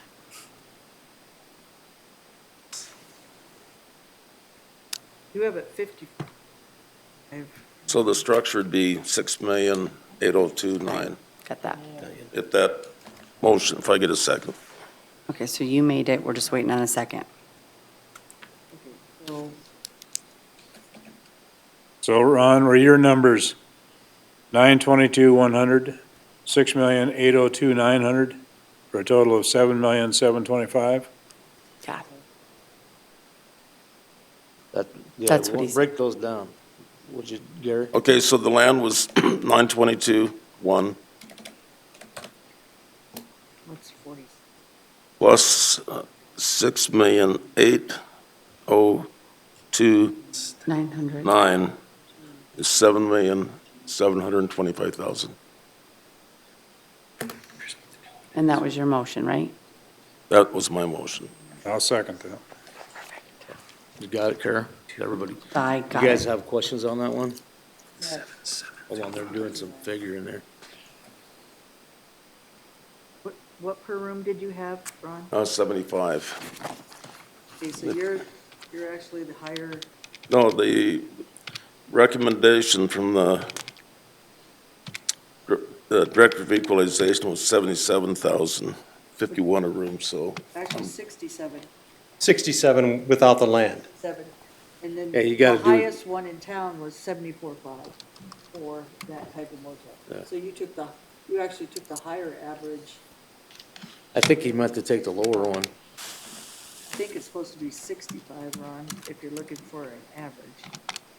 Well, actually, I don't, so if it was 65 Take it times 65 for me, Ron, tell me what that is, times 103, please. 66950. 6,695,000. Yep. Okay. 922, Still 7,600,000. That's because you have $900,000 worth of property, but that's why you gotta get the rooms right, because the property is all on this tax deed, not the building on the restaurant though. It's higher than Trevor's and. Well, if I did it right, No, Trevor's, his at 75,000 is a couple $100,000 less than what is recommended. right.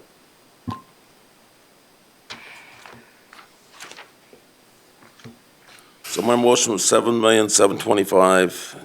Yes. And if you, Are we missing something on here, or are we just? the so land that's is- basically a reduction of 211,000. It's because of the land that's making it higher, not the room. On average, a room is good. The land is worth more money. But that year over year is still a 25% increase in Right, that's the part value. I'm having a hard time. assessed value. We have a hard time with that too. Yeah. And It's That's like, just a big Because chunk. it's, yeah, the change is recommended is about 29%. Correct. so then, yeah. So anyway, just based on what has been recommended by the Equalization Office and what we've been adopting on these properties, this dollar amount does not fit into that criteria. So it's a, percentage-wise, I mean, we're, Significant jump. yeah, it's a bigger change than we've done on the other properties based on rooms. Let's see. Okay. So I'm gonna go with the, let me see, where did I have it? I wrote all over this paper a lot. Give me a sec. And it's 65,000 a room, it's 6,695,000. Yep, which makes it higher. Which is a tick over what the city recommended on their adjustment, which He's is doing kind it- of where he's we've doing been it for at, Total. so. I'd do that. So this is the, You making that motion as a substitute? What do you think, Ron? 65,000 a room? Total, all in. It keeps the well, jump from that's what, okay. 28% is hard for me, that, Yeah, that's, I think that's a good number. so the total number would be 66950. Right. So back out the 9221. And if you minus, keep the land at 922,1 then, Jerry?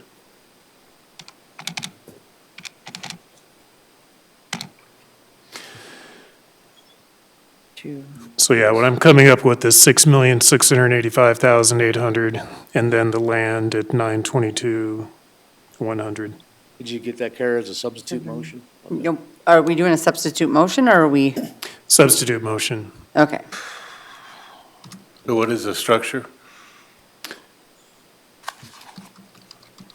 The structure, Would be 6,685,800. 85? I had 95. Okay, And did someone second that? Did you second that, Ron? I'll go ahead and second the substitute motion. Mr. Chair, could I address that since it was seconded? I would just like to point out that with my comparable sales that I have here, the lowest sale I had for a comparable property was $71,875 per room. say it again? The lowest comparable sale that I have is $71,875 per room. Is that one in North Rapid? No. In this hidden location? We have, this is country, right? Give me a It sec. was, that one was, Yeah, this is a tough location. I drive by there every day. that one was kind of out by Cabela's. Is that with FF&E, Trevor? That is without FF&E. Without. Yes, correct. So we have a motion, a substitute motion and a second. Kara, did you get those numbers? Thank you, Trevor. No, I didn't actually. I got the land, I just Total need was the six- structure. 66950 minus the 9221. 669. And the ones out there, Trevor, are travel is 47, Holiday Inn is 68, the Elevation Inn is 74, 5 a room, and Hampton is 69. So it's not the lowest. What about those? 71's not the lowest. Hampton 69, this- Elevation 74.5, Holiday 68, Travel Lodge 47. So the numbers that you're looking at there are just building only. They've Right. taken the land out of it. What I'm Right. saying is the lowest sale that I have was 71,000 per room, and that was with land included without FF&E, and that property then sold again for 81,000 per room. Well, these guys just did the room and then they didn't include their land. Then they added the land to Took care of the 922. land would be, the building would be 5,702,900, is that This correct? was, these were sales. Right. Those are What was it? comparable 5, assessments that they 7? had. 02, The 900. comparable And rooms, then the Thank you. land would be And then the land would be 922, different. 100. Okay, right? thank you. We got a substitute motion on the floor. Any other conversation? 65 a room plus Might have to have a 922. substitute to the substitute, Pardon? because I think we got to stay consistent. I don't think we want to go below 71 per room. I think it isn't. I think the 65 plus the land, 65 per room plus the land puts it where we were talking about, Ron. Well, the 65,000, or the 65,000 per room included land and building. No, not on the other No. ones either. We The didn't. 60, I didn't. yeah, We so added the it's land out. 103 rooms. And to address that concern, Commissioner, what I was referring to there was actual sale price per room on one that I have, not a comparable assessment, but. Right. When did But, it sell? Where is it located? What building? That one is, it's on page 3. It is 1612 Discovery Circle. That sold in November of '21 and then again in August of '22. When I was doing it, I looked at per room, then I added the land value of what you put on there. Well, I that- didn't add, I added the room, first I did the room, then I added the land to it. This, you're adding the land with the room on yours, that makes it 71. If you add the land and the room together, that's gonna make it a lot higher than 65, guys. Do you see what I'm saying? I would also point out that the comparable he's talking That makes about is an extended stay that has kitchens within the room. Country Inn and Suites is a select service, does not have kitchens. And how old is the You extended know what I'm stay? saying, Jerry? So, yeah, total in, what I'm getting with the room cost is 73,952, if you include the land. That's what I'm saying. It's higher. Tire. And his was 71 for low. All right. Any more conversation? Mr. Ron, you good? Or it's clear as mud? Okay, I'd just like to hear the motion one more time. Can you repeat it for us, Kareem? Well, tell me if I'm wrong. So land at 922.1, Yep. structure at 6,695,000, Yes, and then, so a total being 7,617,100? Okay, Is that right? Yep. Okay. that All in sounds favor? good. all right. Oh, I'm sorry. All in favor? Aye. Aye. Opposed? Aye. Motion carries 4-1.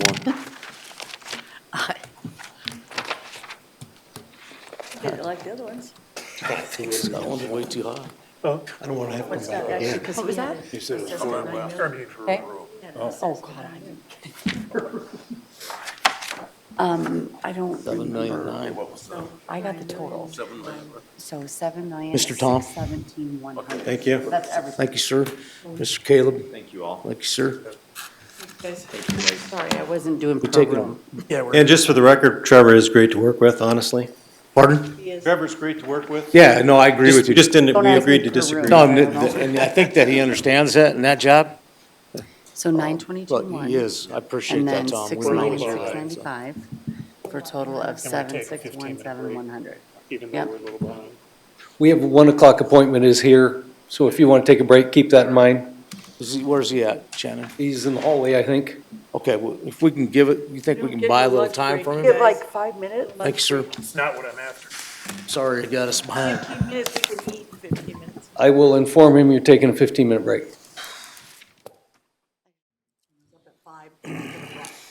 Mr. Dunker is here, and Christina. Oh, he's right back here, Mr. Dunker.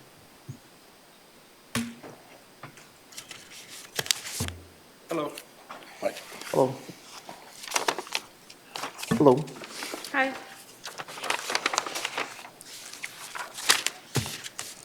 Christina, you just go ahead and explain. Okay. Hi, I'm Christina. I work for the Equalization Office. This appeal is in regard to tax ID 64946, located at 116 Creighton Road and Wall, north of I-90. The owners' names are Bruce and Lynn Dunker. The original mailed out assessment was for $215,700, which is $22,000 for the land and $197,300 for the structures. The local wall board reduced the building value to $167,300, which was about a 28.9% change. I brought the appeal back to county and called Mr. Dunker to explain the reason for the increase, which was primarily due to the reappraisal that we had last summer. I offered an interior inspection, and that was declined. We reappraised wall during the summer of 2024. The last reappraisal in wall took place in 2016. That was an 8-year gap. Therefore, there was a lot of data that needed to be updated. The house depreciation was too high. Therefore, the appraiser who was there adjusted it to reflect average condition, in which that means it is well maintained, but it had some slight deferred exterior maintenance. Prior to our reappraisal last summer, this house was considered to be in poor, worn-out condition. The appraiser mentioned the home appeared to be added on to multiple times since the original year built. This is the 4th consecutive year the owners have appealed and received a reduction. I disclose that information in your packets. My comparable sales support the Dunker's property value well. In your packet, I highlighted my best 2 sales, which are numbers 1 and 3. Comparable sale number 1 has the same quality of construction. It's newer, it's similar in size. It has a basement with minimal basement finish. It is in similar condition. It has 1 less bathroom, and it has no garage, and it's sold for $250,000. Comparable sale number 3 is of lesser quality of construction.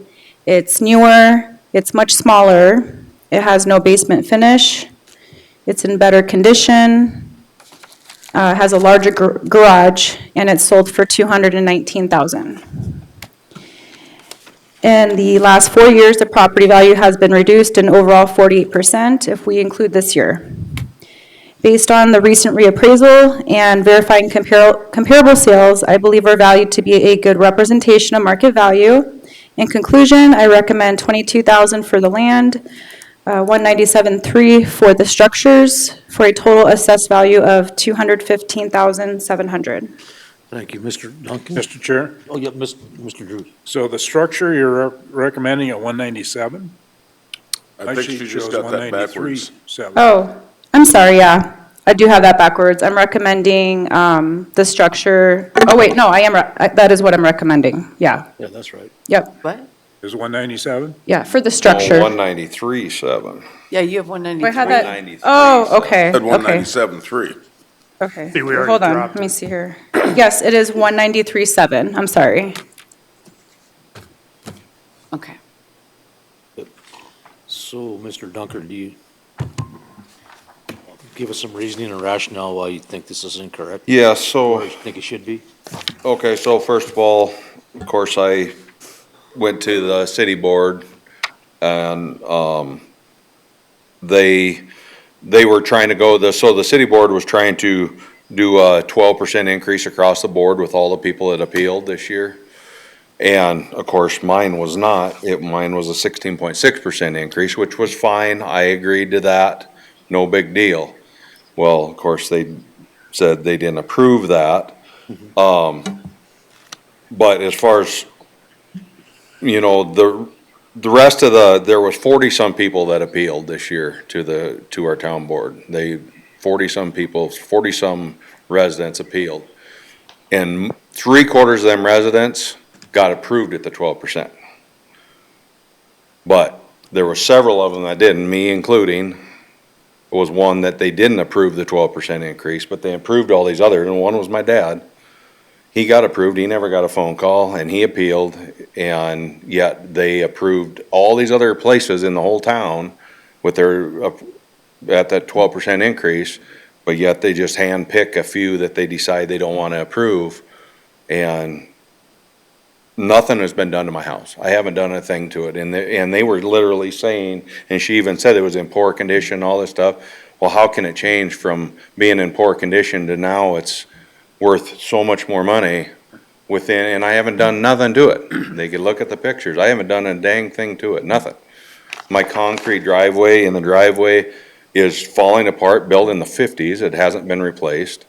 And I've got a neighbor right down the street, and I have a copy of that, right down the street, that has a house that has, similar square footage, built in the 1947. Mine was built in 1907. It's an old house. They have a brand new concrete driveway, all the way brand new, built in 2010. Their garage was built in the 90s. It's in pristine condition, and they have it valued at 166. With the land and the house, at 166. And that house is, and I've talked to, I run a grocery store in town, and I see everybody. I talk to everybody. I know what's going on. And they're handpicking these people just because this is the third time I've been here, in here. And it's like it's almost harassment as far as I'm concerned, because they're picking on me because I come up here and complain. Well, they're just gonna keep picking on me. And there's people that are wondering how come theirs got approved at the 12%, and half of these people that aren't approved at the 12%. Why? What's the reasoning? There is no reasoning. They can't even prove why. My dad said he never even got a phone call from any of them, and his just went right through it. And he appealed because they tried to raise his 40-some%, and mine's getting raised 54%. And they approve his at the 12%, but they didn't approve mine.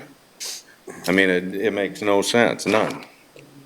They can't just hand pick people and throw people's name in a hat and say, oh, well, we're not gonna approve his and we're not gonna approve his, but yeah, we'll let all the rest of these slide. I mean, Thank you, it's Mr. just. Dunk. We'll go to some of the commissioners, see if they have some questions for you. Okay. So, I do. Commissioner Durr. Can you give me your name again? Oh, Christina. Okay, Christina. So you say from 16 until last year, you guys reassessed Wall. What was the average increase across Wall? The median percent increase was 23.3%. Across the board. That was the very middle, most common increase in Wall. Some did change perhaps higher than that, such as Mr. Dunker's, and then some decreased, just depending on what the condition was with the house. All right. And so I guess that goes back to how did the adjustment board and Wall come up with the 12%? And just say we're going to make a 12% adjustment. I'm assuming they just took that and cut it in half and saying we'll get to 12 if it was about 24% increase. I'm thinking so. I'm not sure where they came up with the 12%, but that would be my guess. Chair. He's a city councilman right there, so he could. He We was charge him there. extra then. Yeah, because I mean, just arbitrarily coming up and going across the board, we're going to give a 12% adjustment, doesn't make any sense to me. It should be individualized by the property. Right. And that's what our thought was behind it, because there's some that. Tell them to come up. 24%. All right, if you want to speak, you want to come up here, or, okay. No, you don't have to be sorry, that's fine. Zach Hoffman, Wall, South Dakota. And I sit on the city council, and we came up with that 12% because we thought what people were coming in with were pretty high, for the addition of, it ranges anywhere from 12% to, we had one person at 124%. So we kind of played with some, like the 124%, we kind of said maybe try 25% to not jump up that much. But we just kind of wanted to give a fair number for the assessment because we thought the numbers that were given were unfair, so. Here. Mr. Durr still got the floor. No, go ahead. Okay, Ms. Adcock. What I'm looking at is the sale prices, and if you look at 22 to 24, the sale prices aren't anything like the assessments. In fact, the assessments are higher than the sale prices in every one of those comps. Nope, I'm sorry, all but one comp, number 4. So the houses aren't selling very well out there, and they're not selling even close to the assessment price either. Selling over a lot less. 40,000, well, 35,000, 80, 50,000. That one sold for more than the market value, which the assessment then made sense, but then you got 272 and only sold for 219. So you got some considerable, you guys look at when they sell them, I mean, don't get me wrong, if it's way over the top or way under, that makes sense. But if they're close to around the same averages and they're the same comps, that tells me that your market value isn't working with your comps and your comparables. Maybe I'm wrong, but I guess if I'm looking at something and I'm gonna decide on assessment, I'm gonna see what it sold for, and if it was just a high or low, I'm gonna throw it out. And if I'm gonna find something comparable in there, and then I'm gonna keep seeing that the sales are nothing like my assessments, and I'll just tell you from having Pennington County Housing out there, yeah. There's not a lot of houses for sale in one sense, and not a lot of houses for people in one, and the other, they don't have a lot of people coming in that area to fill that housing either, so, just something to point out, and you've got, what, total cost value is 215, land and building. And then now you've got it at 239, you've went up again on this one. And I understand they're not picking on you, sir, I don't think what it is because you came in here, and then their comparables, when they're doing the comparables, don't match Right. year after year, so they're not trying to pick on you, they're Right. just saying, that's their job, is to bring it Right, I up mean, to. I But get in this that, but- case, I'll just tell you, again, I don't know what that should be at that point, based on land and sales, but I still think you're not selling very well in Wall. Like a lot of these comparables that are on here, like comp 1 and 2, them all have full basements. I mean, mine's just in a crawl space. Yeah. All I have is a crawl space. I have a 1-level deal. And I did see that as well, so, and then again, they're selling for lower than even the assessments.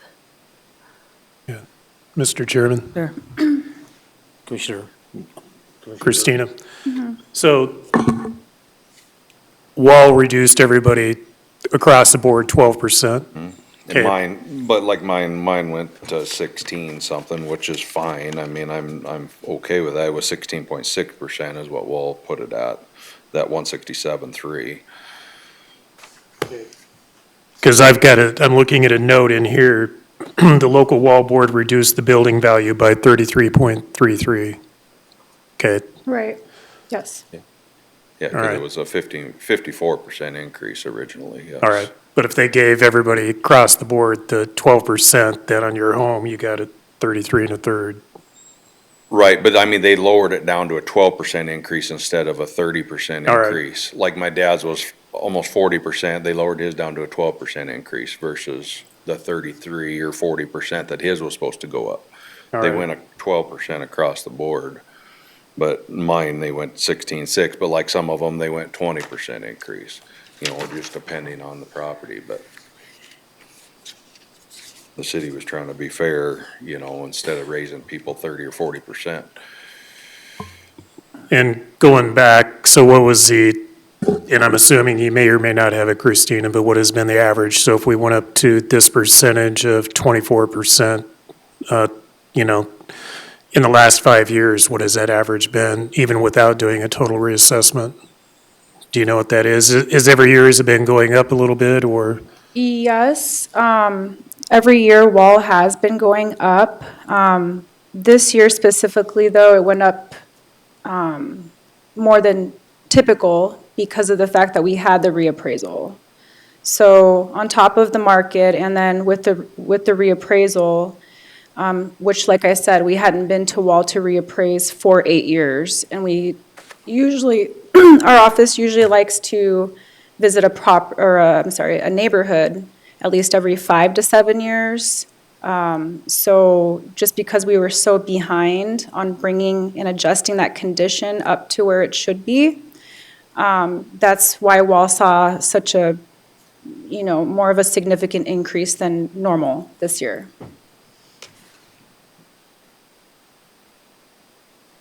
Mr. Chair, Mr. Roskinek, Commissioner Roskinek. Sir. so I can't remember, did you get in the house or didn't you get in the house? No, I did not. Okay. There hasn't been an interior inspection in this home since 2018. And I'm just looking at the quality, so the subject is average minus, and then the comp one's average minus, comp two's average, comp four is fair plus, so would the next grade down from average minus be fair plus? It is. It's And exactly if you one can't- step. If you can't get in the house, you just automatically kind of go with the lower quality, or?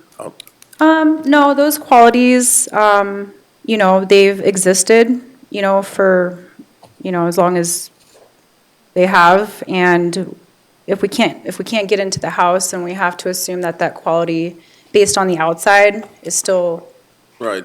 So it's right. just, yeah. So we just keep it that way, yeah.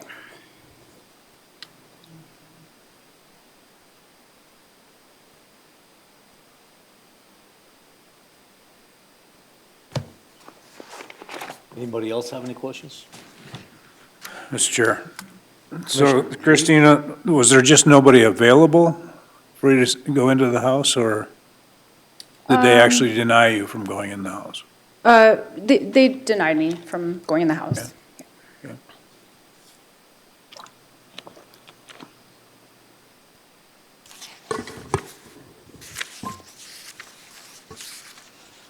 And how many, Christina, out of the other properties that well reduced to that 12% average, are you appealing that assessed value other than this property? How many other properties in Wall?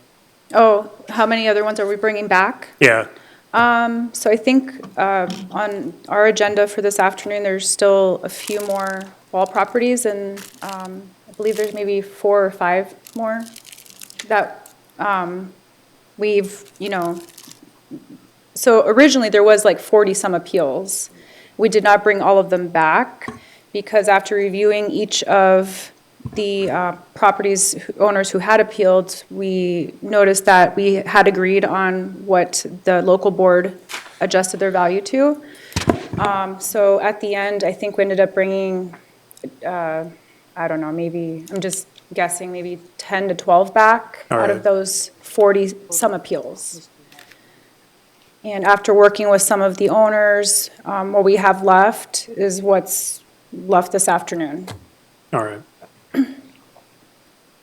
Like some of those ones that they did approve, they never did no inspection on them, any of those houses, because I checked with all of them. And they never went and checked any of them. You mean the Wall Local Board?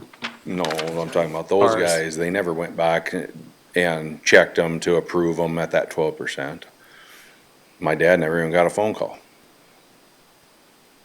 They never even looked at it. They never called him and asked him to look in his house, and he said they just approved it. Nothing ever happened of it. Another guy that I work with, same thing. Said, I never got a phone call, but they approved it apparently, because I never got no phone call. He said they never came in my house and looked at nothing. I said, well, how do they do that? Here, Ms. Hadcock. I have a motion for 156-2. The land would still be at 22,000. And then take that away from the 156-2, which is what, Jerry? What are you doing? 156-2 is the total. So the land would be 22,000 and the structure would be what? How do you, 134.2. how do you arrive at 134.2. that? 12% difference is what I did, added 12%, which is 156,240, which I rounded it up to 156,2. So it's That's 20 lower than the 167.3 reduced value. Yeah. They started at 139.5. Were they getting reduced value because they haven't been added? No, what the county recommended was 215.7, Wall reduced it to 167.3. So if you added the 12, it's still 156,240. 167.3 is 16%. Right. Right, because they didn't go with the 12% on me, they went 16.6 increase instead of 12.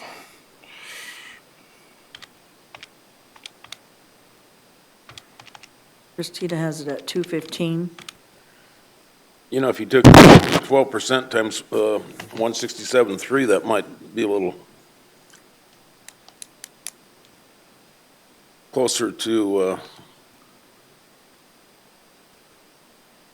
It was 139.5, and we did that and kept reducing it over the years for a reason.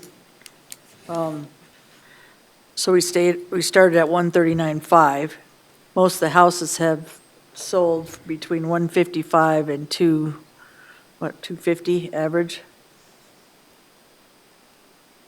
251, 122, 255. Yeah, he doesn't have a basement, so there's no more living space. He has 4 bedrooms. I don't know how big. The problem is here, sir, too, I'm gonna be up straight. You need to let him in your place. Okay. But she can't make a fair assessment, and we're trying to be nice in one I mean, she sense could and see do the my right foundation thing, but, from, she could see my foundation from outside, because she's not gonna crawl in my crawl space, because it's, unless she wants to be Right. on her well, I don't think she's hands and debating knees in that. there, or her belly to crawl around, because I only Yeah. got a But she's- 2-foot crawl space. She's not debating that, sir. What I'm saying is from the sale prices, and Jerry lives in that Right, area, right, those houses don't sell for that much. right. I just look at it per square foot, and you're at $95 a square foot, and then all your comps are 150, just significantly higher. I agree that maybe an adjusting upward, but I think that might not, or that just seems a little low to me. And hers was 239 too on this paper, the All right. subject property, not 215.7. So, So at the 156.200, I get 240, but that's a 12% increase over 24's assessment. that's what I'm saying. If that's your motion, I'll Yes, sir. support it. Yep, So you're going to second it? yes. Second. Motion from Hadcock and a second from Durr. Any Mr. Chair, Okay, Mr. question for Mr. Dunker. Commissioner Drews. So, Mr. Dunker, how long have you owned this house? 25 years, I believe? And you've done no improvements No, to? nothing. None. Nothing, I mean, I built an addition on it right after we moved in it 25 years ago. I Okay. built that addition on there, and that's on there, that's in the deal, it shows Okay, that I and built the that. addition is what? It was 16 by whatever the width of my house, it was just a 16-foot addition on the one end of the house. Okay. That's all I did to it, it's the only thing I've done to it. Okay. Haven't replaced the concrete driveway, it was, like I say, it's built in the 50s, it's all falling apart, and it needs tore out, but, Thank you. so you guys approved it at, Not yet. We haven't yet. okay, We have a gotcha. motion on the floor. So I see, any gotcha. other discussion? And the other discussion would be, I mean, his home was built in 1907. Yep. Yep. Not 1950. All in favor, say aye. Aye. Opposed, same sign. Hearing none, motion carries. Thank you, I'm Christian. a nay. Oh, we got one nay Yep. from Mr.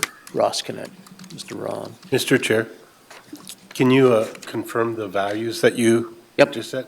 Kara, can you give him the values? Yeah, I got land at 22,000, structure at 134,200 with the total of 156,200. Is that correct? Okay. No basement. Thank you, Mr. Dunker. Thank you. We're moving on, sir. Thank you, Christina. Yep, thanks. Next property is Linda Hiltner. Jay has a recommendation on that. Linda's not going to be here. Mrs., or Linda's not here, Hiltner? That's right. She just didn't show up, or she just called you? She said she's not coming in. Yeah, Oh, okay. so she, Jay McKinstry Equalization. She emailed me 8:30 last night, said she's fine with my recommendation. But while we're talking about this, this is a good example of what can happen if we are let into homes. This is one that we brought back. She let us in, and we actually reduced it from our original assessment. Still a little higher than Wall was, but my recommendation is 15.5 on the land, 117.5 on the structures, for a total of 133, which ended up being, like I say, right in between the two. So it's not arbitrary. If we can look at them, we do. We try to look at them. It's whether or not we're allowed to. So I just wanted to bring that up as well. Thank you. Any questions on that? No, Commissioner Drury, looked like you had a question or a comment, I no, I'm guess. ready for a motion. Okay. Yeah, motion to approve the assessed value total at 133,000, land 15.5, building 117.5. Second. I have a motion from Dur and a second from Drews. Kara, did you get those numbers okay? I surely did, thank you. Okay, thank you. All in favor, say aye. Aye. Opposed, same sign. Hearing none, motion carries. Caught up. Thank you. I think we're getting caught up, right? Yeah, Mr. Hoffman is next, and he's here. He is, Mr. Zach. Oh, you introduced yourself earlier. Yeah. Now sorry, we gotta wasn't raise official, you, but- now that we know who you are. It's going up. Go ahead. You ready? Okay. This is tax ID 19093 in Wall at 610 Glen Street, east portion of Wall, north of I-90. As we've been already discussing, Wall lowered the assessment from 102,500 to 79,000. So during reappraisal, and we've touched on this, but we're updating the condition and checking our data.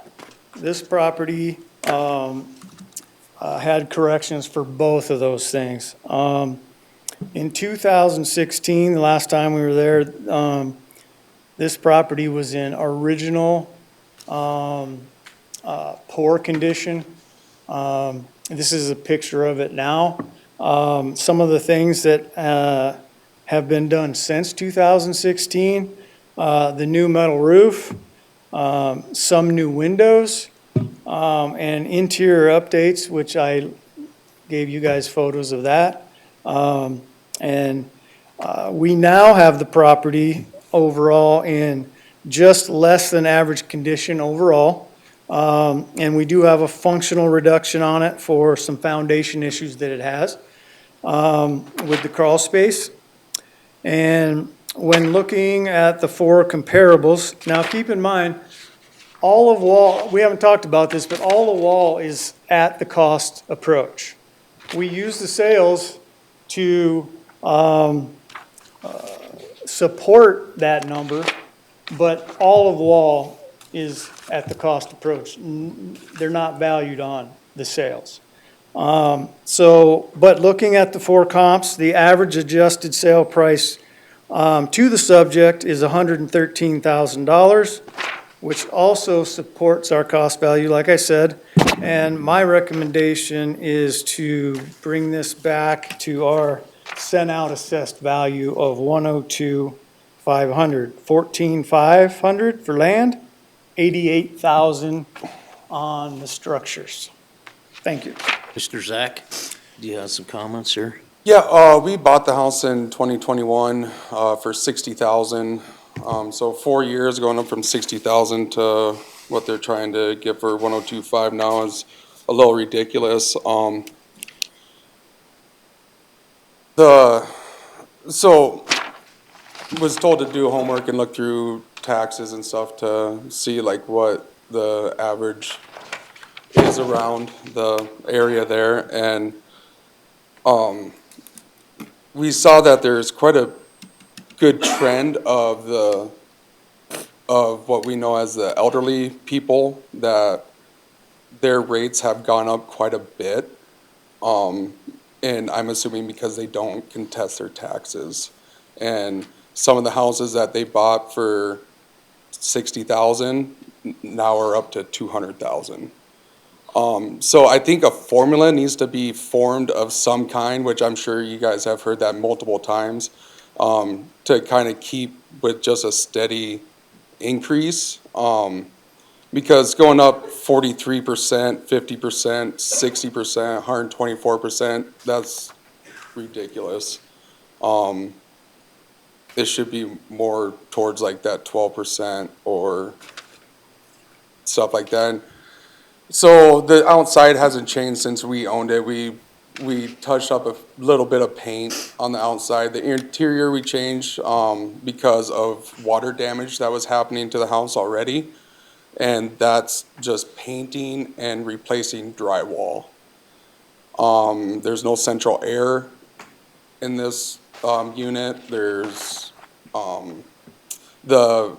it says it has a basement on it, but the basement is like 8 by 10 foot space that's cracking out. One wall's giving out, and we have pictures too of that. That it's totally cracked along the whole side, and there's 2x4s that are keeping it in place from caving in. We've done cosmetic work to it, yes, but foundation, no. The electrical is all old in it. It's the very original electrical that's in it, so that's not updated. I don't think we should be increased to 43% just off of some minor cosmetic deals that we did. The window, that big window there, it's on the side there. All we did was put paint on that. We can't even open up those windows because of the way it shifted. Matt, Ms. Hadcock, you have the floor. The issue is, sorry, I do look at the sale prices, and your comparables are, the lowest is 130, and the highest is 219, and your house is only assessed at 1025. Or, 112 square foot. so it's 112 a square foot? Mm-hmm. And I'll just be up straight, I don't think that's bad. I think he did pretty fair by the look of the house. Yeah, my $100,000 house in the last couple of years went up to 2-something, so, yeah, I have a one-bedroom kind of thing too, so, yeah, I think he, on this, I'm gonna say, based on what I'm seeing on the comps and stuff, I think he treated you pretty fair on There's 1025 and not the 79, sir. Yep. And then improvements don't help, take my word for it. Once we start improving our businesses or our houses, it's gonna make the price up. And it looks like from you did some improvements and stuff, and you don't have a basement, so the cracked, depending on if it's having a problem with the just crawl space, foundation, yeah. yeah, that it's not gonna affect the issue unless that's gonna cave in or something on the side. I'm just having properties that have, cracked foundation. Depends how bad that crack is and if it needs to be redone, so. Yeah, and the last sale price, you bought it for 63, but most of the time, I'll just tell you, you won't usually find too many houses, maybe in Wall, and maybe, I don't know, I haven't bought anything in Wall, or I visited there. But 1025, just from, in general, I thought the 1025 was pretty comparable to the rest. It's actually way lower. And Mr. Chair. Oh, we have, Sorry, sir. Yeah, question for Jay. Yeah. Jay, when you were talking about the improvements on the house, you're talking about the improvements since the last time the appraisal was done on it? Since 2016. This Okay, that's what I was wondering. yeah. Okay, when you were presenting it, I thought you were saying that the new owners No. had done these improvements. The roof was on there when he bought it, but it's still new to us and it's new to the home in Okay. that time period, yeah. Okay. And they haven't been there for a while appraising, so.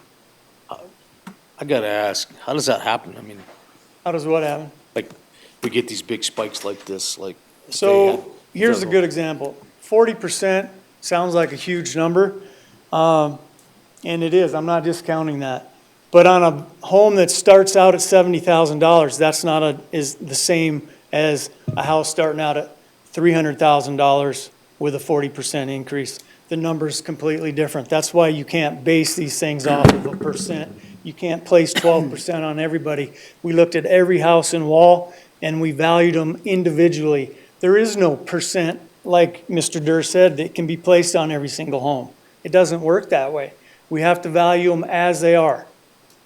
No, I understand that, but I look at all the stuff, I don't seems just like look we've at the been 12% behind. on. You, like you mentioned about the roof hadn't been touched since, Yeah, hasn't well, been yeah. assessed since Should we have 2016. gotten there sooner? We sure would have liked to, but we've got a lot we're dealing with. We prefer to be there, like Christina said, within a 5 to 7 year window. And when it gets to 8, it does get a little worse for the homeowner because we're capturing stuff over a longer period of time. If we could have been there 2 years ago, of course, it wouldn't have been as drastic, you see, because even the cost of construction's gone up wildly in that 8-year time frame as well.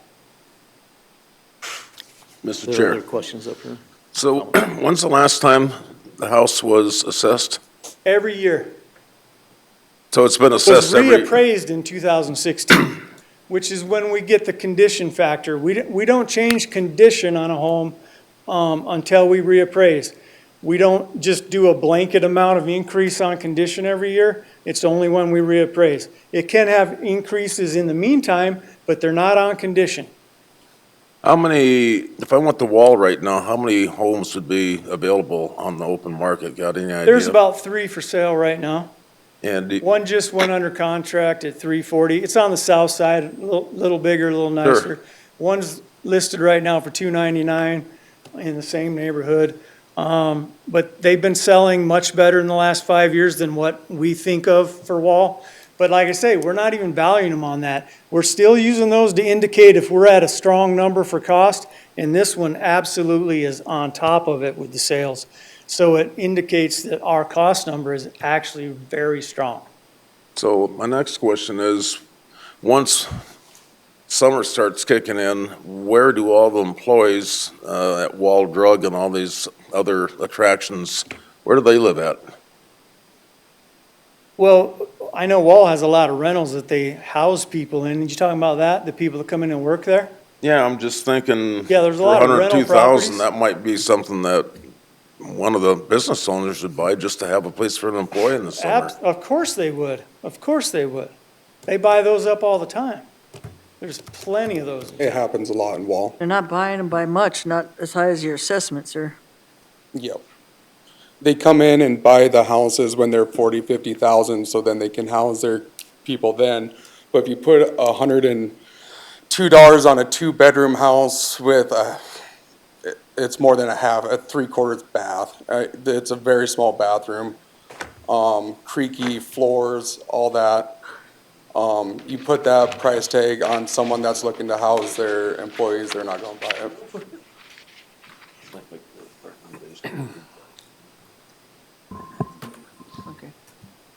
Okay.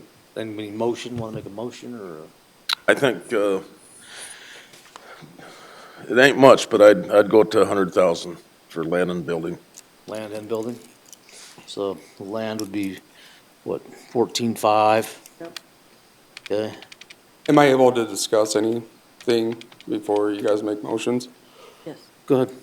Yeah, thank you. So I didn't know about this whole process until I first became a landowner or a homeowner. And that's because, so I got my first time home and everything, got a mortgage for it. And, you know, it had monthly mortgage payments. Then 2 years later is around 2016 when you guys came reassessed. I didn't know about challenging, tax assessments or anything like that. But pretty soon I found out because my mortgage payment went from that $520 to about $720. And now I'm at at $870 now because through the years with insurance, with the escrow. And that's another thing I want to point out is these new homeowners, they're setting up their payments and they're like, oh yeah, I can afford this much, but then all of a sudden you get 40%, 60% tacked on to catch up to the fair market price, well, that messes with their mortgage payment, so then you're making it harder for that homeowner to make a living.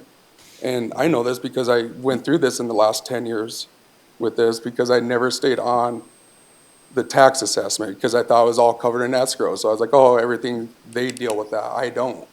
Well, now I find out that I have to deal with this, and so that's why I'm trying to keep this down to a fair price for a homeowner to have to pay taxes on. I agree with what you're saying. I think everybody faces that same issue. And one thing I would tell you is that his job is to equalize the properties out. So everybody's trying to pay an equal amount of tax according to their property value. That's the process that the state has in place, is that they're gonna tax people based upon their property value. Is it right or is it wrong is a whole nother conversation to have. But what he's saying is, he has to assess your property as equal as he can to the other properties, so you're all sharing in that responsibility of paying the taxes. But I would tell you, as a council member or a person in your community, if you want to lower your taxes, have, the county here spend less money, have your city spend less money, have your school district spend less money. Necessarily, this increase in your assessments, since they're all going up, is gonna be relative to everybody. That's why his job is to keep them all even, so you're not down here hiding under a rock while everybody else is paying your share. So that's why he has to adjust it accordingly. And so it may not, just because your assessment goes up doesn't mean your taxes are gonna go up accordingly, okay? What they do is they'll take all your budget, your city and for the county and everybody, they'll put it here and then they'll go, okay, here's our assessments. Everybody shares in that, and everybody takes a piece of that pie, and that's what they pay. So it could happen, since since all your properties in Wall are going up, chances are your mill levy will go down. And if it doesn't go down, then you probably got a problem with us, and you probably got a problem with your school district, because they take 60% of your taxes, Yeah. and then the city, whatever you're taking. So every time you sit up there and you go vote yes on something, you just increased your own taxes. So that's what I would tell you. I hope that helps. I know it doesn't make you feel any better about your assessment. I think we're treating you fairly today, so. And Do we have a motion on the floor? check your mortgage, because a lot of times on your mortgage, check what that insurance went up, because that's been killing a lot of people, is that insurance. And you're categorized as owner occupied? No. Not this one, no. It's a rental property. This is a rental. Oh, it's a rental? Yeah. So you don't even live there. What's your monthly rent, just out of curiosity? It's listed on, it's not monthly, it's a vacation rental. It's Okay. on Airbnb, so Oh, good for you, entrepreneuring it. trying to, yeah. So do we have a motion? Ron made that one, I made but a no one motion of seconded it. 100,000 even, 85.5 And 14.5? and 14.5. And was it second by Hadcock? Okay. So we have a motion and a second. All in favor, say aye. Aye. Opposed, same sign. Motion carries. We're at 100 grand, 85.5 and Okay, is 14.5. this where it ends then? Like, we can't take it? You keep making fun of us, we might not end here. You can go to the state. Thanks, Zach. Give me a minute here. Thank you, Zach. Thank you, guys.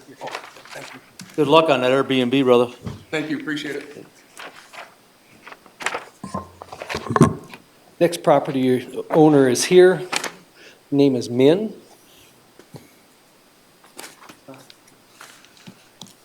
Oh, who's this? Okay, this is in? Last name is Pong Club. I know it looks a little overwhelming, but No, it's not. think Look of at my Fun name. Club.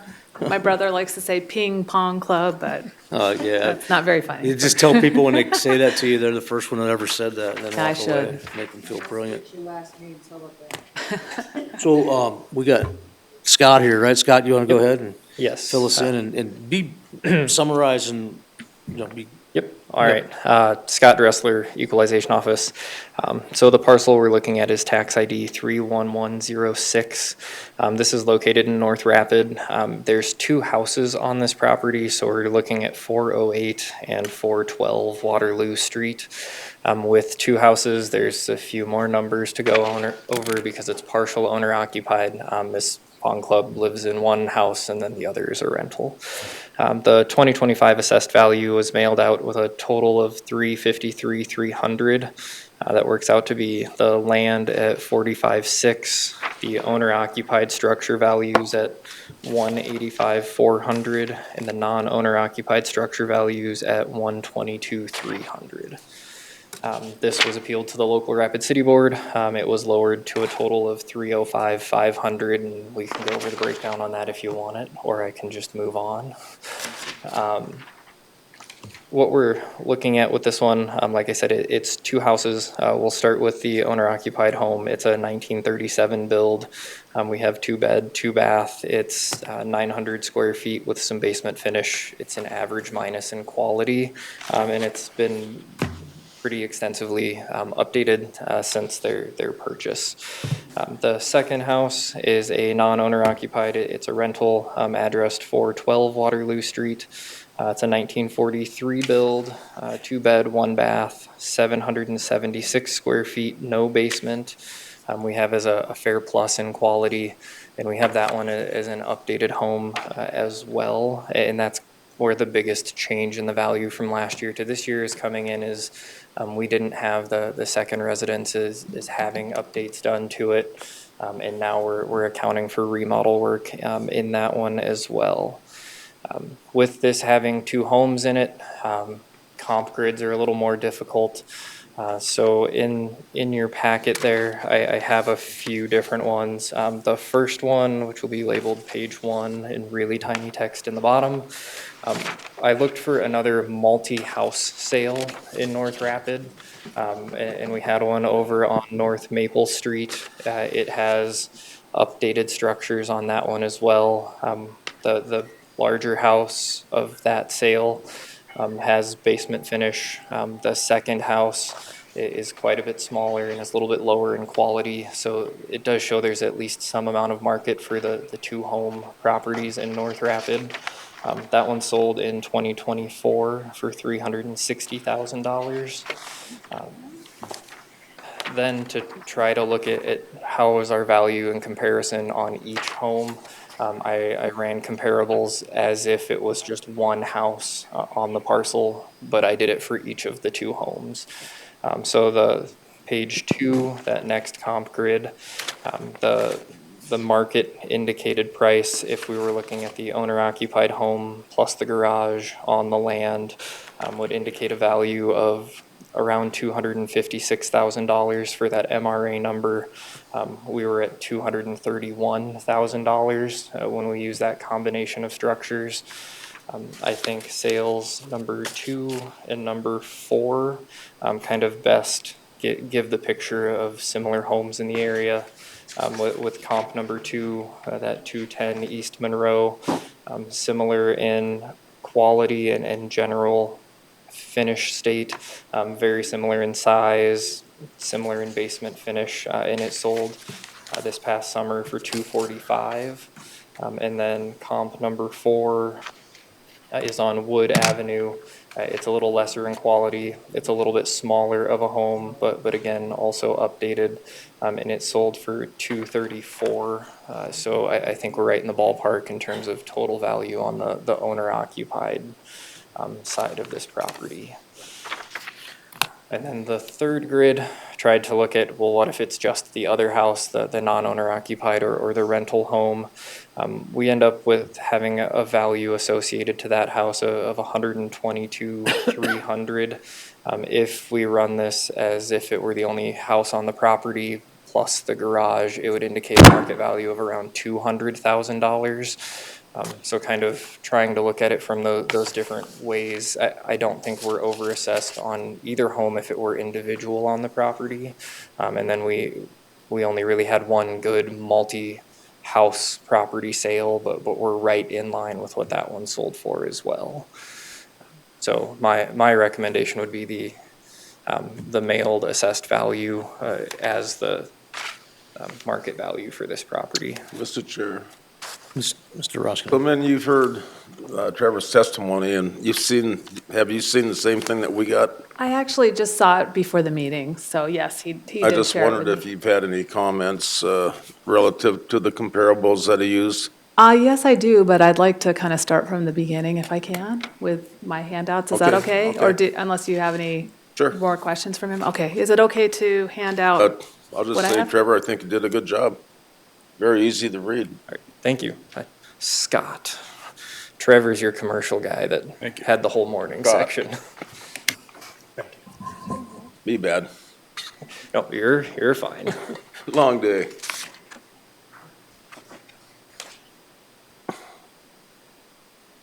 Thank you.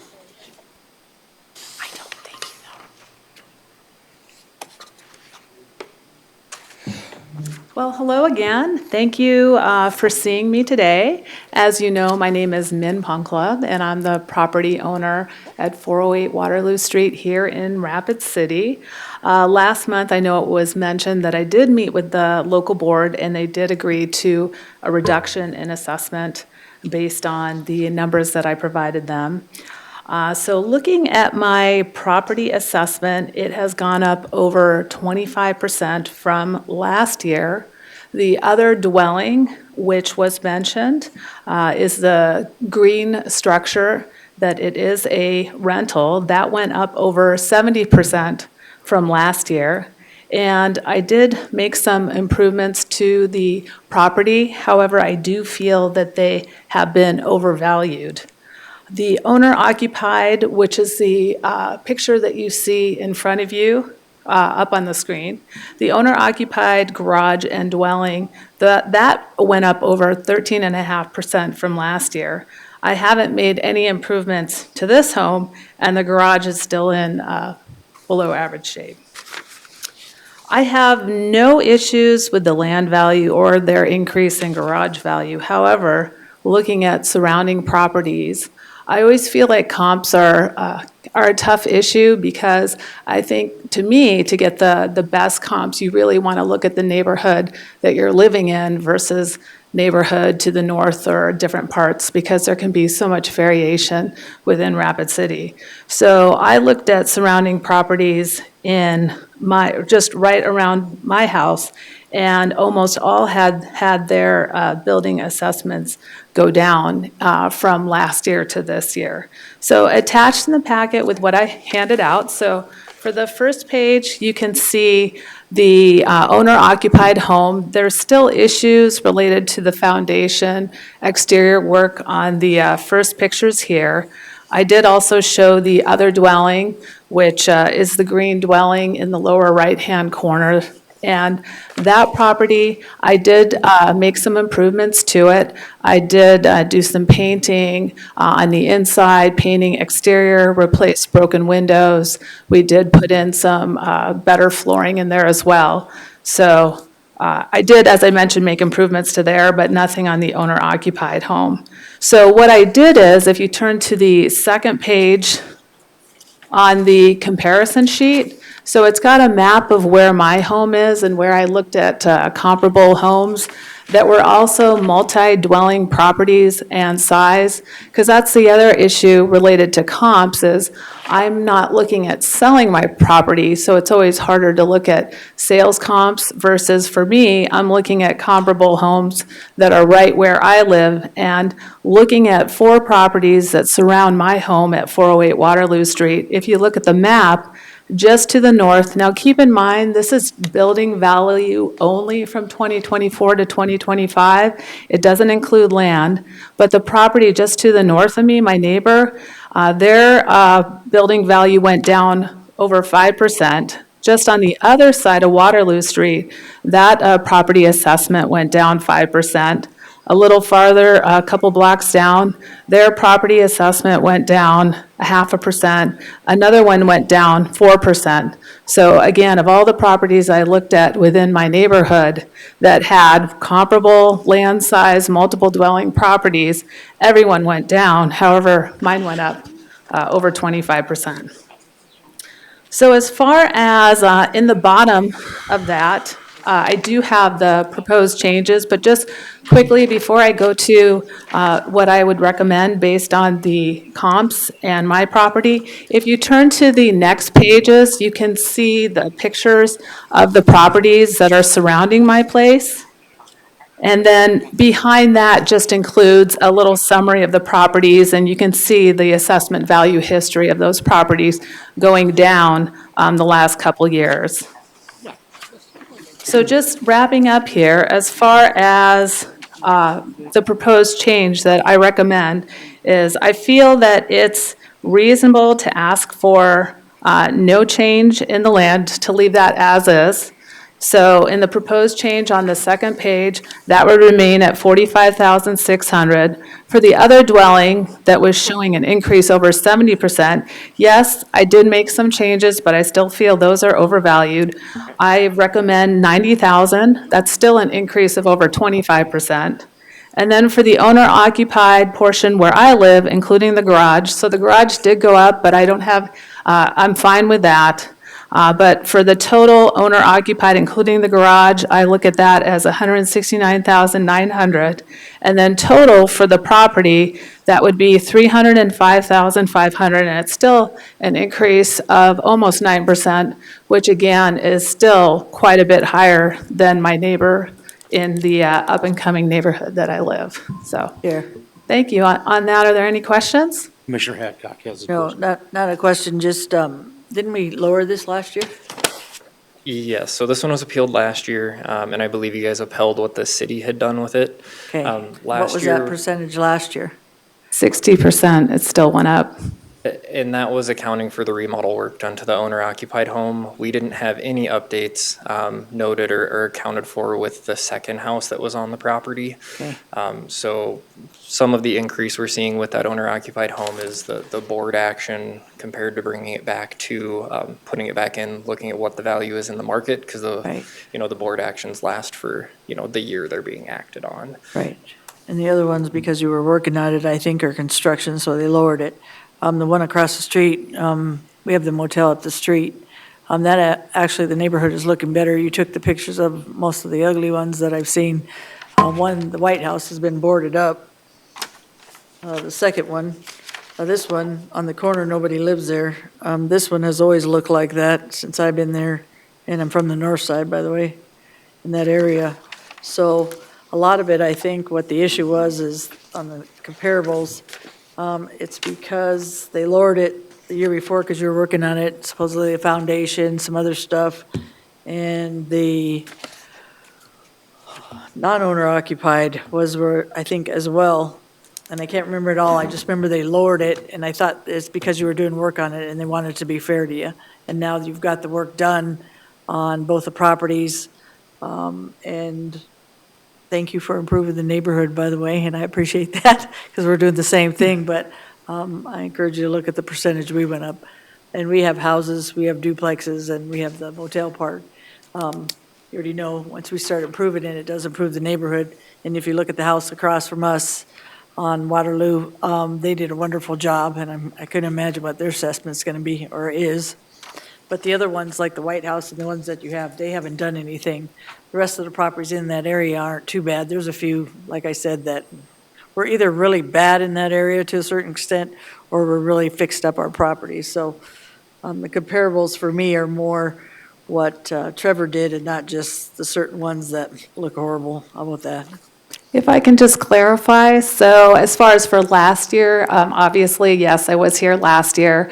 The property assessment, it still did go up 60% based on the improvements that I made to the owner-occupied portion. So there weren't any increases on the other dwelling because I hadn't made those yet. So now, with my recommendation, I'm still recommending it goes up 25% versus the 70% that was proposed by the Department of Equalization. But is it because it wasn't fixed up and there's a lot of things and you can rent it at that time, so the income, there was no income, basically, there was no, you see what I'm saying? And maybe, like if I do a reconstruction of a house, like I took well, not me, my husband took a condemned house or something that was junk, and it was assessed at 20,000, and then it ended up being 110,000, it's gonna go up a huge percentage, because now it's livable. People can use the building where before, and I remember you guys did extensive construction on it. That's what I'm saying, is that what the issue was, is you couldn't make income off it, you're redoing it, I'll keep saying you did a wonderful job, but you weren't that building was non-accessible until you fixed it up, and that's why that percentage probably went up high. Well, again, just to clarify, so I was actually living in that, the smaller unit while fixing up the bigger house. So, I mean, it was livable because I was living there with my family as we were fixing up the property, the owner occupied that's up on display. Right. So I mean, yeah, it was still livable. Now it's obviously upgrades have been made to it, and that's why I feel the 25% increase is a fair and reasonable number based on the improvements that I put in as I was living there. If you went to horrible to really good, that's probably why. I don't know what that percentage would be fair on that. I think, like I said, on the assessments, just from taking horrible houses into something that's nice, redid the neighborhood. I'll keep thanking you for that because it looks beautiful. Both of them do. Well, I guess just one other thing on that, on the comps is, I know it is tough coming up with a property that has obviously multiple dwellings on it, but I just feel the comps are on the higher end because they're in a different neighborhood. I mean, even on the other side of North Street, up closer to Anamosa, Maple, Haynes, it's not in the area where I am in, which is more up and coming. I mean, there's still issues with the neighborhood and the area, so I just feel like those comps are high, and it does hurt people who are coming in and trying to make improvements. I feel it's fair that the property assessment does go up, but I just feel like I've just been hit so hard these last couple years with the property assessment. It just makes it really hard to make ends meet. Mr. Chair. Yep, Mr. Ruskinek. So you've seen Scott's comparable sales that he's using. So which one would you say would be most comparable overall to yours, realizing that you've got, he's got your total square footage of your two homes at $210 a square foot. So which one of those comps would be closest in location to your home or your homes? And I must admit, we just met like right before the meeting. He handed me the packet, so I haven't had a chance. He did make an effort to email those to me earlier, and I didn't get to it. I didn't see them until before the meeting, so I haven't had a chance to analyze them for. Well, Scott might know which one is closest to your house. We're talking Sure. location, and that means a lot to me, so. So I just have a note kind of on location. One of the things with this is, we all have these in the same, they're located within what we have for an assessment neighborhood. When I was looking for comparables, one of the bigger things I was looking for was homes of similar age and condition as well, sticking within our same assessment neighborhood. So we look at all of these sales together as we go to work those values. But I really didn't want to start pulling, a 30s or a 40s build that needs lots and lots of work done because it hasn't been updated since the 60s or the 70s. I was looking for those homes that have had updates of similar age.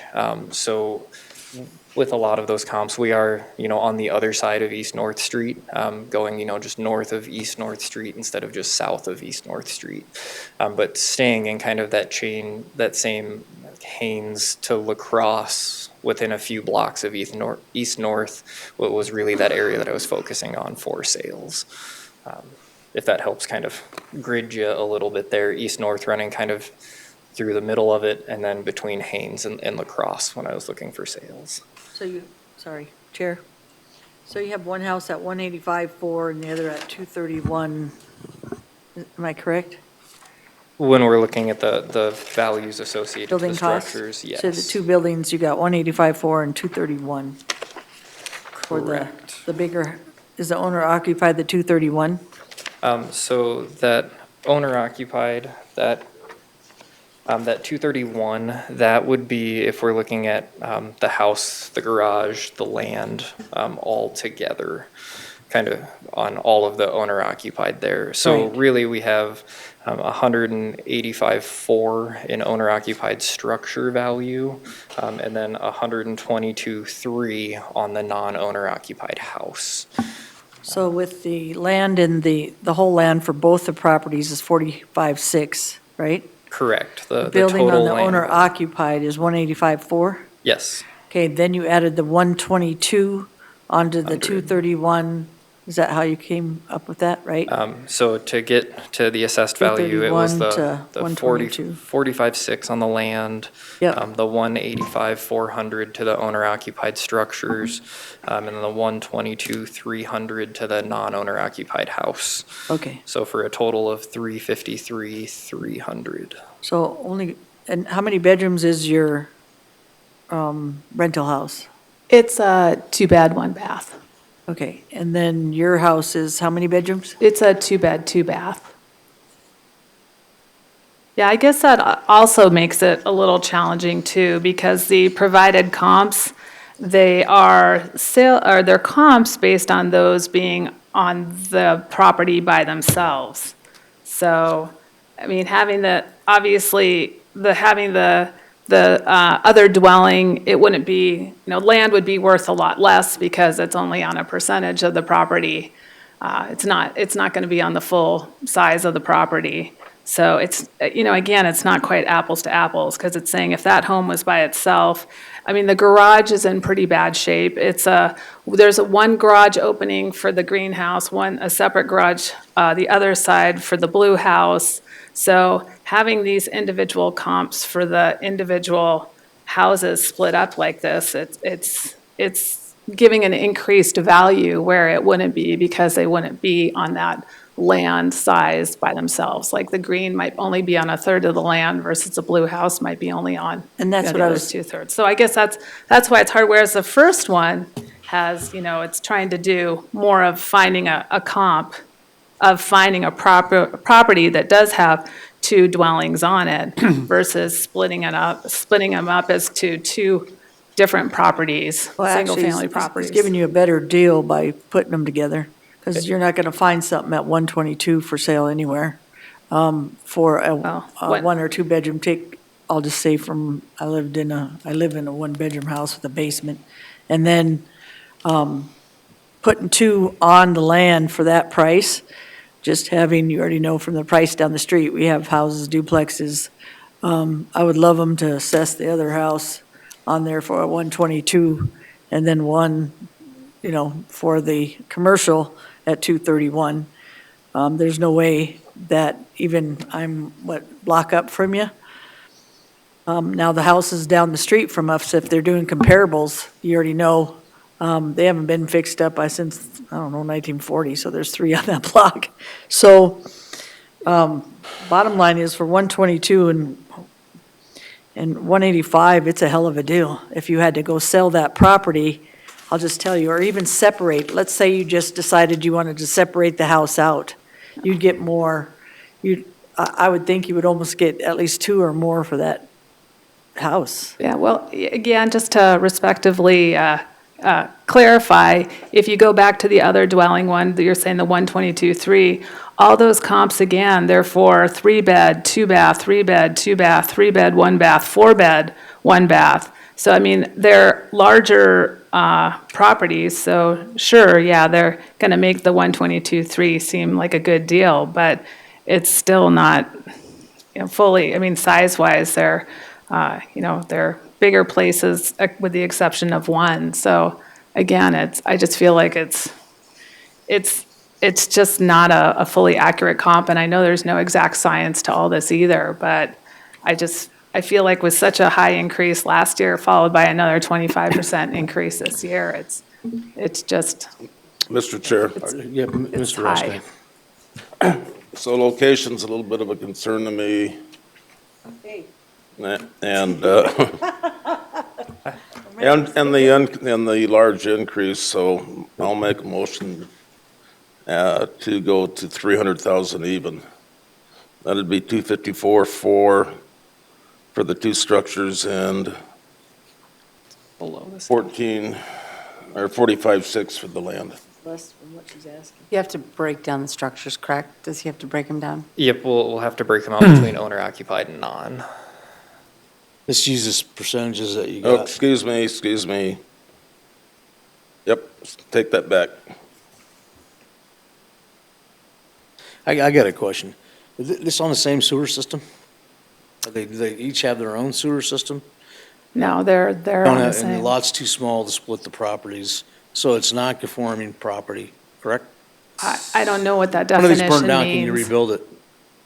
Gosh, I'm so sorry, I don't know what that means, but I can tell you they're on the same, they're actually separate sewer, but it's the same water sewer bill for both properties. Goes into the same main on the property then, or like? just- They're tied in differently, so they tie into the alley Mm-hmm. sewer system, but differently, but it's all one Into bill. the alley? Well, they both tie into the alley, but in separate spots. So it's one They're individual rapid, sewer and water. but it's one water bill because they tie into the same water, but the sewer runs separately, but it's one bill from the city of Rapid City for sewer and water. Basically what it is a duplex. I mean, you can cut it any way you want, it's a duplex. Well, they share water. The water from How much do you rent the little one out for? The small property is rented for $950. For $950. So Chair, Yes. so even on the corner here, we have two buildings, you already know 428, 430, they're on the same lot, they're assessed differently. Oh, I get that, I understand that. Right. But my point is that a normal everyday person couldn't go out and buy this property. The bank would not give them a loan. You would have to have a 25 or 30% down loan. It would have to be like a structured like a commercial loan to get it done. If she separated lots, you could, because she just said the water Well, and the sewer wa- are separate. No, water They is just go not. into the alley. Water's not. Water is not. The reason there's only one water line is because there's not enough room to separate them. There- The city requires you to have 1 meter on that lot. That's They- why you can't have two. Yeah. That's not true, because they started making us separate them, so we had to put gas and different water line to make sure they both had them.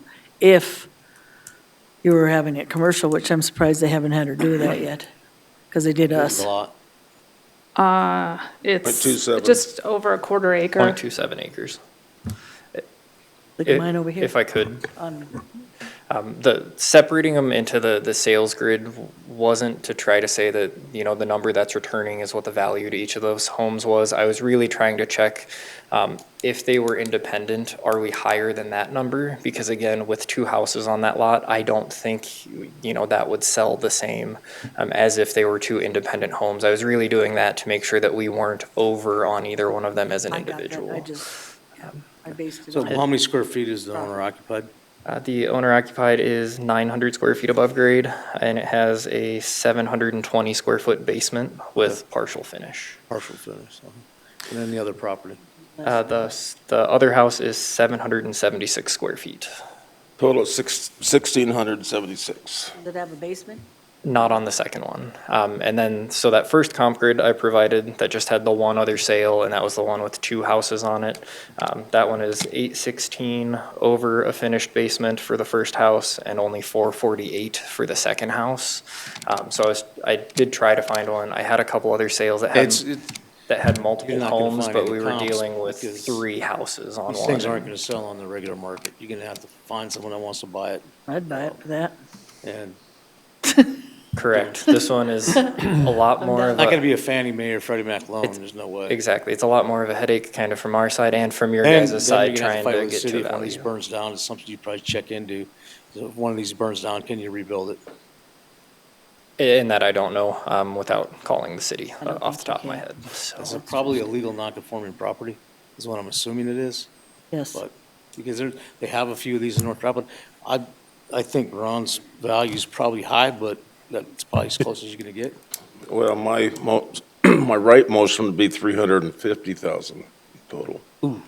3 what? Right now, the recommendation is 353. I thought you said 300. Yep, 353, Thought you made a motion on 300. 300. No, No, he didn't finish. I take that back. I meant take the 353, round it to 350. Wow, that's, 350 total? Correct. wow, that's still going up over 25%. Like I said, for the owner occupied, I mean, that, even with my recommendation, it's still going up 4% from last year. The prior year, it was hit, I mean, the overall property was hit over 60% from year over year after making the improvements to this. So I feel like it's reasonable to see an increase in the other dwelling because I did make the improvements. But I didn't do anything to this house here, and there's still foundation issues. So to have the property, the whole property still be at 350 just seems quite high, having done nothing to this. I'm, fairly, reasonable increase for the other dwelling, because I did make the improvements. And with my recommendation of 90,000, it's still 25%. Land would remain at 45.6, and then the garage, they had an increase in the garage too, and the garage is in pretty sad shape, but I'm not looking at having any issues with their increase in garage. But, having the owner occupied where I live, still going up You have a to substitute. 169.9. Yes, Chair. There's a substitute. I still think there, About a second, anyway. some of the things that you mentioned, Mr. Chair, I think are relative to this property. Because I do think that if you lost one of those two houses, I seriously doubt if you're going to be allowed to rebuild back I'll agree. more than one property on that piece of property, It'd be according to the city. Excuse me? I apologize. It'd be non-conforming. He's right. So I like, and I don't know, did you put your numbers together for the city when you appeared before the city board? Yeah, these are the Okay, so exact numbers. they adopted exactly what you had proposed. They adopted what I had proposed. Yes, they saw these as well. I think that's a lot closer to what that value should be than the I'll second it. 353. So we I'll have a second. motion and a second to keep it the same as what the prior level, does that make sense, what the city adopted? Chair. Yes. Okay, so I'm agreeing with Gary, because then I did forget. It would be non-conforming. You couldn't build. If she burned on that property, she couldn't rebuild it. So her property would be worth 305,000, burned or not. They wouldn't just take it down, so. And if there's only one water line, someone had to put the cost of that, which is about $10,000. To put a separate water line, take my word for it. It's just obsolescence in that property that it's hard to overcome if you're gonna be selling it. I wouldn't touch it for 305 grand myself, but I get it. We have a motion on the floor. so they're going with the 105.5, local it's boards? the same, yeah, it's the same one that the city The put local, together. okay. It's, 259.9 for the structures and 45.6 for the land. thank you, sir. Okay. You're burning that calculator up. And I have the breakdown for owner occupied versus non, if you'd like that. I can Yeah, bring it over when we're. It's just what's on here, Perfect. right? Perfect. So Thank the you. bigger percentage of the That- properties owner occupied, so, All right. Thank you. thank you. I have one comment on this property. I've had more than one, but I'm just going to leave it to this one. So in his notes, he stated that they asked to inspect the property and the property owner declined.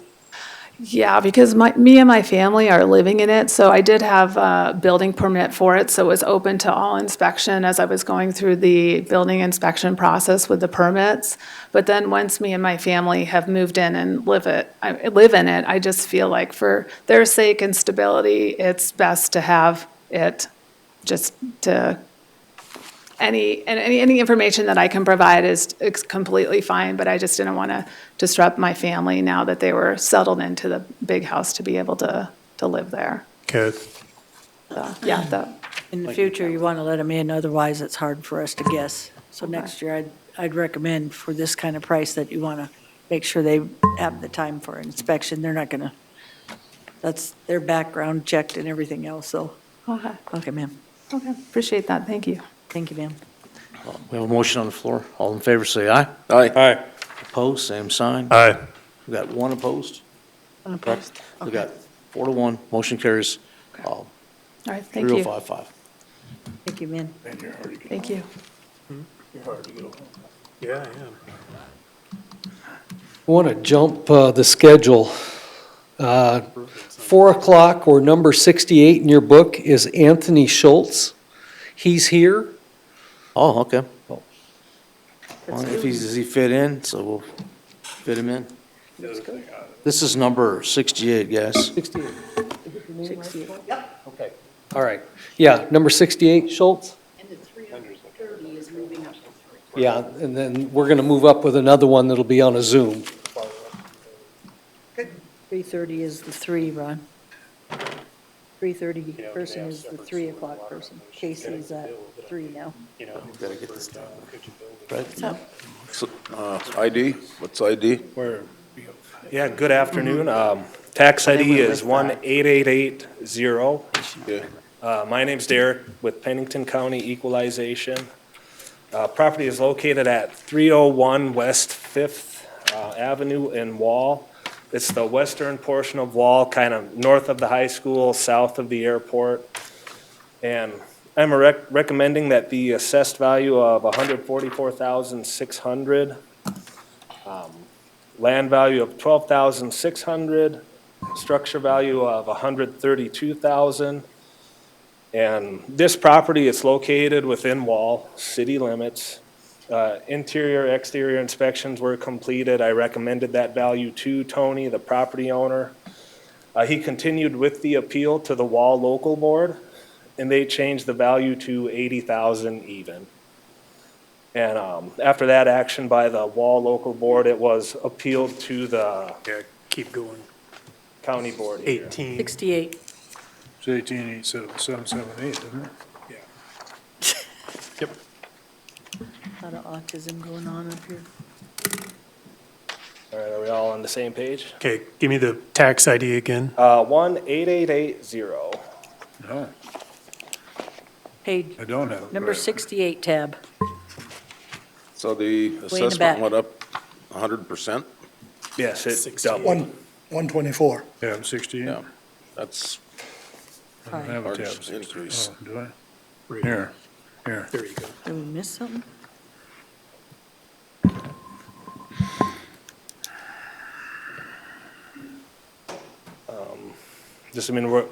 I left off the property appealed the Wall Local Board. The Wall Local Board changed the value to $80,000 even.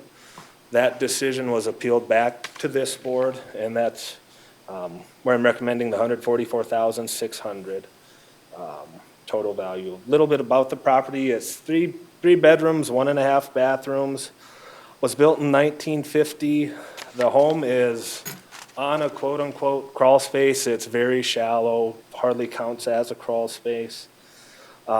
Slightly less than average condition, and the quality of construction is at fair. The house has newer siding, some newer windows.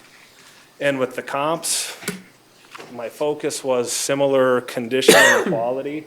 So the comps, they tended to be smaller than the subject. The subject's a little over 1,400 square feet. The comps are between shade under 700 and a little over 1,000 square feet. Garages. And they range in year built from 20 to 52. They're fair plus. With this property, the big thing about it is it changed significantly between 2024 and 2025. The property value doubled. And that was because of the wall reappraisal.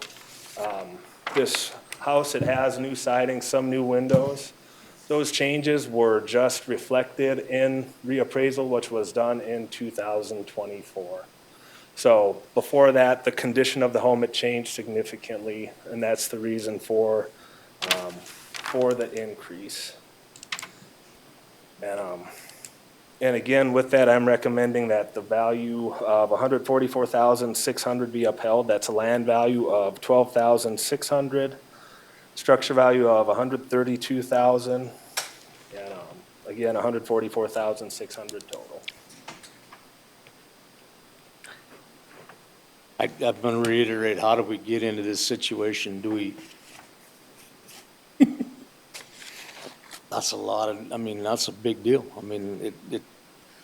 If our job is to equalize, and we're not equalizing this area for the last 10 years. 8 years. I would say How this. do we get there? Do we have reports that we run that say, hey, we got an issue out here? This property. Step this up quicker? Where are you at? Comes back to, and I'm sure my colleagues have mentioned, we try to get to different areas of the county every 5 to 7 years. It was about 8 years before we went through Wall. And this property is unique in that it noticeably changed from the last time we were there. It has new siding and windows. So the condition of this home Tony, he'll know more than me, but he mentioned that it changed shortly after our last reappraisal in 2016. So the condition of that home is reflected in the 2025 value, although that work could have taken place in the past. That's why we go through different areas of the county for reappraisal to make sure that that condition is correct. And properties that change significantly in value, like Tony's, it's unfortunate, but with how we structure reappraisal, I don't see a better way to do it where Do you think the way we're doing it now is the best way to do it? That we're there's always room for improvement. I'm not gonna deny that. There's always ways our office can improve and get better. So, Certainly. Mr. Chair. Mr. Commissioner.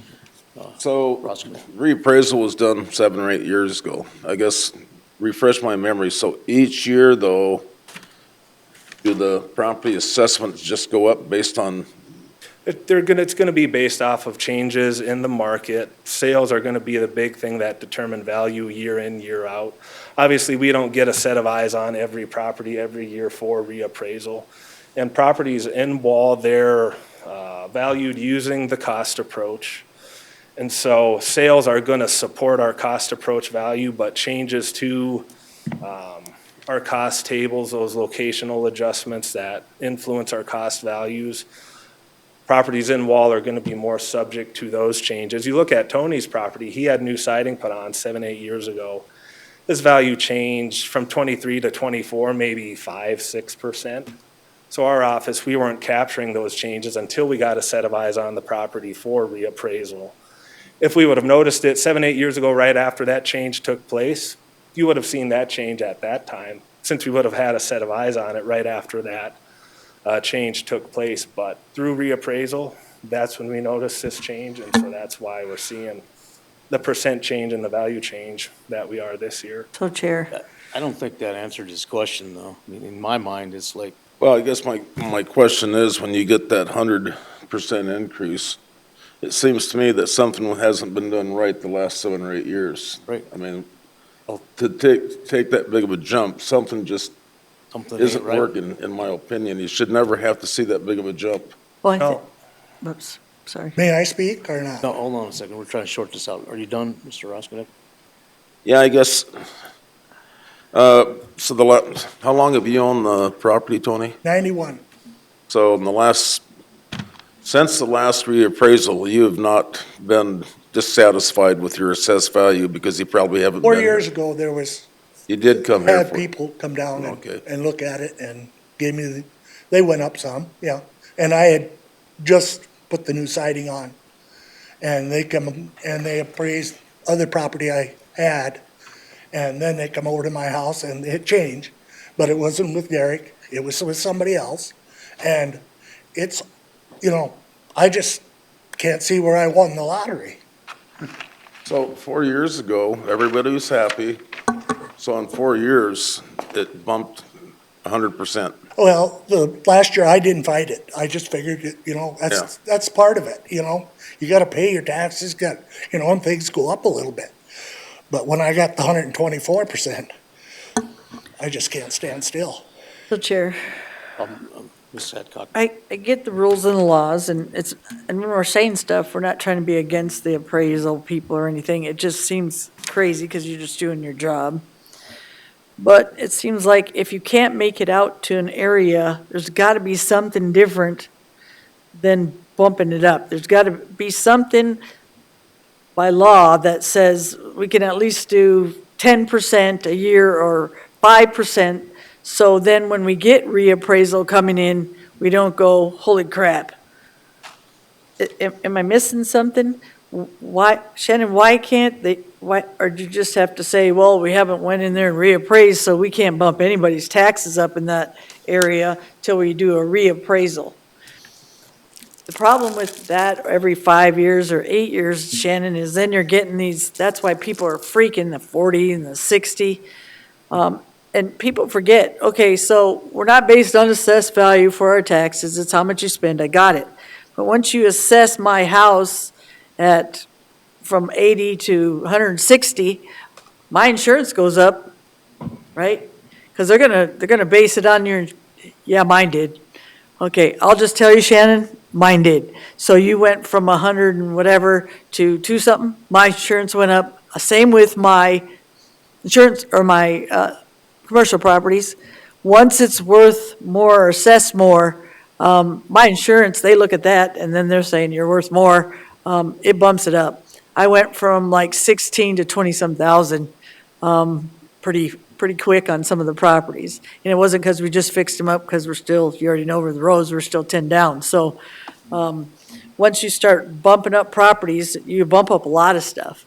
So how do we do it? So in that case, people have budgets, people, even we as commercial people have budgets. How do we do it so it's a certain percentage, and is that not legal to just say, okay, instead of every 5 years, we do a reappraisal, that we can at least bump you up, the 10% or whatever, so by the time you get there, it's not 50, it's still the 10%. And maybe I just don't know what I'm saying, in the sense that you can't do that. Maybe it's a law, Shannon. Mr. Chair? Yes, I'm sorry.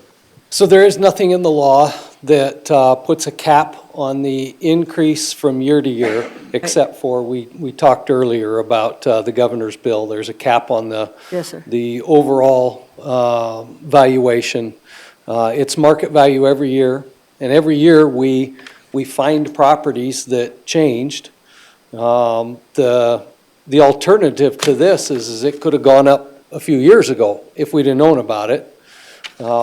Wall likely doesn't have building permits for something like this, so there's no way for us to know other than go out to look. And this is what we do. We pick a neighborhood and go through it and we find these changes. Well, there's got to be something where you have a certain percentage to increase everybody, so by the time they're done, maybe he has then you noticed in 2018, he still went up 30%, but then when you came to maybe the remodel, then you're not going up 100%, you're only going up 70 or 60 or whatever. That some way, once you do something better to your property, you're not going, whoa, reappraisal. Now that property has changed in the last 8 years, I got to do 100%. Well, we have to appraise at market value based on the information we know about the property. We can't overestimate the value in anticipation of what's coming in the future. No, but if you did it where you just did, people have to pay their taxes, and they usually have to do a certain adjustment, and everybody needs to be adjusted, 3%, 5% a year, in order to make sure that, you're getting to that market value by the time you're done, and everybody's treated fairly in a sense, and then that guy it's that way high or way low, those are ones that are probably staying the same, and the other ones are getting a little bit more jacked up to 12 and 16 or whatever percent. I guess I never understood how we could end up doing a reappraisal and going, okay, Gary, your house is at 225, now you're at 360 this year. We haven't been in there for 8 years. And based on market value now down the street, it's 360, and he's going, holy crap. That's where I get confused a little bit, isn't there a better way to do a percentage where people are all knowing they're going up a certain percentage, but if they know if they're gonna redo something at their house, by the time you guys see them, it's gonna be a lot different or assessment. There's nothing in the law that sets that percentage. Commissioner Hadcock, I think I opened this Pandora's box, and I'm going to close it. Okay, And go let's ahead. move on with this fellow. And we obviously got a whole entire list of Crazy. opportunities we need to look at. So, but let's go ahead, and you had something to say about your property, if you could summarize for us. I own this smaller property, and then I own the property behind, which my garage is on. It's not part of this. And then I own another lot, and I own a rental behind, okay? I thought that was fair taxes that you put on them. I thought it was all right until it come to my house. And that just was way too much. So you're like a wall drug land baron out there. well, yes, I have been there, worked for them for many years. I'll explain a little bit to you, like I explained to the other fellow about the equalization, what they're trying to do. And for whatever reason, whatever brought us to this point is probably somewhat relevant, but maybe not relevant. But they have to equalize the property so everybody pays their fair share. If you're low and someone else is high, then they pay more. But in the overall picture, your assessment doesn't dictate what they spend, you know, what we spend, what the city spends, what the school district spends. Well, So- there's four places right in my neighborhood that have been, a brand-new house was built in that, on the north side of the railroad tracks. Siding and remodels are 2 or 3 of the houses in the last 8 years. And the last 2 years, I know the siding has been put on and taken off, put on, taken off, put on. So that's changed in the last year and 2 years. And to see that nobody noticed that that was happening and then raise mine up, well, I've got properties that I know they've been remodeled and they're on the other side of the tracks, which they are like 136. How do I go from, they go from 136 to, and I go to 160? You know, and they've got twice the house I've got and their garage. Do you have addresses on those properties? that we Yes, can I take a do. look I at have the right now? pamphlets right here. I have Mark Hyman, Merlin Doyle. 192. I can give you the numbers. I have the pamphlet. He's right next to you, if he could. Yeah, you can give them the numbers so they can, if they want to look it up that way. Their job is to equalize, so we should be all in the same boat. Yeah, well, that's, and then Osterberg House is just down the road and it's 166 and it's a 2-story house with a full lot. And that's Those are all the 3 new- I've just, Those you are all know, the 2024 assessments? yes, this is all the new stuff. Or yeah, did you want a tax ID or anything for any of the properties he's I mentioning? just wanted you to take a look at them, see what you think of them. Help us out here. Where, Unless someone up here has someone else to say, or a motion to make, or, yeah, I can address some of Mr. the Chair. properties. Commissioner Drews? Well, I think the 80,000 that the local board put on it is too low. But I think that equalization recommendation is too high. I would suggest something more in the middle, about 112,000. 112, and so like 112.6, and then the land is 12.6, and the property would be 100? Yeah.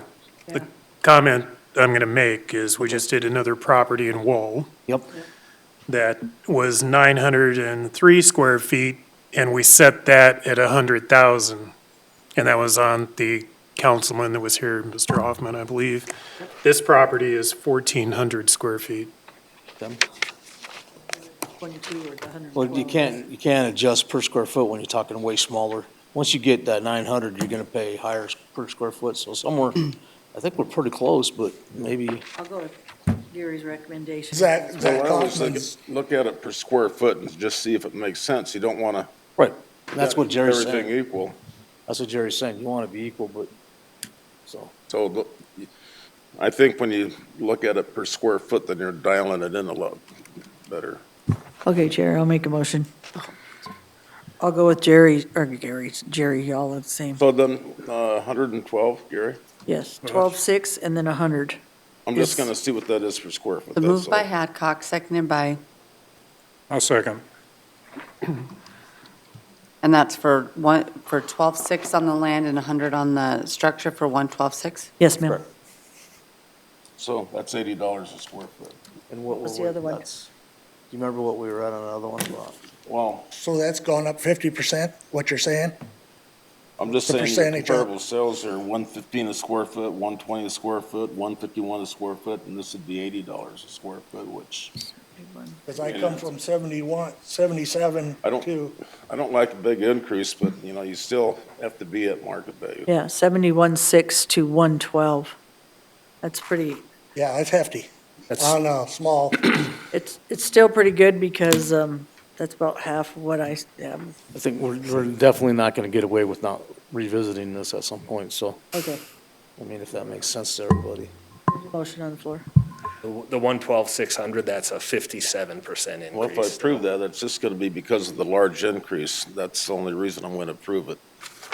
Okay, And then we're gonna have to come back and all right. figure out the the future. So all in favor, say aye. Aye. Aye. Opposed, same sign. Hearing none. Motion carries 112-6, sir. Okay, And do you know what the average home price in Wall is? Off the top of my head, I do not know. it's, All over? it's phenomenal. It's all over. I would imagine it varies between south side of Wall Right. versus I'm on established. the other side of the tracks and up by Well, you Golden must be doing West. something right. You own a lot of properties over there, so Well, I just, you better get out of here I before we bought, tax you I some bought more. the drugstore stuff. I work for them, so they said I could buy it from them. That's why I got it. So, Nice, thank and you, the sir. old boy that lived up there, he said, I'll sell it to you before I'll sell it to anybody else. That's the way it works up there in cowboy country. You dang right. So Jerry tells us. Yep. Live by it, you die by it. And that's the way we are. Thank Thank you, sir. guys. Have a great evening. So much. Appreciate it. All right, we'll move on to item, 3 o'clock here. or- Shannon, what do we got on this, what do we got going here, buddy? Okay, we're gonna go back up the schedule. Number 66 is Casey and Marlene McMillan. Number here? 66, no, he's on Zoom. On Zoom. Oh, there, hey, what's up? You see us all right? Can you hear us okay? We can't hear him. Yeah, we can't hear you. Mute yourself, there you go. Merry Christmas. Can you hear me now? We got you, thank you. Okay. That wall's killing us. Christina, right? If you could summarize for us real quickly. Hi, Christina again. This appeal is in regard to tax ID 18778, located at 711 Dorothy Street in Wall, north of I-90. The owners' names are Casey and Marlene McMillan. The original mailed out assessment was for $225,100, which is $16,100 for the land and $209,000 for the structures. The local wall board reduced the value to $188,700, which is a 21% change. I brought the appeal back to county and called Mr. McMillan to explain the reason for the increase. And it, like we've been discussing, it was primarily due to our 2024 reappraisal. I offered an interior inspection and it was declined. The house was depreciated too much, therefore I raised the condition to reflect slightly above average condition due to the fact that it had newer windows since we were there the last time. Prior to this reappraisal, the house was considered to be in fair to badly worn condition. Sales number 1 and 4 are my best sales. Number 1 has the same quality of construction. It's older, it's in similar condition, similar size on the main living area and basement areas. Approximately half of this basement is finished. Has the same number of bathrooms and a much smaller garage, and it's sold for $240,000. Comparable sale number 4 is also the same quality of construction, slightly newer, slightly lesser condition, similar size main living and basement areas, similar amount of basement finish. It has 1.5 bathrooms versus 2 full bathrooms, similar size garage, and it's sold for $279,900. Mr. McMillan's main concern is the percent change in value. I explained that we captured current data and caught the values back up to market value without making changes for the last 8 years. The home still has a 15% functional for existing foundation issues. I believe that Mr. McMillan's value is a good representation of market value. In conclusion, I recommend $16,100 for land and $209,000 for the structures, for a total value of $225,100. Mr. Chair. Mr. Roskinek. Okay, so putting that in a square foot basis, that's $183 a square foot, if I did the math right. What your recommendation is? 225.1, right? Yes. Then I divide that by 1,229. That's gross living area above grade. Yes. I think I come up with $183. Yep. That's really weird, you know, when you sit there and look at these, they're all over the board, because we were at $80 a square foot, now this one's $183 a square foot. But the sales, if you take the price per square foot, 195 a square foot, the 292 a square foot, with an average of 240 a square foot. I'm just saying that 183, it isn't too scary. I mean, it's below the average, way below the average, and the lowest rate, on the lowest range, it's even below that, so I just wanted to point that out to the other commissioners, being as I did the math. It's very interesting to say the least, Commissioner Roskinek. So. I'd say it would go to the homeowner, and you give us your opinion on why you think this property is should not be assessed at that value, sir. The only thing I've done is put in windows, and I was told at the time I put them in that it's just a maintenance thing. One of my big window in the front was starting to rot out. I had to replace it. Yep. And the other windows have been in here since the 60s, and so I just brought them up to date, I guess. They were a insert inside the old window frame, and they were really inefficient. Other than that, I can't help the fact that housing in Wall is kind of at a premium right now, and homes are selling for way more than they're worth. And you know, I can't help that. I can't help that.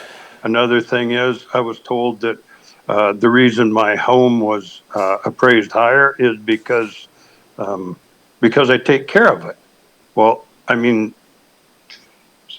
common sense tells you that you should take care of your home and keep it up, keep things nice. You know, curb appeal is a lot. So, but I can't see raising my taxes 35% because I take care of my home. Right. This, you know, I've spent a little bit of time, but we've been talking to a few Wall people today. And I can tell you that an assessment doesn't directly raise your property tax the portion that you pay. Basically, when the adjuster or the person that comes out to your property and explains to you, you got a nice property, guess what? You're gonna pay more. They're telling you that because they're trying to be straight up with you that it's the law that the state of South Dakota has put in place to collect property tax. It's not what these individual people have chosen to do. And what their job is to equalize, so your house is basically assessed the same as the neighbor's house. You know, if somebody's house deteriorates, it's probably gonna deteriorate their value, but it may deteriorate your value too. So you're a good neighbor for one thing. The difficulty we've been running into is that Wall has been somewhere off the radar for a while, and it seems that some of these property values that are coming in are these assessments have been, some of them have been way lower than they should have been, and that's where yours are at. We're trying to find a situation that makes the most sense that we're obviously to look at and try to take care of that. But the amount of money that you pay in property taxes is more directly related to the budget that the county and the city and the school district passes, because those are the people that take that portion of their money, and it's based upon your property taxes. So if everybody's property in Wall, South Dakota increases, your portion of the taxes should, the mill levy should decrease because all the property taxes estimates should be higher. That's basically the basic premise of what happens with that. And I don't know if that's as clear as mud, because we understand what you're saying. Common sense dictates, yeah, I should take care of my property. It should be in good condition. Mr. Chair. But we have Commissioner Roskinek, One of the please. things that I think we really need to focus on, we should have done this at the very beginning, and this isn't the correct definition, but it's pretty darn close. We are supposed to determine market value. And market value, I'm just going to read the definition. This isn't the one we should be using, but it's close enough. Market value represents the most probable price at which an asset would trade in a competitive and open market, assuming both the buyer and seller are informed and acting in their best interests. It's often used to determine the worth of a company's stock, But the point is that we just have to be looking at what we feel each one of these properties would sell for in the open market with neither the buyer or the seller being under duress. And that's, somebody keeps it up, that just means market value might be higher, but we really need to focus on what we're trying to do, and that's just market value. And I think that's what the comparable sales are saying. These are what homes are selling for in this area of Wall. And we are being told that they're using a cost approach. Yes. Well, yet we're using comps at the market value, so I'm not real sure how that might work out. I'll address that. There are three approaches to value in the appraisal industry: the cost approach to value, the sales comparison approach, and the income approach, but they're all looking for market value or for what a property would sell for. It's just different processes to estimate the exact same number. Yeah, I guess, I mean, in a way, but a market value is more addressed to comps, fair market value. I mean, if cost approach could be, I'm not sure how we're getting that, why we calling it a cost approach. Look, a cost approach to value is based on the theory that this property is worth what you could buy the land for and build a house on it, except subtracting We've done none of that depreciation. today. That's what a cost approach to value is. Right, but we've done none of that today that I've been aware of. Are you guys aware of anything? I think some of this has been done in these. Yeah, we have a cost approach model for every property in the county. And that's what we're being told these are figured at. But yet we're given comps for other sales. Yep, so we have a cost approach model, and then we go looking for sales to find the most comparable sales. And for every residential property, we have a sales comparison model as well. So we have two numbers, but what these appraisers are doing is finding the most comparable sales, the 5 most comparable, and then they talk about 2 or 3 maybe.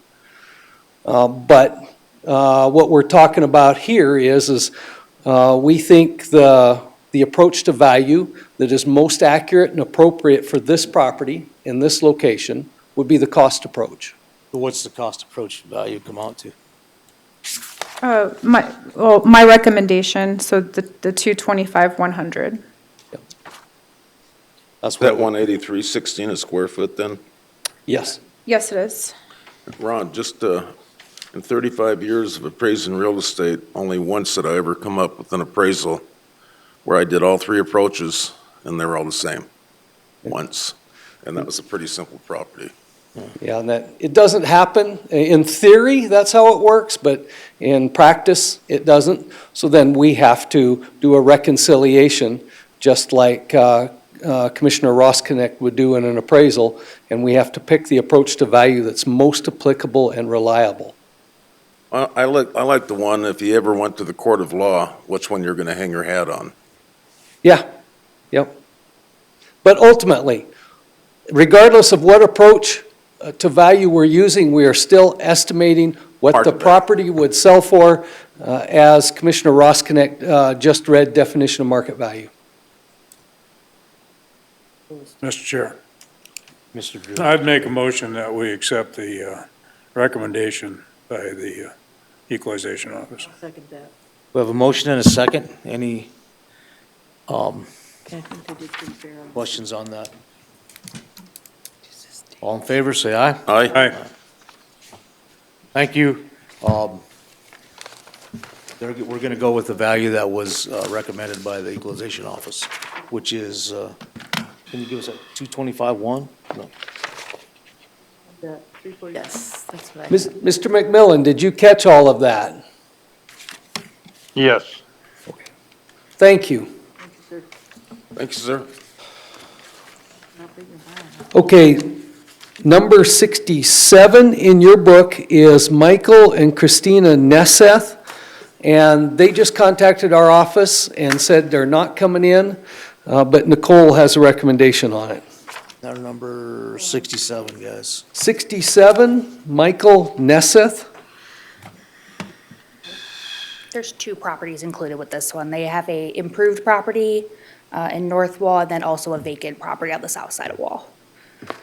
So, well, good afternoon. I'm Nicole again from the Pennington County Equalization Office. Like I said, I have two different parcels. I'm going to talk about the improved parcel first, and then I will speak on the vacant one on the south side. So, the improved property is tax ID 7252, located at 407 Norris Street in Northwest Wall. The vacant one is tax ID 39097. The property owners are Michael and Christina Nesseth. The improved property is the one I'll talk about first. The original mailed out assessment for this property was at 2066, and that's 13.4 on the land value and 193.2 on the building. Wall Local Board reduced the approved value 17% to 166, making their local total of 174 even. I brought this appeal back to county, called Mr. Nesseth and explained to him the reason for the increase was primarily due to the reappraisal, which we've gone over. And the other thing is we added 2 decks onto his property that were added between those times. During our reappraisal last summer, our appraiser noticed some settling in the exterior of the home, but overall it was very well maintained in average condition, as well as the appraiser lowered the condition on the detached garage. Mr. Nesseth originally scheduled an interior inspection, but later canceled. He also mentioned that there was no interior issues due to the settling. The Nesseths purchased this property in 2022 from Wall Drug. It was not a verified arm's length transaction, so I don't have it included in the comparables. I've provided comparable sales to Mr. Nesseth as well as to you. These sales are of similar age, location, and lack of basement, because he does not have basement. And comparables 1 and 2 are my best ones. Okay. Comparable 1 is a couple years newer, similar quality, is considerably smaller than the subject, but has a larger detached garage. And this home sold for $150 and has an adjusted, in 2022, excuse me, and has an adjusted sale price of $190. Can I stop you for just a Yes. sec? You have a recommendation because they're agreeing, right? My recommendation is to keep them at the regular value that we had. And that's what they think too. If they're not here, That's why I'm saying. Right. If they're not here, then they're not. just go with my appealing. recommendation. I didn't know if you guys were, We can do that if we have a motion.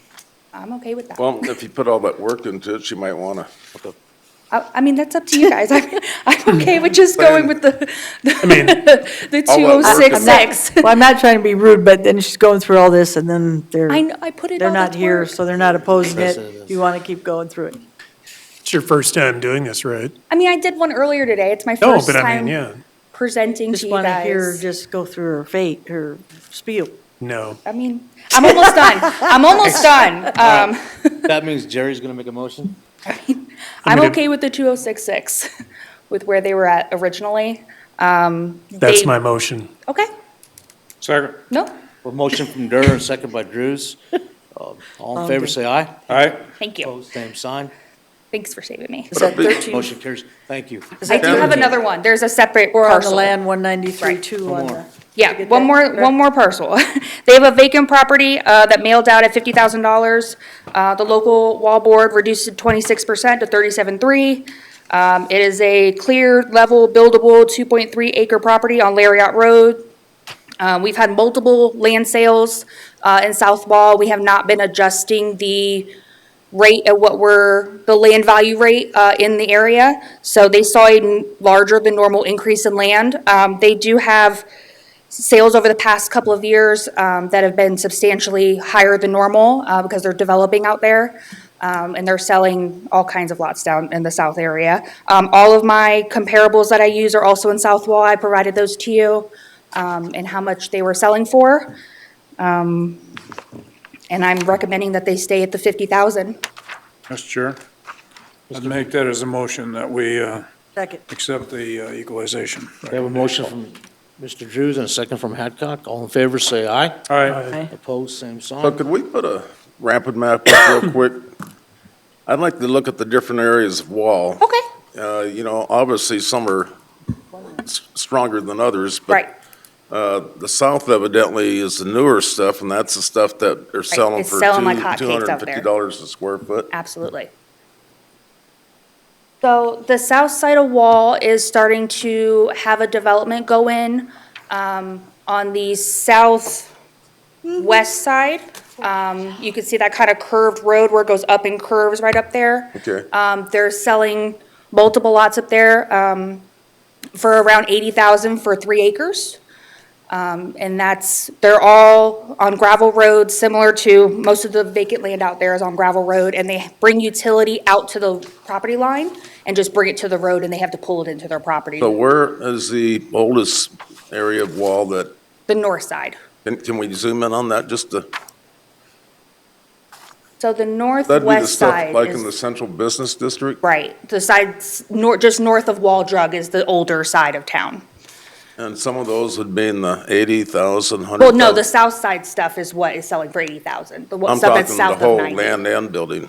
The sales that I've provided are only from South Wall. I was just looking, About total property value, Oh, okay. not land, total.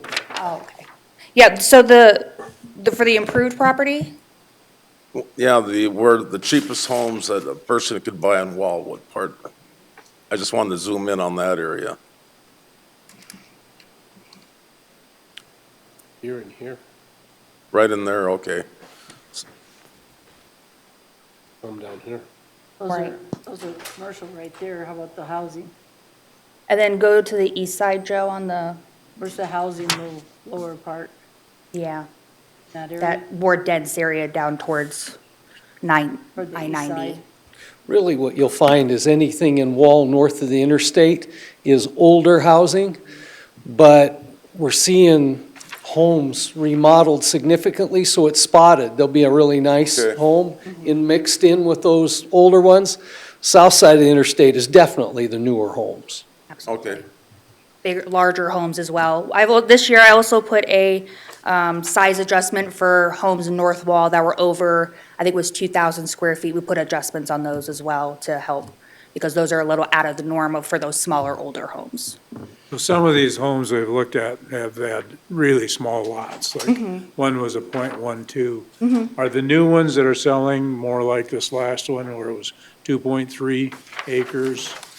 The lots that are selling are mostly on the south side, and they go anywhere from around a quarter acre up to about 4 acres. So those are around the middle size that they are. They have big, obviously larger lots, closer to the 3 to 4 acres, but a few of them that are selling are around a quarter to about a half in size. So they're not usually the smaller lots that you would see in town. They got water and sewer? They have water and sewer to the street. We spoke to the realtor that's listing all these properties, and we spoke to the city of Wall to verify and make sure that, we're treating this one the same as the ones that are selling. They have the same, similar condition. So then where's the industrial area that, I think we gave about 800,000 a couple years ago? South, there's an industrial Yeah, area? we're good till like 4:45 or so.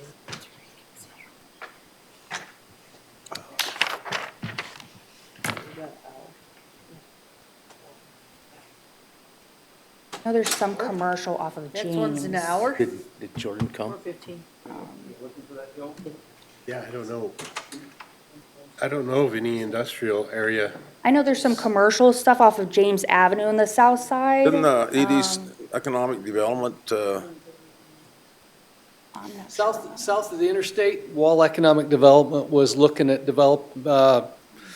promoting something there. I don't know if anything's happened. okay. And I don't know if Economic Development actually owns land in Wall.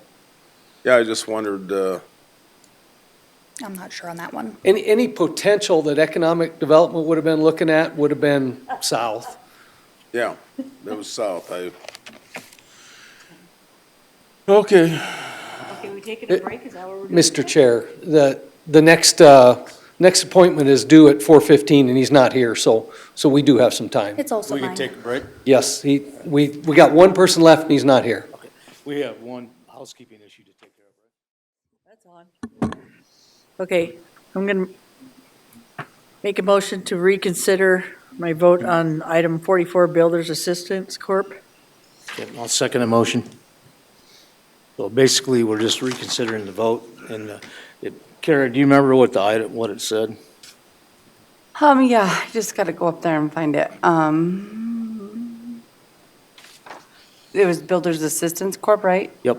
So it was to sustain the Department of Equalization's recommendation at land 50,000, structure 251, for a total of 301. Right. So we're having a And- reconsideration of that motion. Okay. Does everybody understand that? You're just voting again on that same item? What was the vote, what was the original vote? 4-1. Ron was the only one voting no at that time. I'm the only one that voted no. Deb wants to reconsider her vote, so.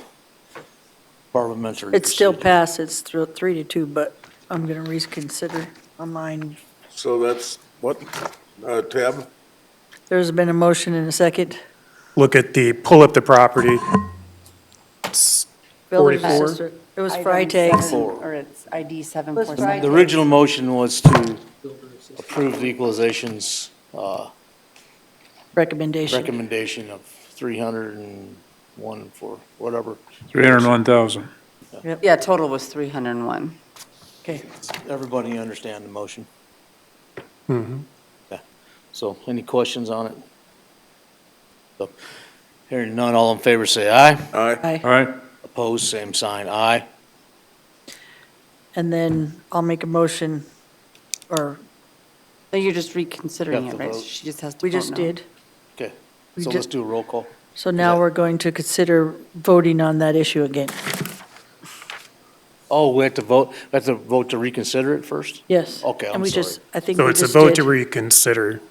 Yes, Okay. everybody Okay. said aye. So the vote for reconsider passes with, I'm voting All for in that favor? too. I'm opposed. So now we go back. and- I thought you said aye. I apologize, No. guys, for not knowing the specific, They're confused on what the motion is right. 747. I was confused that we had to vote to reconsider, because he voted no on the reconsideration. right? Right. But I'm, So I'm bringing it back because I'm prevailing side. Now, I needed a motion and a second.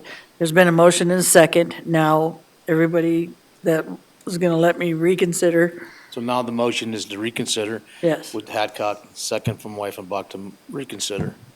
I mean, to revote, now we got to revote the vote of, Okay, so the motion is to whether or not we're going to take another vote on that property. We're So there's a motion to reconsider the vote previously taken.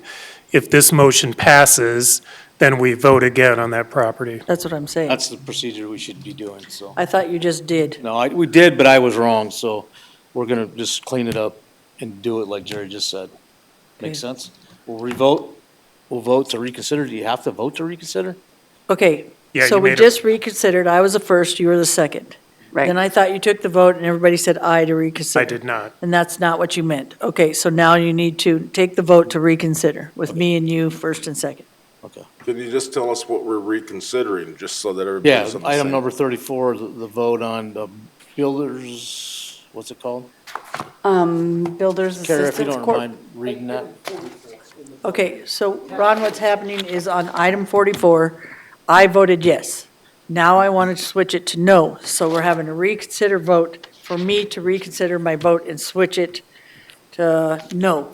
So right now, we're taking that vote. To just You're reconsider going to it. let me reconsider what I said, which I'm going to switch from yes to no. So we're taking that vote right now. To just reconsider it at this point. Consider it, yes. so why would you want to reconsider? Because I want no. I don't agree with what we did at this point.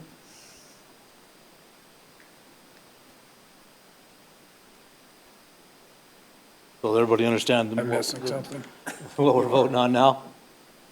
Huh? Does everybody understand what we're voting on now? Yeah, this vote will determine whether or not we reconsider the initial vote on that property. Right. And if the vote passes, we go back and re-vote on the property. If we vote no, it's done. Okay, go ahead. That's what I'm assuming. All in favor, say aye. Aye. Aye. So we need a roll call? You want to do a roll Opposed, call? same sign. Opposed? Aye. Aye. I'm opposed too.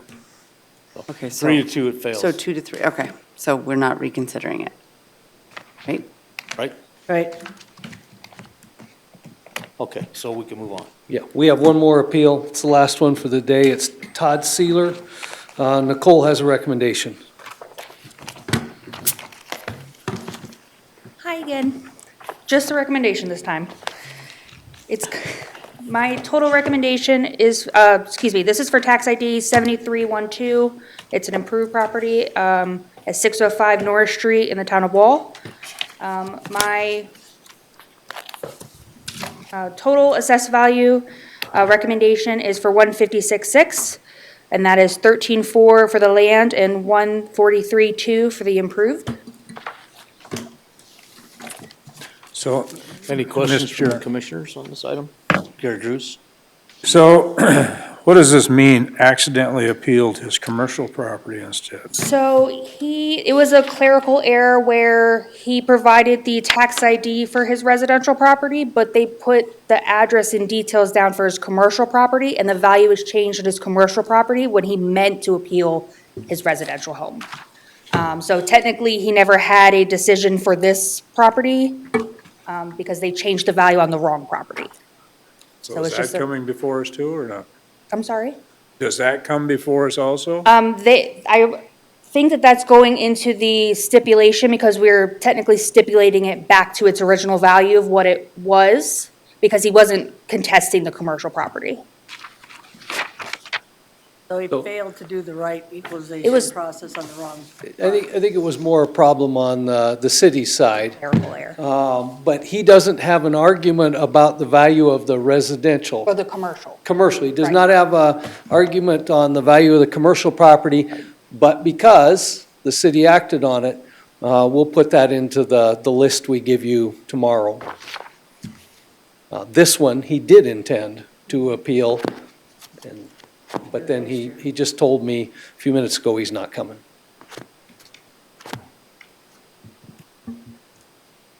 So what, Mr. Chair, I'd make a motion then that we accept the equalization office recommendation. Second. We have a motion by Drews and a second by Ross Connect. All in favor, say aye. Aye. Opposed, same sign. and now we're done for today? Recess. We're done for the day. We start at 8 o'clock. Our first appointment is 8 o'clock tomorrow, and we don't have any scheduled in the afternoon.